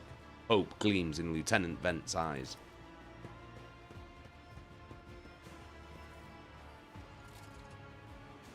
Where are we supposed to go? Not there.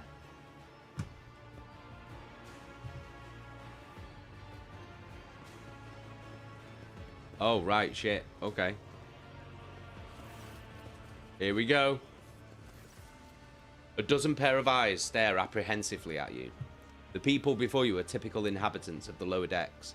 You take in their simple clothing, crude weapons, and faces that display varying levels of mutation, from the barely discernible to the strange to the outright grotesque.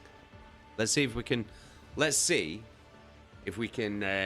resolve this peaceably.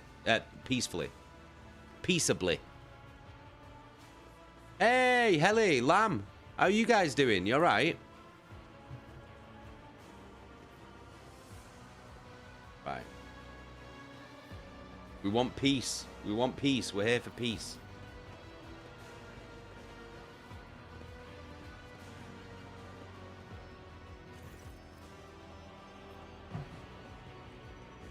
A whisper passes through the crowd, and you detect a mixture of fear, astonishment, and joy in their reactions.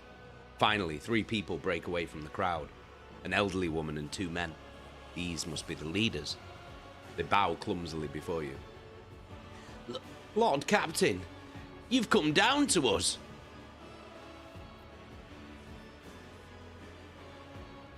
Tell me, what is troubling you? Why are you striking? Striking? That's news to us, your lordship, says a tall, thin man in worker's garb. All we're doing is asking questions, saying what we think. Shut up, Rivet, snaps the old woman, who turns her hostile dark eyes on you. Here's the deal, your lordship. Your damned enforcers are all over us down here. They say they're only looking for cultists. One wrong word and they're reaching for the batons. If they want to punish someone, they turn off the eating to all bays for a week at a time, so we get sick and freeze. In my clan, 2 little ones died from inflammation in the lungs, all because of those enforcers. The old woman spits on the floor and rubs at the spittle with the toe of her worn-out shoe.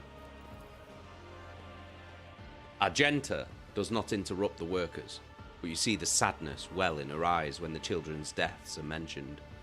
She quietly whispers a requiem prayer and makes a sign over herself. Gareth. Fudge.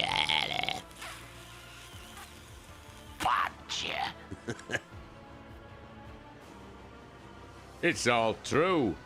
Vent's the only Enforcer officer who stood up for us. It's clear as day who had a mother from the lower decks and who grew up amid ships and has no fellow feeling towards us. The grim man with a scarred face throws up his hands.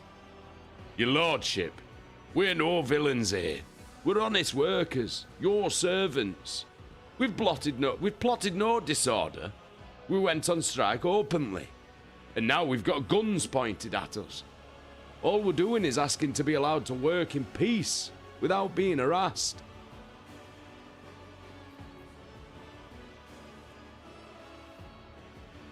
The persecution started a propos of nothing, you say?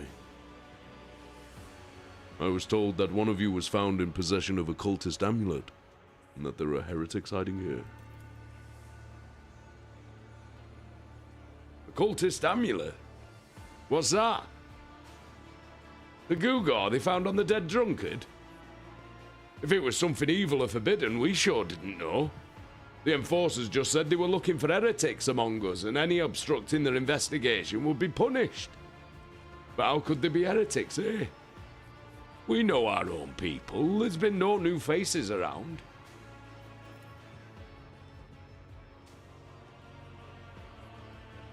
Definitely not. And if they were, we'd be the first to report them. And as for this amulet, or whatever it is, they took it off a dead body. There's no cultists still breathing in our sector, that's for sure. But when that fight broke out, some enterprising folks looted the bodies. The boots they came back with. Nobody's ever tread these decks in boots so fine, I can tell you that. Seems to me these cultists have better commanders than us. Oh yeah, those boots were really fine. And there were no harm in taking them, right? As for the amulet, it must have been pocketed by someone who didn't know any better. We don't need any amulets round here, we all worship the Emperor. And when we're working, we bow down before the machine spirits of the large and small transformers and the servo motor. Same way me grandfather was taught 100 years ago by a tech priest who came calling. Believe us, your lordship, we're people of faith. Naive children. Weren't you taught from an early age of the dangers of the archenemy's creations? Weren't you warned that any unfamiliar object could be one of them? We were told, Holy Sister, but it was long ago. Last time we saw a confessor in our sector, it was just after I'd had my third little one. That is regrettable. But you cannot lay the burden of leading a righteous life on the shoulders of the Holy Fathers. Who will you blame when beasts crawl out of those amulets you stole from the heretics? The Holy Father who was not there? Or the scavenger who brought the evil down on himself and his neighbors?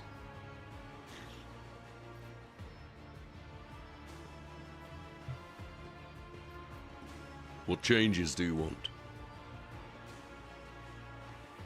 Oh, would you look at this? The exalted Lord Captain himself is asking us bilge rats what we want. Well, here's what. We want you to rein in your damned enforcers, to quit turning off the heat and stop battering everything that moves. No, that's not it. We want the enforcers gone from here, and we want to be armed. Give us arms and we'll govern ourselves, we'll defend ourselves if these cultists do show their faces. I've been leader of my clan for 20 years now. Getting rid of these club-wielding thugs can only improve things around here.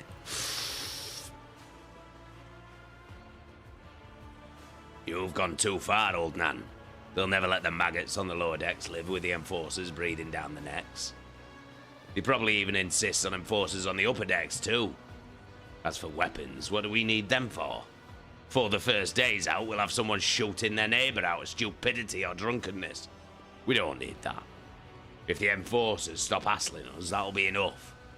In return, we'll find the scavengers who robbed the cultist bodies and we'll talk to them, one lower decker to another.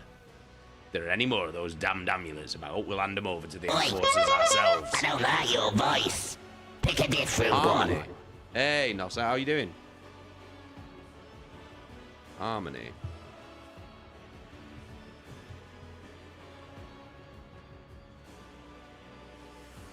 There we go. Cool.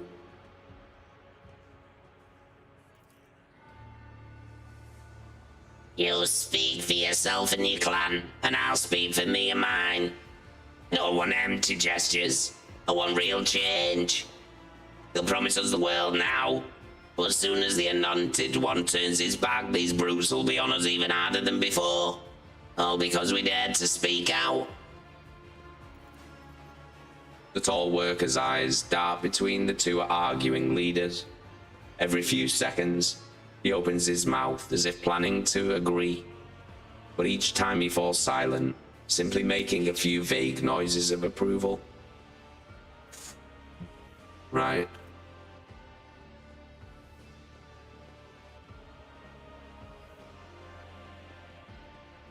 Let's have a look.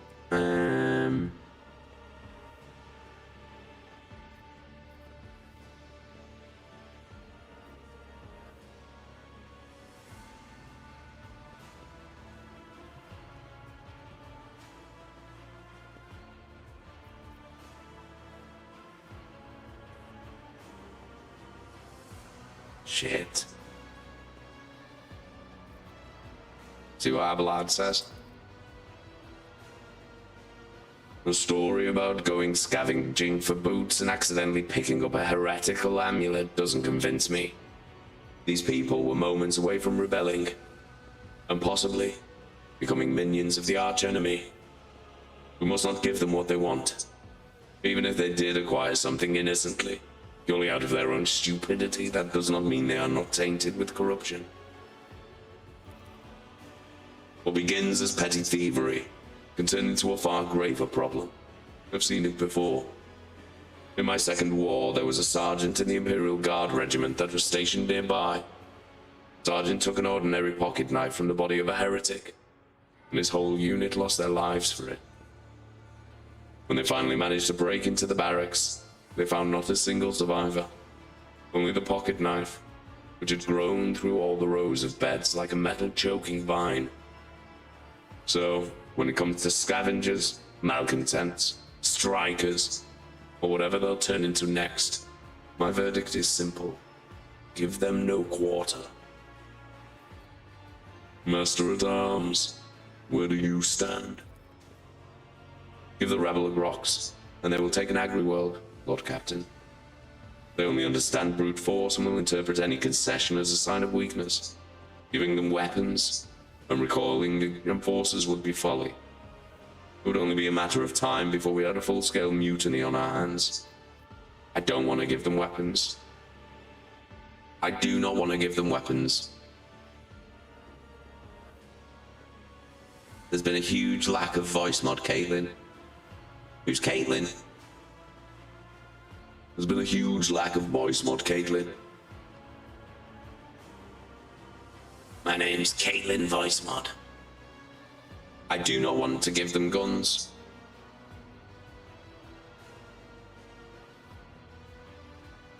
I do not want to give them guns. Absolutely not giving them guns. So I think it's going to be this one. Absolutely not giving them guns. That is a fucking ludicrous idea. Hey, Shannon, how you doing?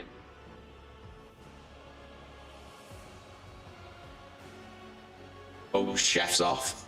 Good night, chef. Yeah, I have 100% coercion.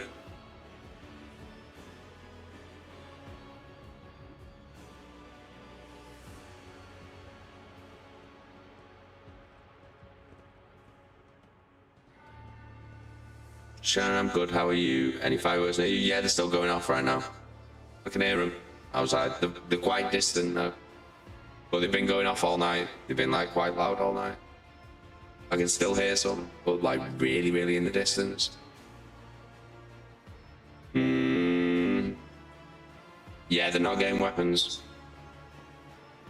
They're not getting weapons. No chance.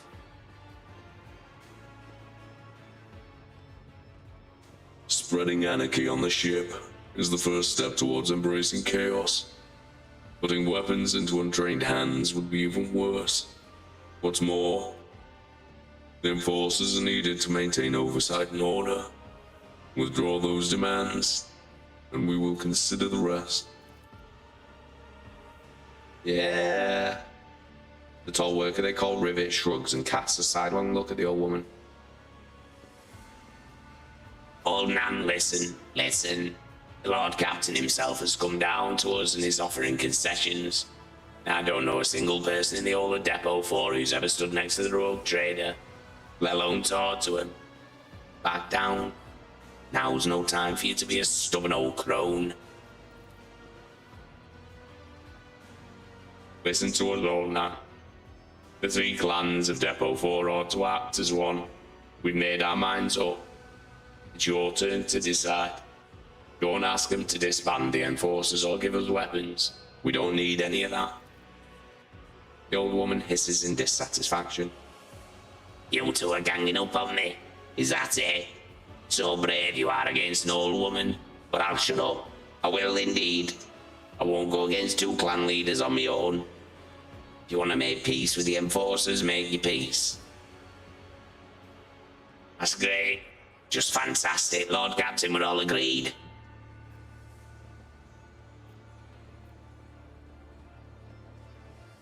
I could still just kill them all even at this point.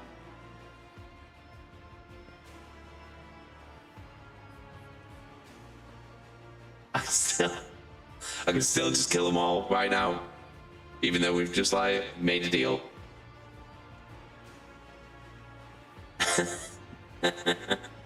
Good, then it's agreed. Kill them all.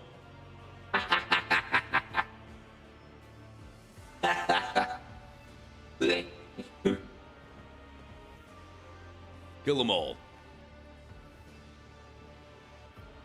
Right, good. We did it peacefully. Then it's decided. The persecution will stop, and I will expect you to assist in locating any remaining amulets or weapons left by the cultists. Boom. Your Lordship, thank you. You've not abandoned us lower deckers. You came yourself and settled everything. I'll tell my grandchildren about this.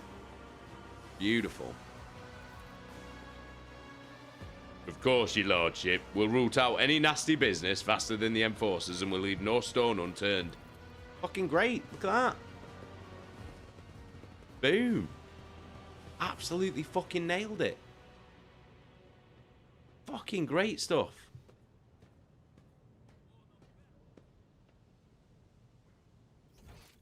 Absolutely nailed it.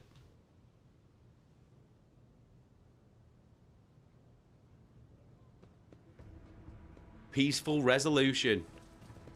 Bosh. Oh, what's he got to say? Oh, here we go. He's going to be fucking pissed off now, isn't he? Because I'm fucking sorting shit out and he's wank. You're good at one thing, Abelard. Swinging that chainsword. Just do that. I'll do everything else. Stopping unexpectedly. Abraham Lard imperiously dismisses the unit to stand at a distance and addresses your other companions, saying, I have an urgent matter to discuss with the Lord Captain. Please give us a moment.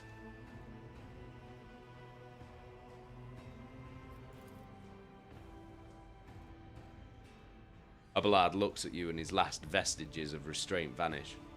Well, are you pleased with your investigation, Lord Captain?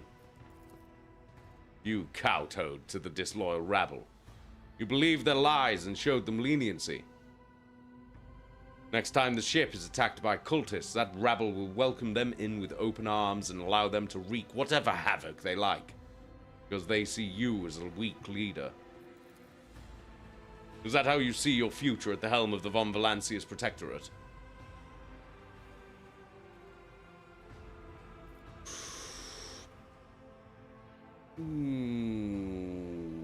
Little prick. How do I deal with this? Alright, Shannon. Big love. How do I deal with this prick?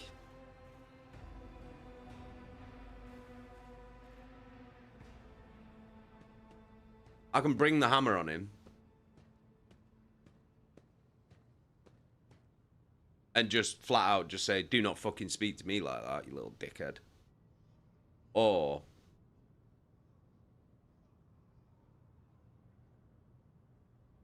I can basically put him on blast and say, well, this is all your fault.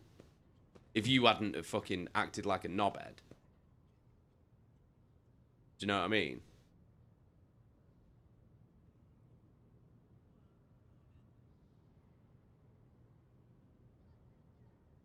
I'm going to put him on blast. Let's talk about your role in all this instead. You allowed this revolt to happen. Your actions practically guaranteed it would. Fuck. Okay, now. I would have handled the situation myself had you not decided to intervene. Remember Lord Captain Theodora? Do you think she ever set one slippered foot on the lower decks? No, she did not. Such matters were left to myself and the junior officers while she dedicated herself to her grand designs for the Protectorate, as any true strategist and road trader ought.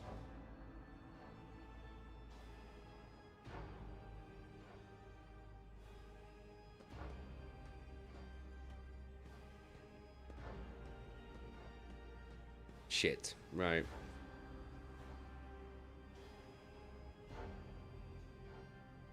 I think 2 is the best answer here.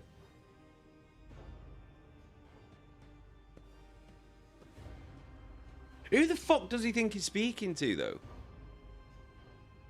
Like, seriously, who the fuck does he think he's speaking to?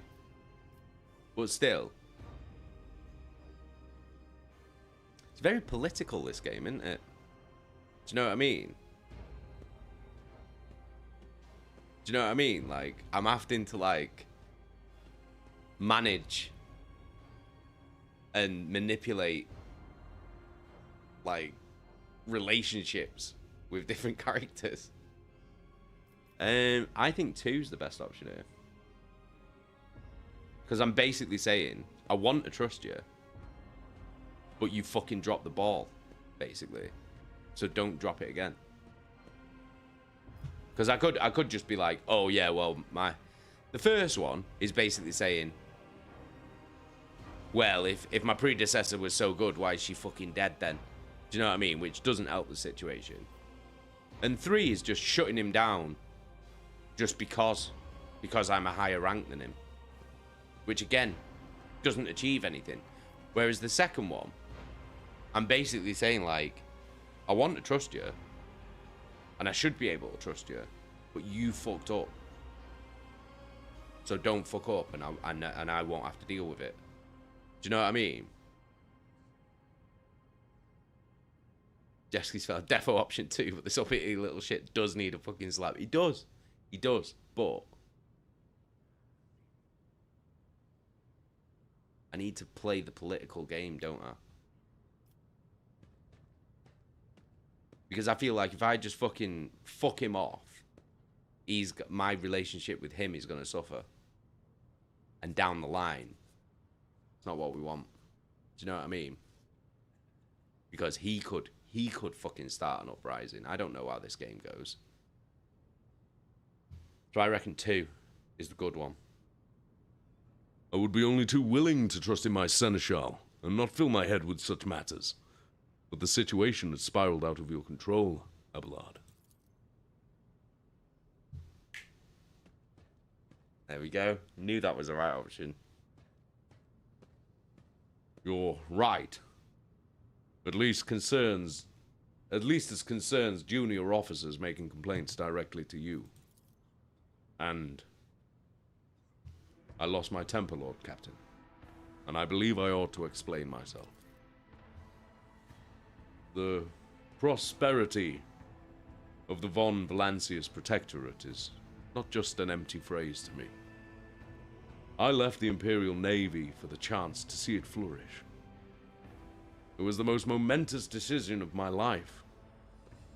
I did it because I saw in Lord Captain Theodora's deeds the sign of true greatness. Rogue traders do not simply forge new routes and capture worlds. They create order out of anarchy. A creative impulse was entirely lacking during my time in the military. So I left behind everything I had known. Everything my family had known. I come from a long line of officers, and I embarked upon this incredibly reckless venture. Lord Captain Theodora entrusted me with all the concerns she had no time for. She would go off on her flagship for long periods, the distant frontiers, on scouting voyages, and the advancement of the entire Protectorate rested on my shoulders. And then suddenly, everything that had been built over years and years began to quake, rattling like a flimsy hanger on a seismically active world.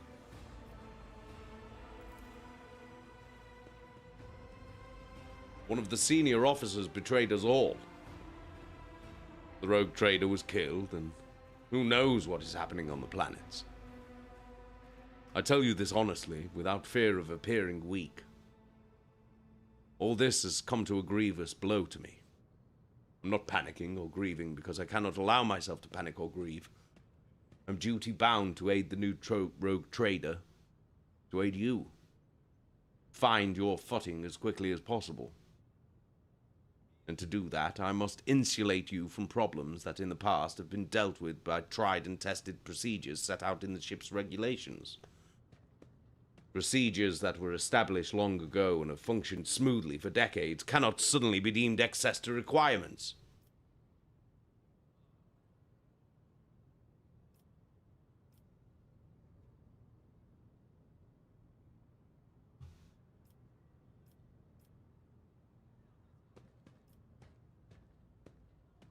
I understand, but you need to learn how to respect me as your Lord Commander and rogue trader. Accept it and start living in the new world. A world where Theodora is gone and where you and I have new decisions to make.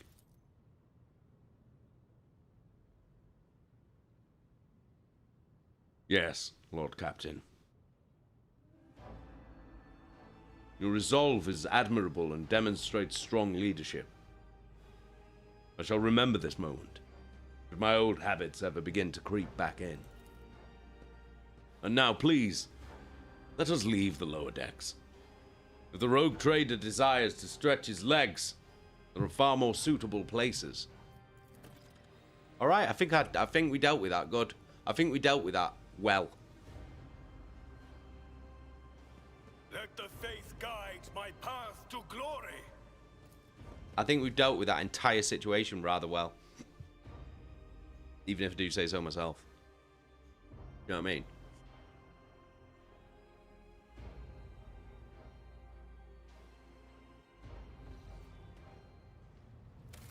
Right, let's save it there. We'll save it there. Boom.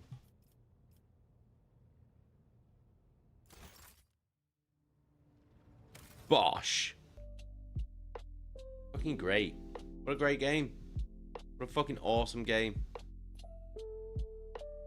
Very interesting. I like all the shit that you have to deal with on the ship. That's really cool. Like really cool. Like that entire bit then was my favorite bit of the whole game so far.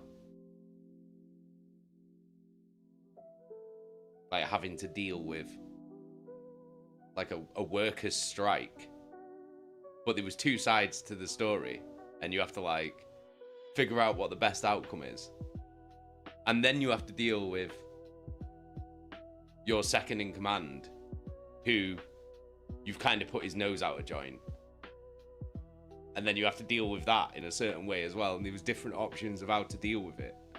I think that's fucking well good.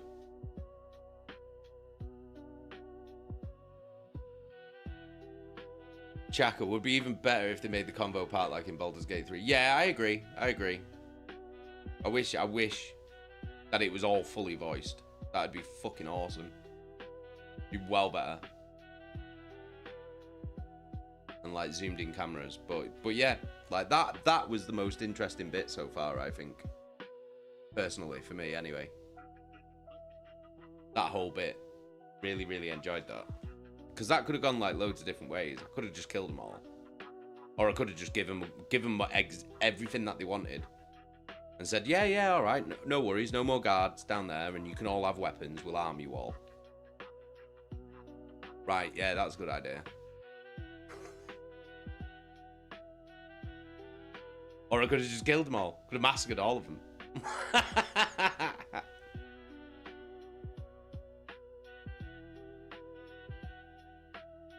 Yeah, that was cool as fuck.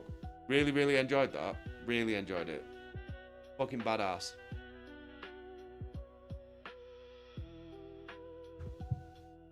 Awesome.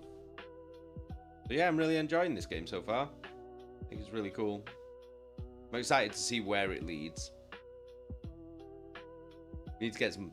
Does need to be a bit more banging in it though. Like, where's the space banging though? You know what I mean? Enjoyable still though. It's kind of book reading, but instead of game, yeah. Pretty much. I didn't think that there'd be this much reading. I was hoping that it was all going to be voiced, but oh well. I'm still enjoying it. Oh my god, my leg's well hurting. Basically been sat like cross-legged on this chair for like the entire stream. Jesus Christ.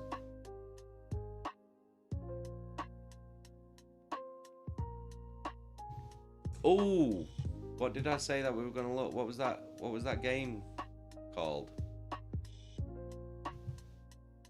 That Beardy said. Called what? What was it called? Superliminal or something?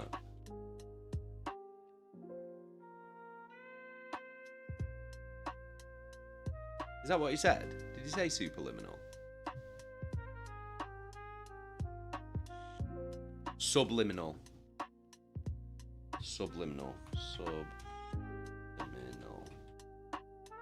Alright, let's have a look.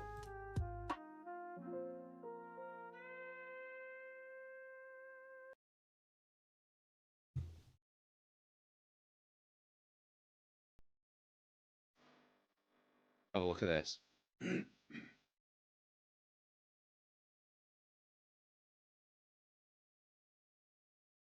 Wonder what this is about then.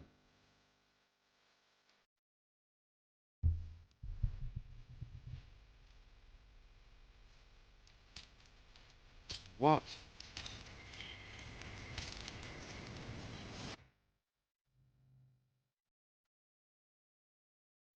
Was that a soft play area? It wasn't the one where fucking Harvey Price fell through it, was it?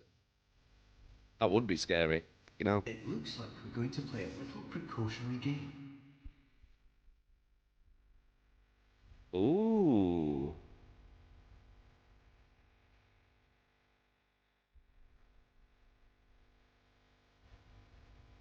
Nothing here is particularly helpful.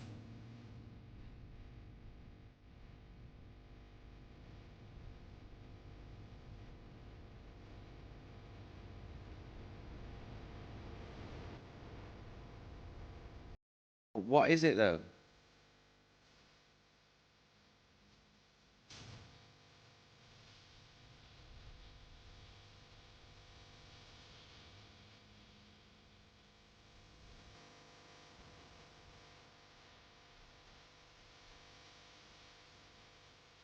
I haven't seen any enemies though yet.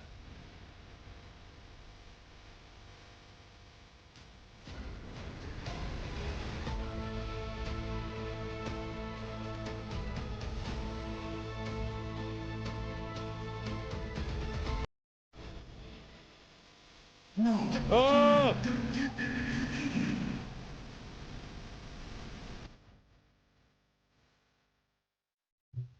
Okay. Download it. We'll download the demo.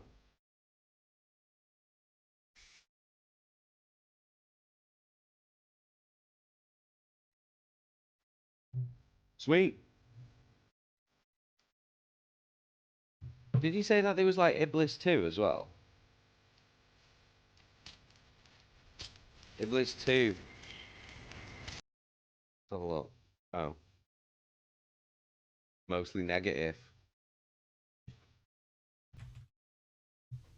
Iblis 3. Mixed. Have a look. Let's have a look. You like the look of Iblis 3? Okay.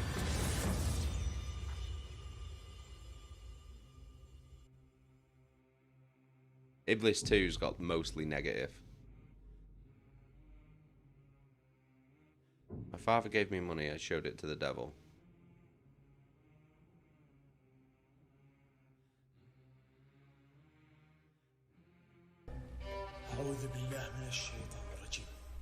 Oh, fuck off. What's that? Bismillah. Bismillah.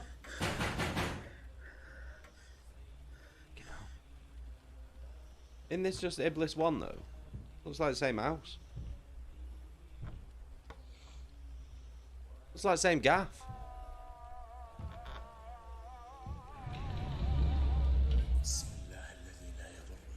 Bismillah.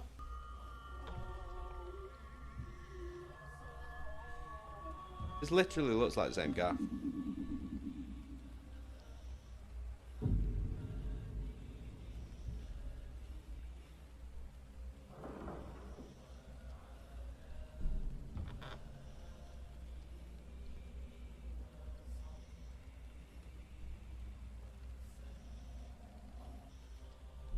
Demon is here.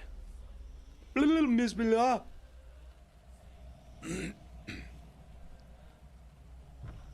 As long as it's not them fucking little babies sitting on the fucking chair again. Can't be arsed with that.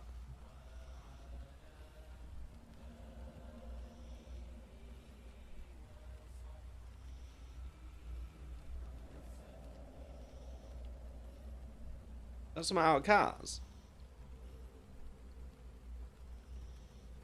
To be fair, this is what most of the first game was. Just me just walking around on a fucking landing, desperately trying to find a door that wouldn't open.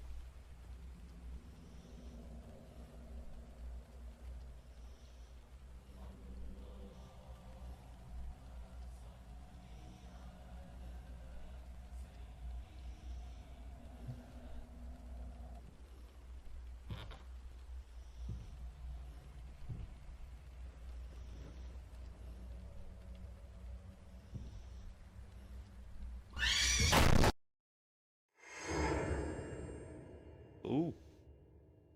Them peepers. Another video of it as well. That's just going to be the same one, is it? That'd be well annoying.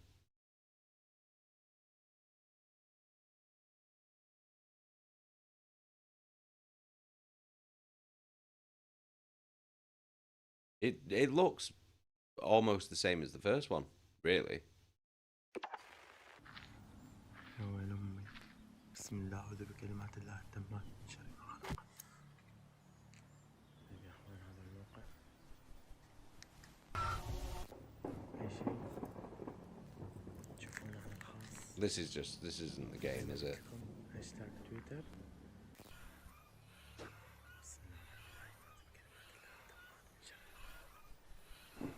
Midnight Crane. I'll have a look. بسم الله أعوذ بكلمات الله التامات من شر ما خلق. بسم الله الذي لا يضر مع اسمه شيء في الأرض ولا في السماء. وهو السميع العليم. السلام عليكم. This is just a fucking... This isn't the game, is it?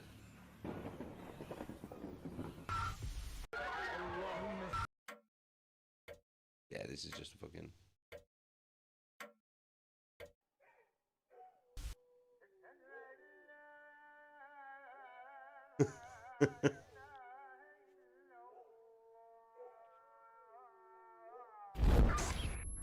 What the fuck was that? It's got attacked by a fucking gum rag. Yeah, this looks like the game. Oh, they've always got those weird photos of those geezers, haven't they?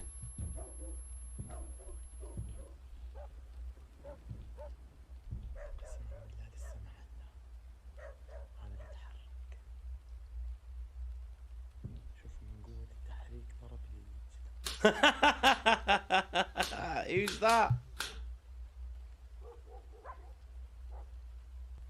طبعا هنا يا اخوان كلها خفافيش كلها خفافيش.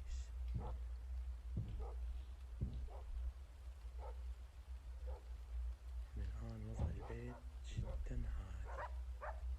It does look almost identical to the original game, except you're looking through a camcorder. Yeah, there's the thing out of cars.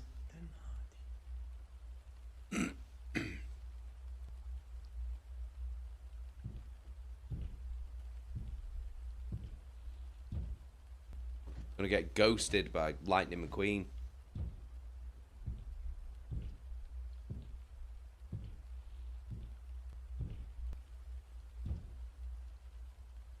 It's very similar to the first game.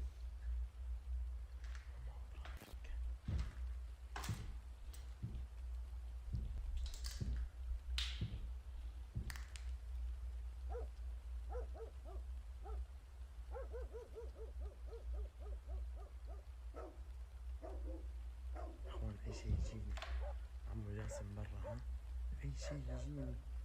That subliminal looks good though. That looked interesting.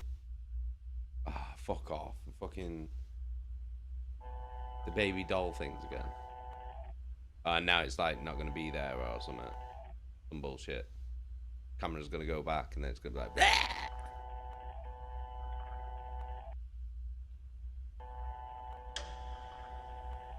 Of course it is. Of course it is. Of course it is. Here we go.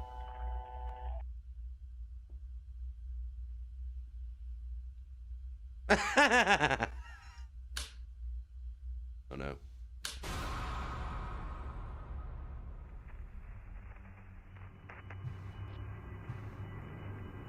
It just looks the same. It just looks the same.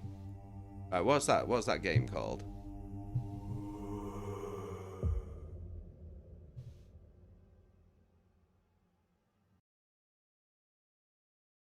Looks like an urban explorer in the house from the first game's abandoned. Ah, right, okay.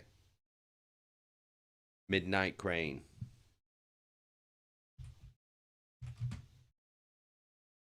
Midnight Crane. Let's have a look.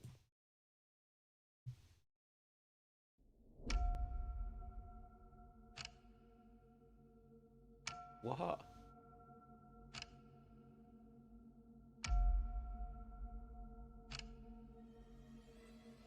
What is that?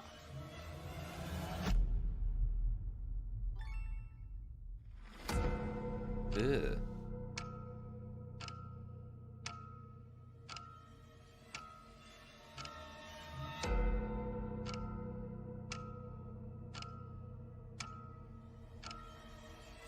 Oh.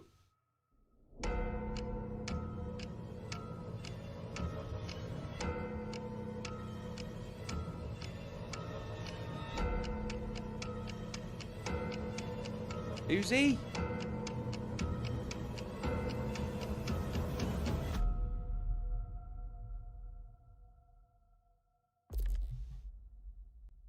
I'll tell you what, I really don't like the look of. I completely changed my mind, by the way. I remember when that shark dentist, like the demo first came out, and I was like, oh yeah, I'm not really bothered about sharks when they're not in the water. And then I watched like the most recent trailer of it, and I was like, nope, nope, not playing that.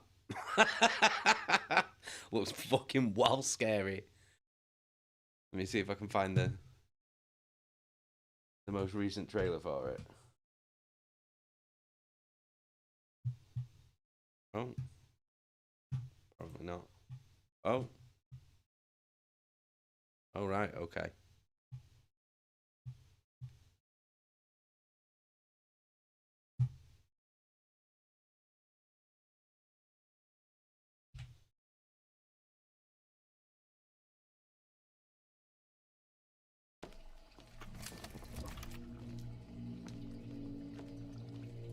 I don't know whether it was this one or the other one.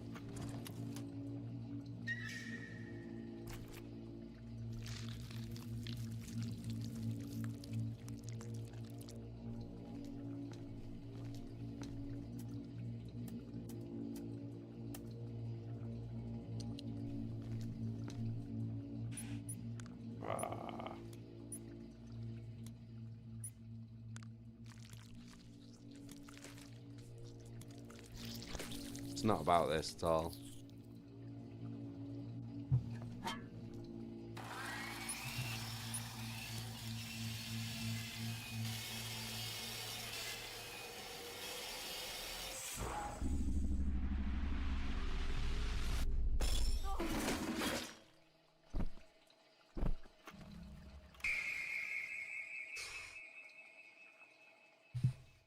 That weren't the one. It was this one. This trailer. Oh, oh.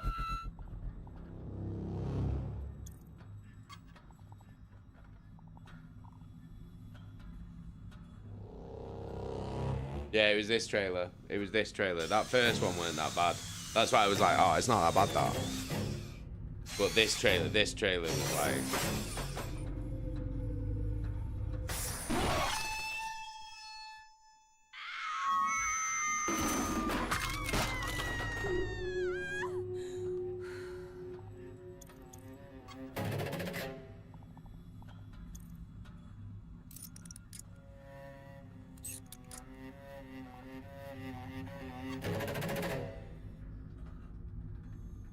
The music as well. Oh no no no no no no no. Ah!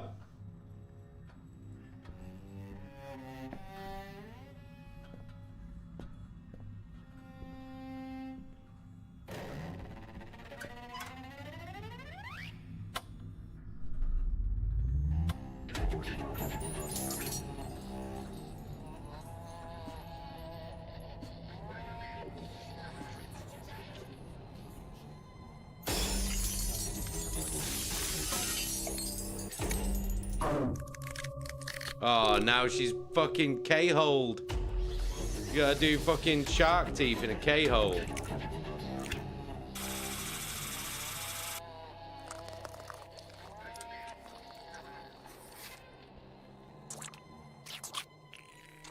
There's some Nivea on it.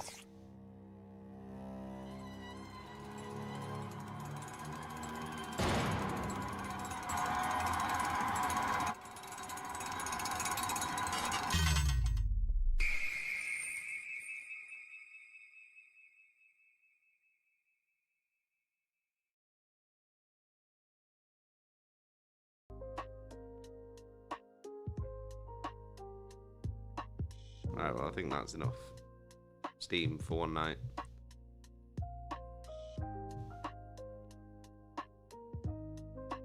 I think that's enough steam for one night. I don't even know why I watched that. I genuinely have no idea why I watched that. That's like the fucking worst idea I've ever had. Just before I'm about to go to bed.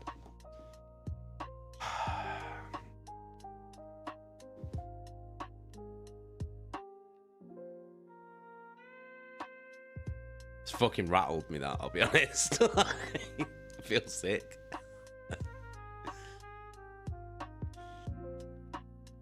The tail end I'm not asked about, Jeski's fella. Getting smashed into the thing, that is when...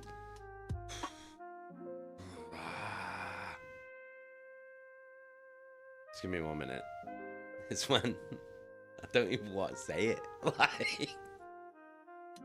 It's when the camera like looks up and it's just the shark's whole mouth. Like when it's just like the bit and you can just see like the teeth and it's like zoomed in on the teeth. I'm like, all right. It's not the best thing I've ever seen in the world, but it's when like she looked up and it's just the shark's mouth. I'm just like, well, that.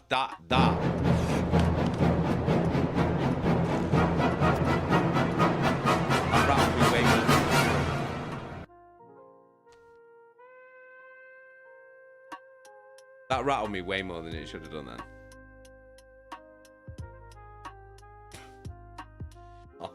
That was bad. That was bad, that.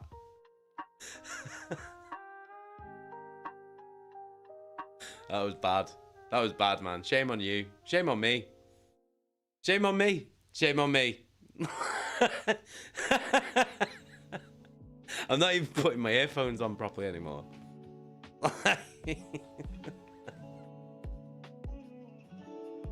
Ooh. Yeah, I've changed my mind about Shark Dentist.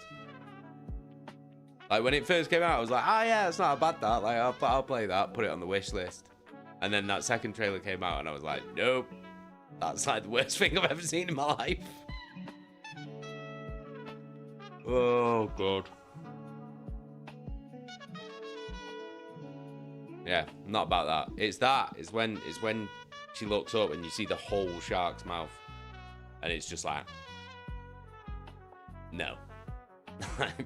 that is the worst thing I can think of. The only thing that would make that worse is if it was in water. That is the only thing that would make that worse. Because I was like, oh, it's not in water, it's not bad. Like, saw the first trailer. Yeah, I'll stick that on the wish list, like, whatever. Then that second trailer came out. Chaka, when did you realize you had a fear of sharks? Some point in my 20s. Don't know why. Don't know why. I do not know why. I don't know where it's come from. I just, like, I think it coincided with me developing a fear of, like, the sea and deep water. And I think those two things, because I'm scared, because I developed a fear of the fucking sea. And then it was like, oh well, what's the worst thing in the sea? Like, do you know what I mean? Because all I could think of, like, is like, in deep water, it's like, I don't even like saying it. I don't even like saying it. Like, it's like looking down and all you can see is just like darkness. Like, can't deal with that. Cannot deal with it. And then the thought of something massive just coming up, just no. Nah, it's worst. It's the worst. Being eaten alive is like the worst thing I can think of. Like, death-wise. It's the worst thing I can think of. Being eaten alive. You would be alive. And I always say this as well. Like, you know, when people like, when people go, oh well, you know, like when a shark like bites someone, it's just a case of mistaken identity because they just bite and then realize that you're not a seal and then leave you alone. And I'm just like, no, they're waiting. Because that's what they do. Because that's what they do to seals and other things that they kill. They come, do the initial bite, and then back off and wait for you to bleed out. So you're not thrashing around, so you can't hurt them. That's what they do. Because you're easier to eat when you've lost a lot of blood. Because you're weaker and you don't thrash around as much. That's what they do. You think what you think these sharks are like? Not even that. Shark, squeaky shark. Shark, squeaky shark. Shark, squeaky shark. I'm like on edge. I'm on edge now. Shark. I'm like proper rattled now. So I'm like fucking jittering at everything. I'm like proper rattled.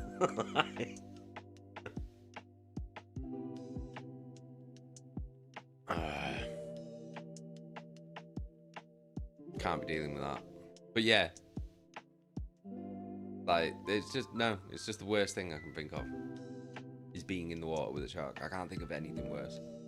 I can't think of anything. I would rather be fucking put in a cannon and fired into the sun I'd be less scared. Like, oh god.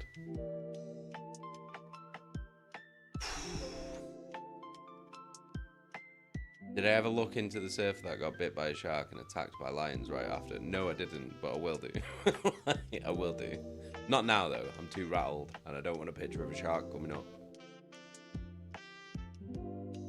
I'm too rattled. I'm being deadly serious. Can't do it.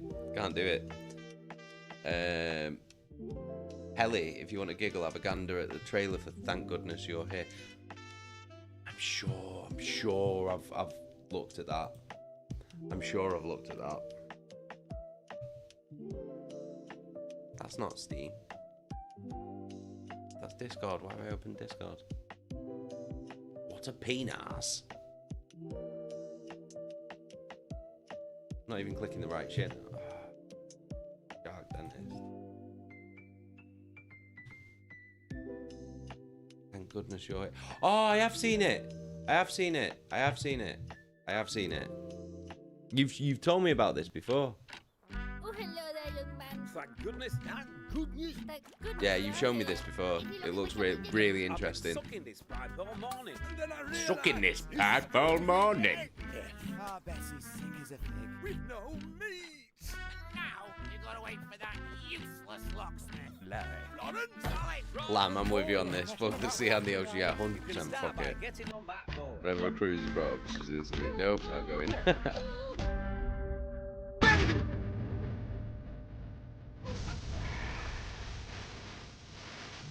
Big baby shark.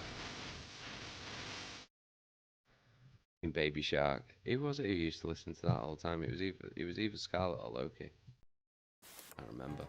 Come on down, Kill. What do you... Peas. Can't remember who it was. Not quite peas, not quite beans, but something special in between. Give your wife the best. Give her big runs. I might have to get this at some point. Megan, you're not going to be able to sleep tonight. No, probably not. Yeah, it might have been Loki. I can't remember. I think it was Loki. I'm trying to remember when it came out.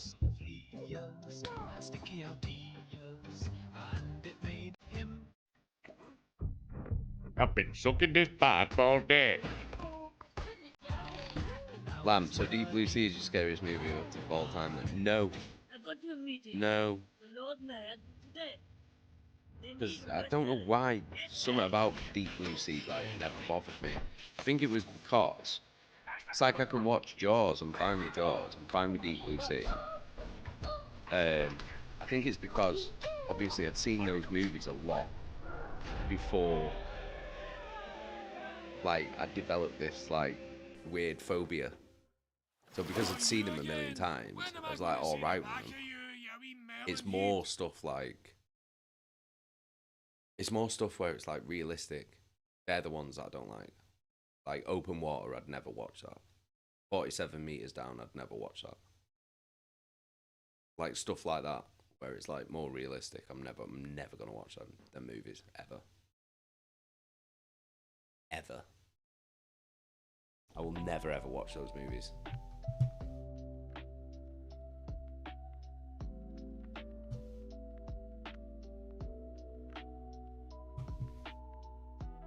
Oh, Crusher, how you doing, lad?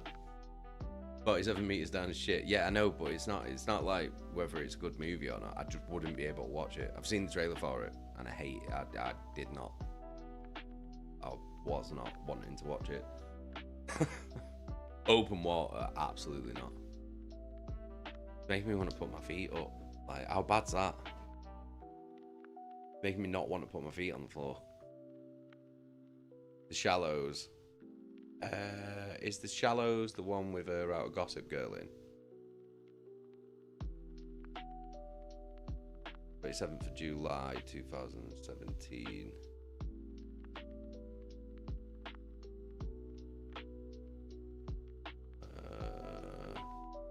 Might have been Scarlet then. Might have been both of them then. Probably Scarlet then if that's when it came out, because she'd have been 3. You've only been 3 then.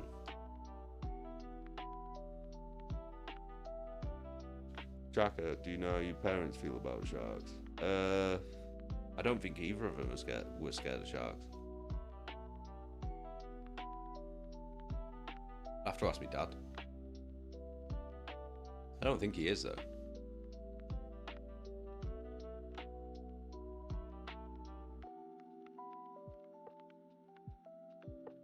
Yeah, he's never, like, mentioned it. Like, I don't know of him being scared of him.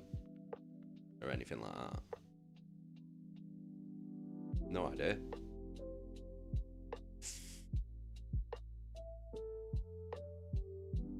I always used to watch movies with my dad. So when I watched Jaws for the first time, I was like really like little, like proper little, like I don't know, maybe Loki's age. I watched that with my dad.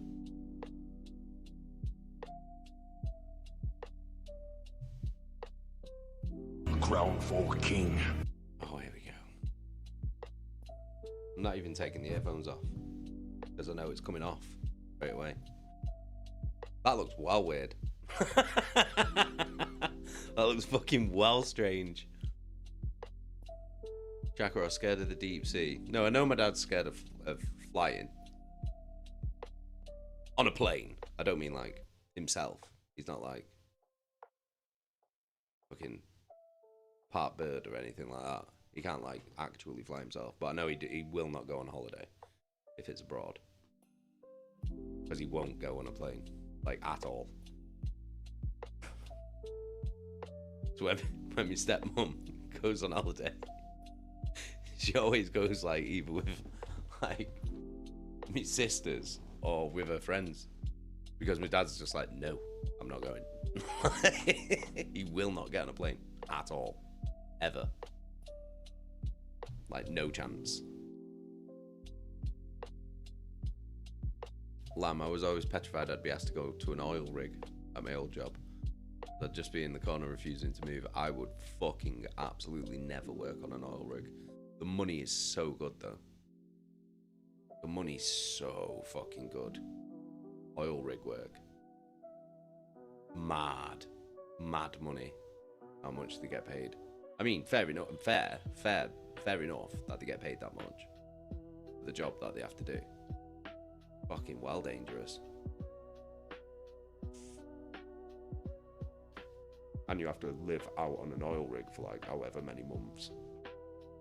But you get paid fucking loads. And you just come home for the rest of the year.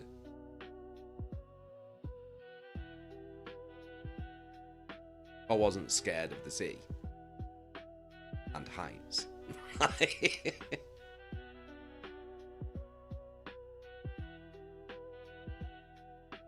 Jacker, can you sail though? I'll be on a ship. I don't like it. At all. I do not like it. I'm not a fan. I don't get seasick or anything like that. It's nothing like that. I just don't like being on the sea. But obviously, in my old job, when I was on tour all the time, like I had to, like especially in Europe, you have to take fucking ferries. Like all the time. You have to take a ferry from the UK to fucking mainland Europe. You have to go over the channel. I always preferred going in the tunnel. That was always better. I'm not asked about that. Going through the channel tunnel. But you only ever did that if you were in a van.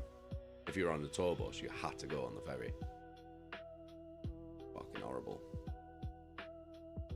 The longest ferry that I've ever had to do was on the Lorna Shore tour, and it was a ferry from Sweden to Finland, and it was like 16 hours.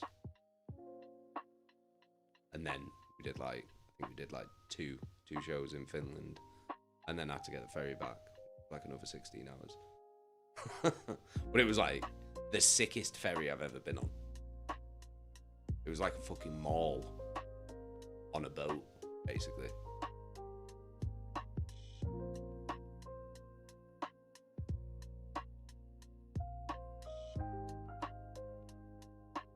So, yeah. Just got pissed and then forget that you're on a boat. Because it was just like being in a fucking mall.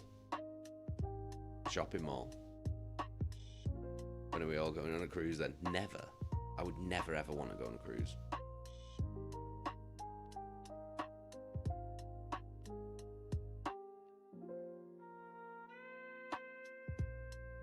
But yeah, that was the longest trip I've ever taken on a boat. 16 hours and then 16 hours back. Crazy long. You had your own rooms and stuff like that, which was cool. And then there was like loads of bars, loads of restaurants, loads of shops. Like, it was fucking crazy.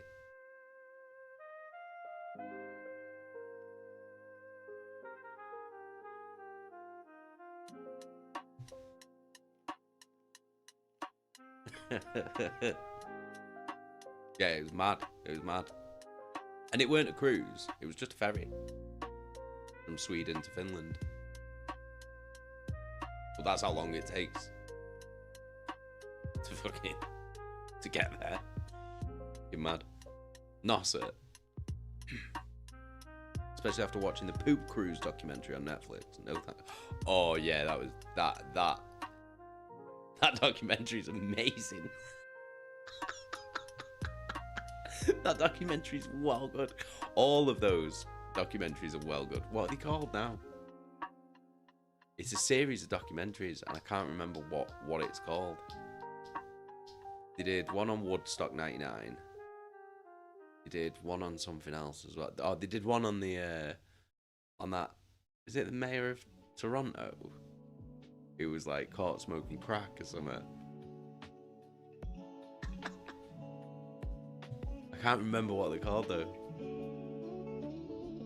Ah, Trainwreck. That's what they're called. They're called Trainwreck. Well good documentaries. They're fucking well sick. I think I've watched all of them. I'm pretty sure I've watched all of them. They did one on Astro World as well. Yeah, it is Trainwreck, Ellie. It is Trainwreck. Yeah, they did one on Astro World. They did one on Woodstock. They did one on the Poop Cruise. The Poop Cruise one's my favourite. It's fucking mental. And they did one on the. I'm sure it's the mayor of Toronto. Is it the mayor of Toronto or something? That guy, that mayor who was caught like smoking crack.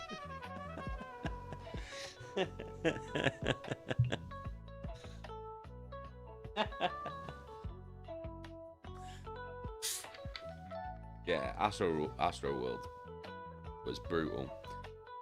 Yo, fucking people forget how bad fucking Woodstock 99 was as well. You watch that documentary, fuck me. Fucking bad. Like the last days of fucking Sodom and Gomorrah. Fucking horrendous. Like people just fucking devolved into like fucking bestial creatures. Like it's fucking awful. The shit that was going on.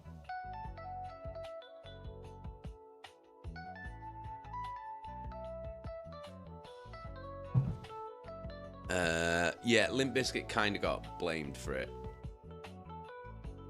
But it wasn't. It weren't their fault that fucking everyone went fucking berserk and started fucking burning everything down and battering each other and fucking sexually assaulting each other and shit like that. It's fucking horrible. Horrible shit was going on. That's not Limp Bizkit's fault. Like, do you know what I mean? That's their fault for doing it. Fucking cretins.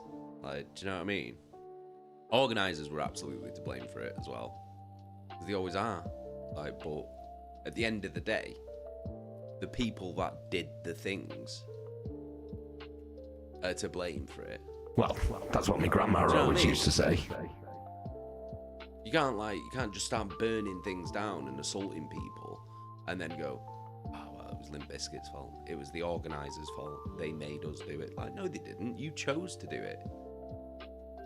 Fucking idiots. Do you know what I mean? Fucking take some fucking responsibility for your own fucking arsehole actions.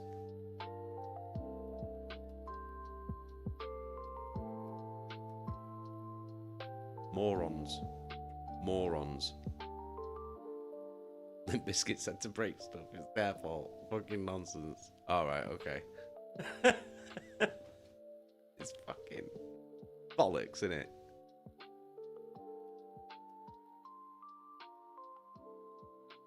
Alright, so if Cannibal Corpse play Hammer Smashed Face, is everybody gonna just get hammers out and start smashing each other in the face? It's fucking ridiculous. It's fucking ridiculous, like, you know what I mean? Just people being dickheads and then not taking responsibility for their own actions. Arseholes.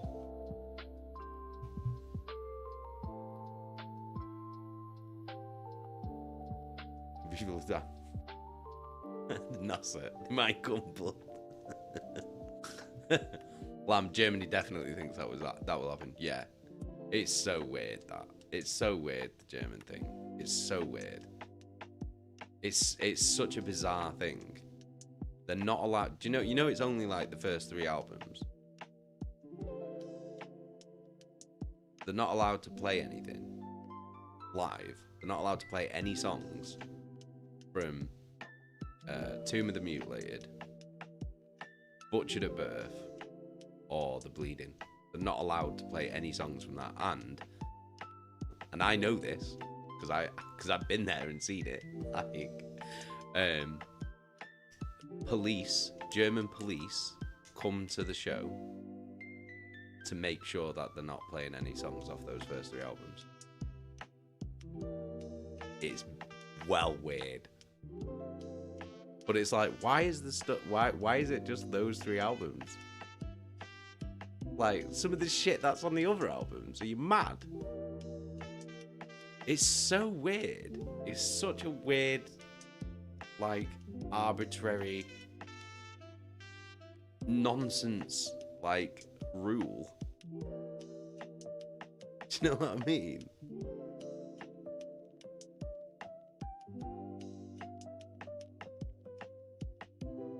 Nasser, did you chaps ever have any songs banned? No. No.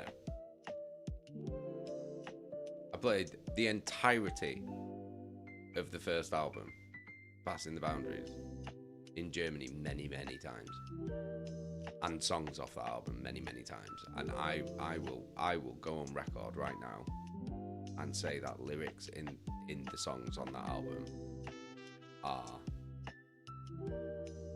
way more offensive and horrible than any Cannibal Corpse lyrics. Because that was the point. Do you know what I mean? That was the whole point of that album. Do you know what I mean?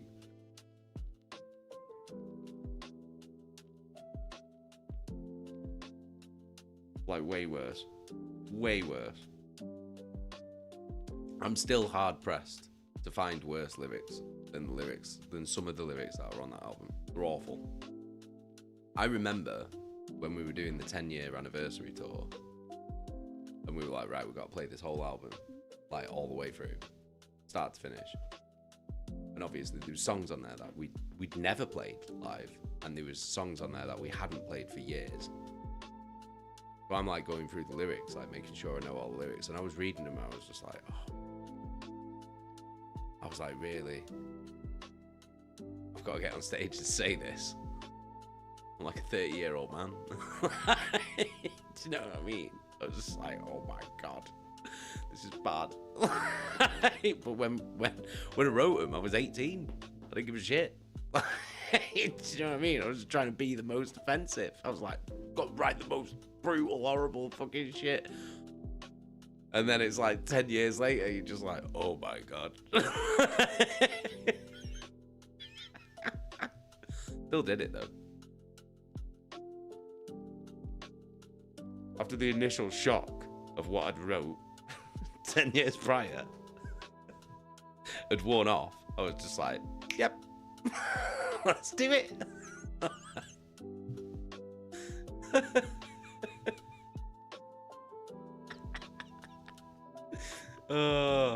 They're outrageous. They're outrageous. They're awful. Like,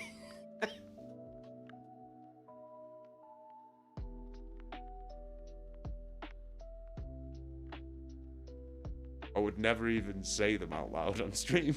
That's how bad they are. That's how fucking horrendous they are. I would never even say them out loud on stream. What's the favourite lyric you've ever wrote? Oh, there's a few. I always liked, there was a lot of good ones on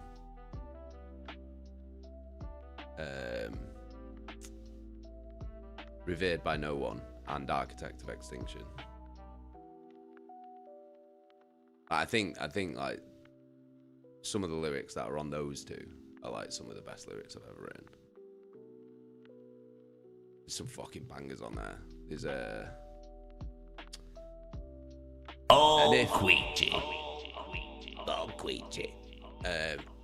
and if the human race had one fucking neck, I'd have my hands around it. That's a good one. There's what was the one? Cut, slice, divide and sever, crushed any that resisted. What is it? I'd rather be despised forever than to never have existed. That's a good one.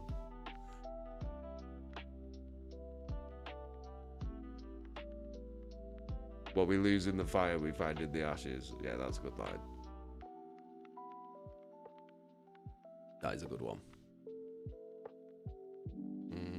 Let me have a look.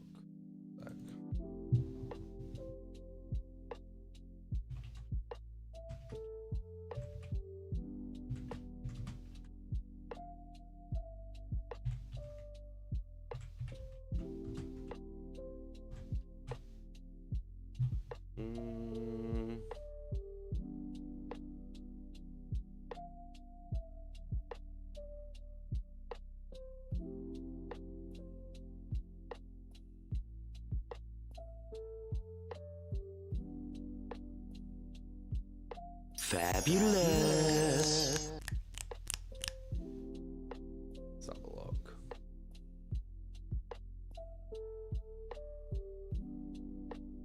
I have to have a proper little dig in here now.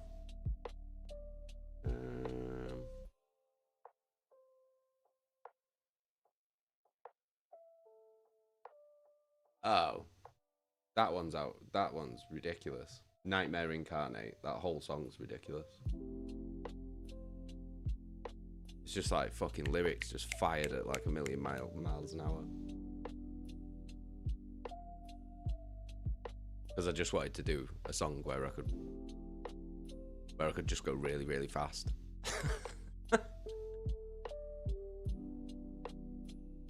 But yeah, this one's good. Gods and men, you'll die the same. You bastards cannot touch us. Ones that I admire, thrown on the fire, none above us. Motherfuckers, in your shame, adorned in flames as I would see fit. You will know my name, but you will not dare speak it. Lashing them, I'm crashing them and smashing them. No submission, ammunition. I'm blasting them, surpassing them. None shall live through death. I'll give this gift of dominance. Tyrant, enslaved, afraid you bathe in all my opulence. Sycophant, a self-servile, serpentile bastard. Liars, betrayers, the snakes in the grass, a book open wide reading pages of glass, translucent, transparent, but never opaque. You're fake now, you're fucked now, you know what's at stake. You're vile and ambitious, proved all my suspicions, surprised in the eyes of denied opposition, improved my position above competition, adored yet abhorred in this morgue of submission. Atrocious agenda, commander, defender, engrossed in my splendor, death before surrender. I am the one that hides in plain sight, the wolf in sheep's clothing. I am the one you fear. You would never see me coming, that's clear. I have become more than what you thought was possible. Bullshit that screams from your mouth. I am cancerous, venomous, psychopathic, focused, murderous, creature of habit. Seduction so seamless, my servants are left dreamless. A nightmare incarnate, formulate my own fate. Cast out, crushed and cursed, I'm the best of the worst. But what is it worth to rule as a god in a kingdom of shit? that's probably one of the best ones. And I'll destroy every single one of you motherfuckers. None above us, you can't touch us, the slam butchers. Immortal structures, your image ruptured, now stitch the suture. Vile vultures, a rotting carcass, cannibal culture. I'll show my enemies remedies through my weaponry. Demonic entity, devoid of empathy. Full force intensity, ecstasy through extremity. Carve out my legacy through my supremacy. Yeah, those lyrics are fucking well good, to be fair. Even if I do say so myself. Yeah, that's a decent one, that one.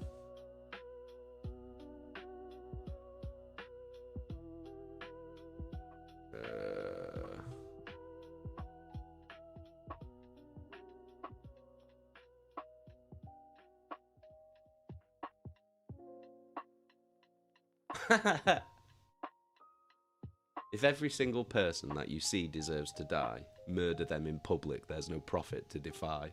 These verses are delivered with utter sincerity. I envision a dead world free from prosperity. I was an angry kid, you know. I was a really angry kid. A really fucking angry kid.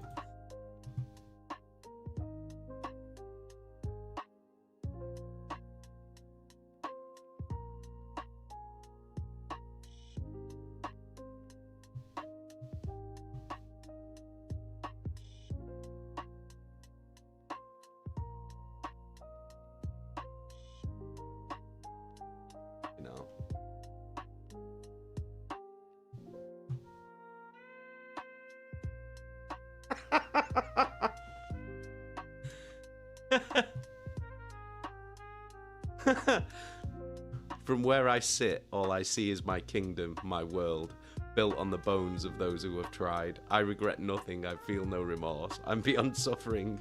This sea of cunts and whores, they suck on my dick as I sit on the throne of damnation. Swallow salvation. Oh my God. Jesus Christ.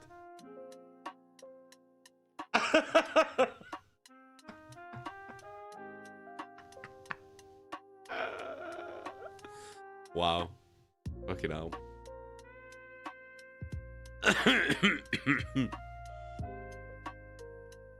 I was a very angry young man. What else does it say?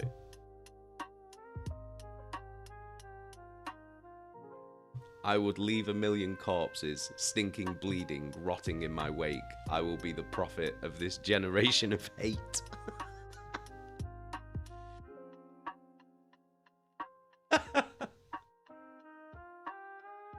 Jesus Christ. Dirty treatise, I will defy you. Cut your throat and enter the kingdom. 30 pieces, and what did it buy you? A rope and a branch to hang from. Jesus Christ. Fucking hell.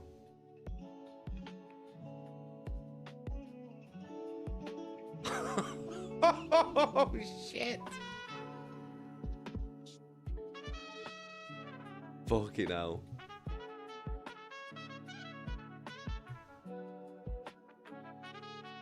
Oh my God.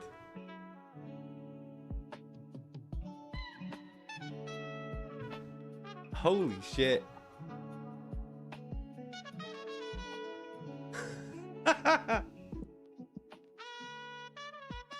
And now these seeds have been planted, harvested with a shotgun.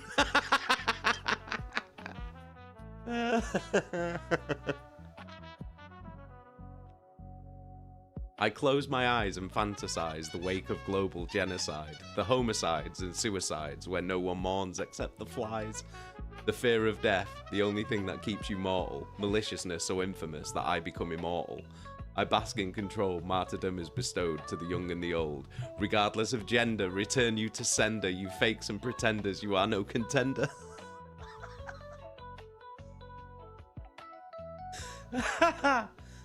Oh my God. Wow.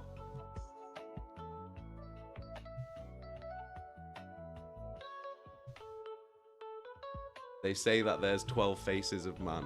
I'd spit in every one of them. Fuck me. Jesus Christ.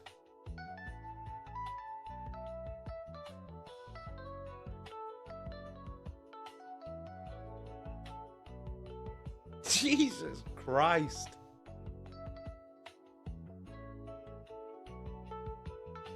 These are fucking mental.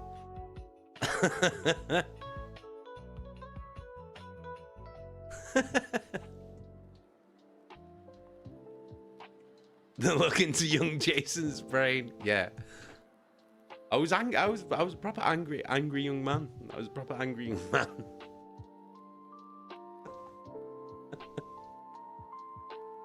It's wild, isn't it?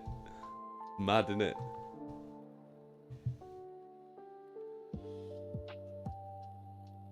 The only true way to cheat death is to perform an action so callous, so horrific that I'll never be forgotten. To die with grief is to die with dignity, so let mankind live in perpetual nightmares.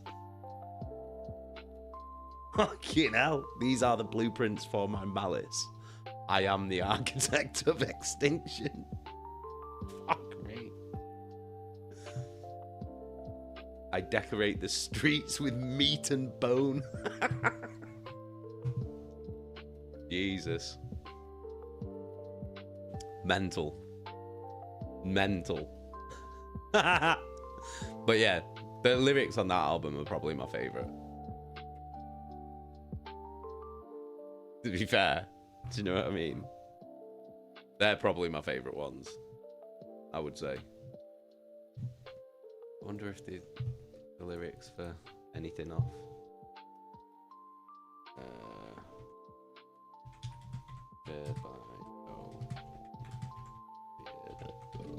By all lyrics. Yeah, here we go. What have we got here?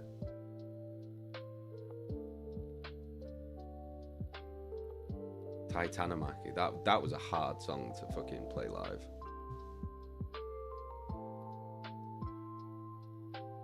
Oh my god.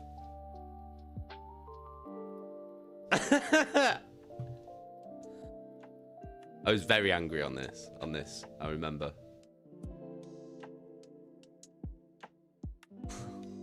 Shitting hell.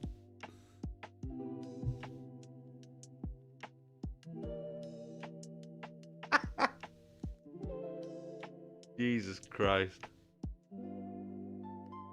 Rising from the ashes of a decimated legacy will never be, couldn't be, what you wanted us to be. Tried and tested, disrespected, always underestimated. Cast aside, well, fuck your pride. Piss on your graves and where you fucking died. Ripping through the womb of a lethargic, bloated, dying mother. Left to fester, no placenta, born a bastard and dissenter. Forced to watch as lesser brothers gained the favour of foul mother. Our wings were tore before we had the chance to prove that we could soar. Lied to my face, callous embrace, your medicine, now how's that taste? Mace's faces leave no traces, if you're the kings then we're the aces. Stir the pot, parting shot, do I care? Probably not. Little liars, leech vampires, waste of piss to calm your petty fires.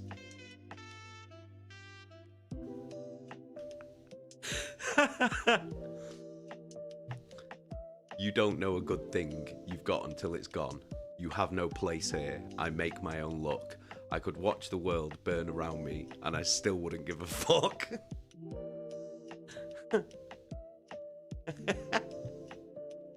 Third time I'm lucky, 3 times the charm. I'm in the middle where the storm is calm. Now I am dangerous, now I am armed. Don't get this twisted, I do mean you harm. No one will cry when your blood has been spilled. I'm not playing, you cunt. This is kill or be killed. I'm a bastard, an orphan, denied by creator. If I am a god, then you'll meet your unmaker. The sickest motherfucker that you've ever seen. The carnage I'll cause, the world will not believe. I'd wipe the slate clean and shatter the dream and destroy any trace where your foul flesh has been.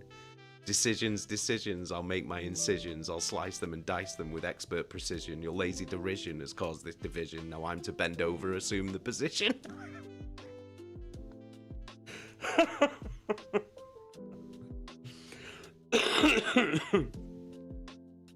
Well good.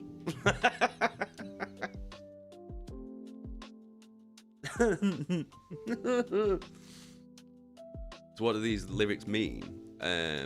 Basically, the ones on Revered by No One was the way that I was feeling at the time was we'd brought out the first album and it was like everyone was like loving it and shit like that. Because everyone loved the first album, didn't they? So it was like we felt like we should be on a good trajectory with that first album, and then it kind of felt like we kind of got like pushed aside, like for the second album, like because there was like other bands on the label that we were on, and we just felt like we'd kind of been like, oh, we've just been, they don't really give a shit about us, didn't really give a shit about the second album, and we were just like, oof. Do you know what I mean? We kind of felt like I felt anyway, like the wind was taken out of our sails. So I was just like, right, fuck this. So then when we did this EP, I just fucking went full barrels on everything.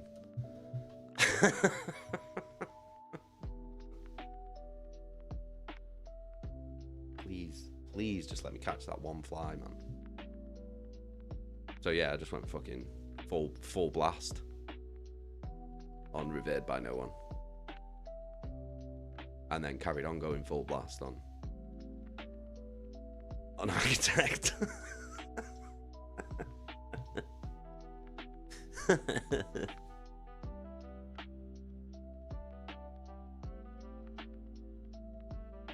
Yeah, these lyrics are fucking well good, to be fair. You can tell I'm pissed off though.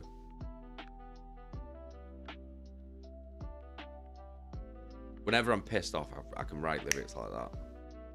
That was always like the thing. If I was fucking angry about something, I'd write like the best lyrics in like quick time. Like rapid. Because I cared about what I was writing about. Do you know what I mean? Because I felt something. Fucking hell. No more shit from these weak motherfuckers. You'll die with them if you think you're gonna stop us. Claim my crown from this weak controller. Your reign's over. It's game over. These words will stand the test of time. I'll be remembered long after you're gone. I refuse to walk the line. You'll be dismembered 6 feet under the ground. Light the fuse and the ignition, eliminate the competition, battered, beaten to submission, decomposition. You will see my true ambition when you hear my composition. This is now a demolition, redefinition.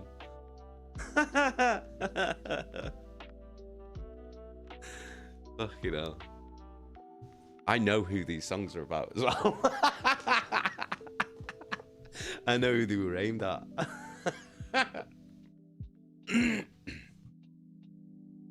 Mad. Seems so long ago. Fucking was though. It was long ago though. Jesus Christ. Over 10 years ago now, this.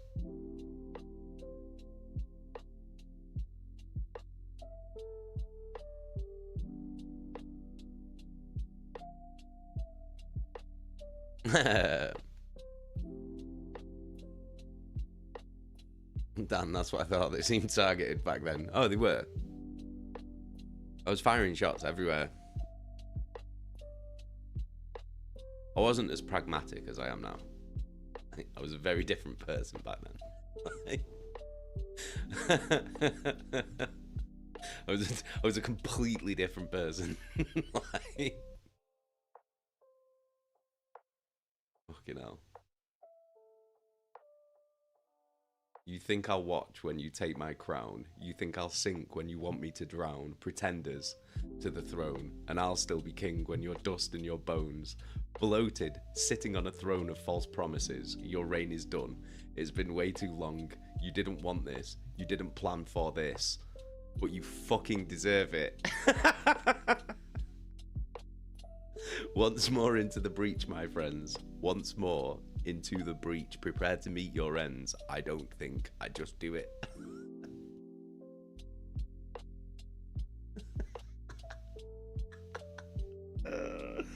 Wow. Your rule is contested. You're fake and infested. No one will mourn when your soul is ingested. Don't test this, because I am more than you could ever be. You'd need an army of 1,000,000 just to stop me. Violence, the only way I can communicate. You take my crown, I'll take it back when I decapitate.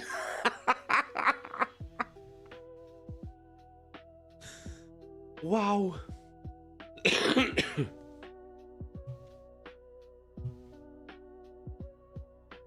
What an angry boy. What an angry boy. This is mad, this, reading through these. These like, some of these are like, because they're clever, because I know what they're about.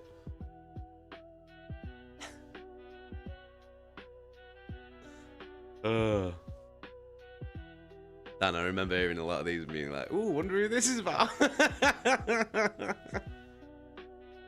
Lamb, an angry version of Kingdom of Sand. Kingdom of Sand is an angry song. Those lyrics are about someone as well.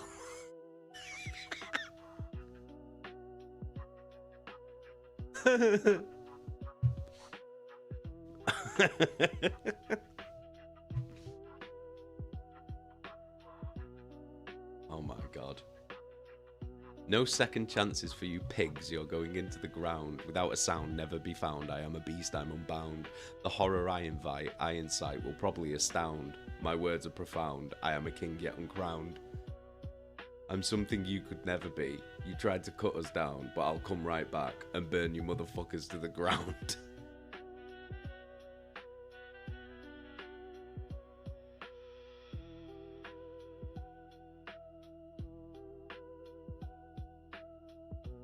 "2020, take a 20. This is eye for an eye. I am here to redress the balance. 66 with a 6. I am ready to die. Is this what you call guidance? Giving nothing, taking everything like a cancer. You must be pleased with your covert deception. But if homicide isn't the answer, I don't understand the question."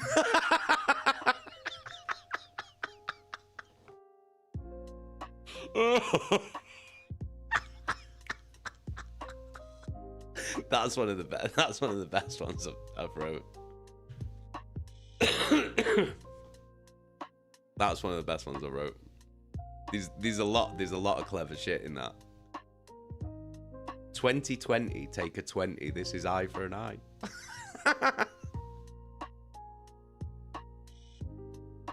But if homicide isn't the answer, I don't understand the question.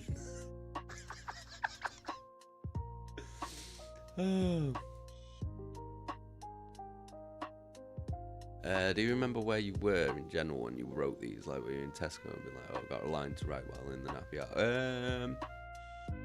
I think I was just at home.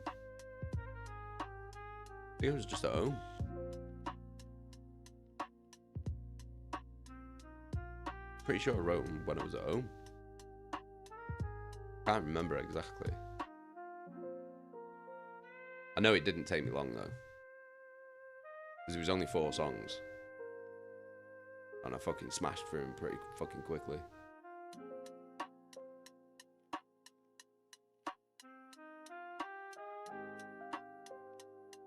Your children screaming hides your scheming. Feed them lies to keep them dreaming.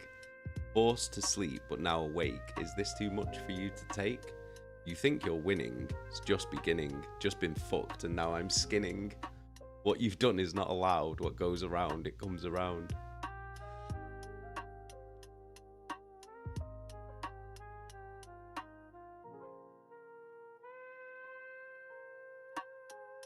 Through constant bullshit, I'll survive. I'll take your lies to fuel my drive. In negligence, I'll prove I'll thrive. In your ruins, I'm alive.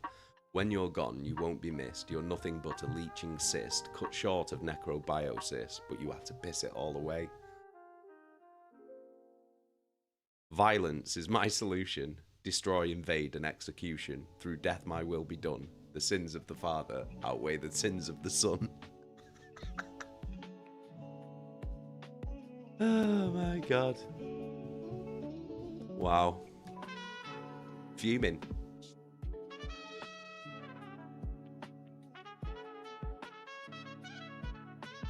Oh, fucking Endgame, that was a really good song. The second coming of a creature redesigned to kill, not for the fame, the glory, just because I love the thrill. Never stopping till I reach my goal. Never ending frenzy, lost control. And now the pattern's shifting, motifs becoming clear. Settling the score, now this is my retribution. Ice cold killer, systematic execution. Unleashed, unchained, released from all your shackles. Apex predator, lions don't fear jackals. I usurper, born to hurt you, born to kill, a true berserker. Defeating, beating, never sleeping, one by one you'll get a beasting. Bitch, I told you, this is closure, friends are close, my enemies closer. Domination through cremation, fucked and twisted, I'm your creation. This is the end of an era. Your deeds and actions couldn't be any clearer. Your story has no more words. They say the pen is mightier than the sword. How can you be a king when you are just a corpse? You can't be better, you're inherently worse. Applying force to the source. Your murder I'll endorse with no remorse. You're just a morsel, bitch, and I'm the main course.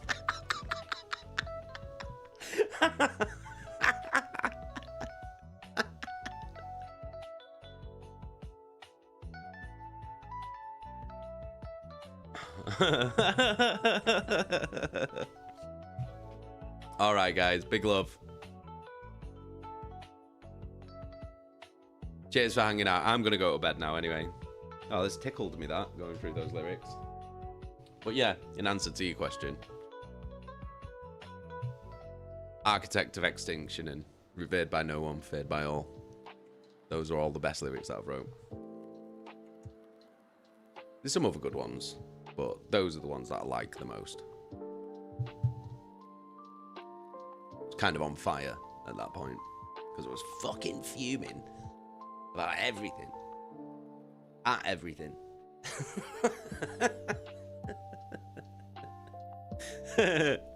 Right. Guys, thank you so much for hanging out with me tonight. I appreciate you guys. You guys are fucking awesome. I'll be back on tomorrow for Thursday Night Terror. But yeah, got that meeting tomorrow, so hopefully it'll go well. Not holding my breath, but you know. PMA and all that. Do you know what I mean? Right, guys. I'm going to bounce. Thank you so much for hanging out. If you're new to the channel, I'm going to drop that Discord link in there. Join our Discord. We've got an amazing community of people, as you can see from the chat. So click that link. Introduce yourself. Make yourself some new amazing friends, because you'd be super welcome and we'd love to have you. I am, however, going to bounce. So... I'll see you all tomorrow. Peace and fucking love, guys. Ta-da.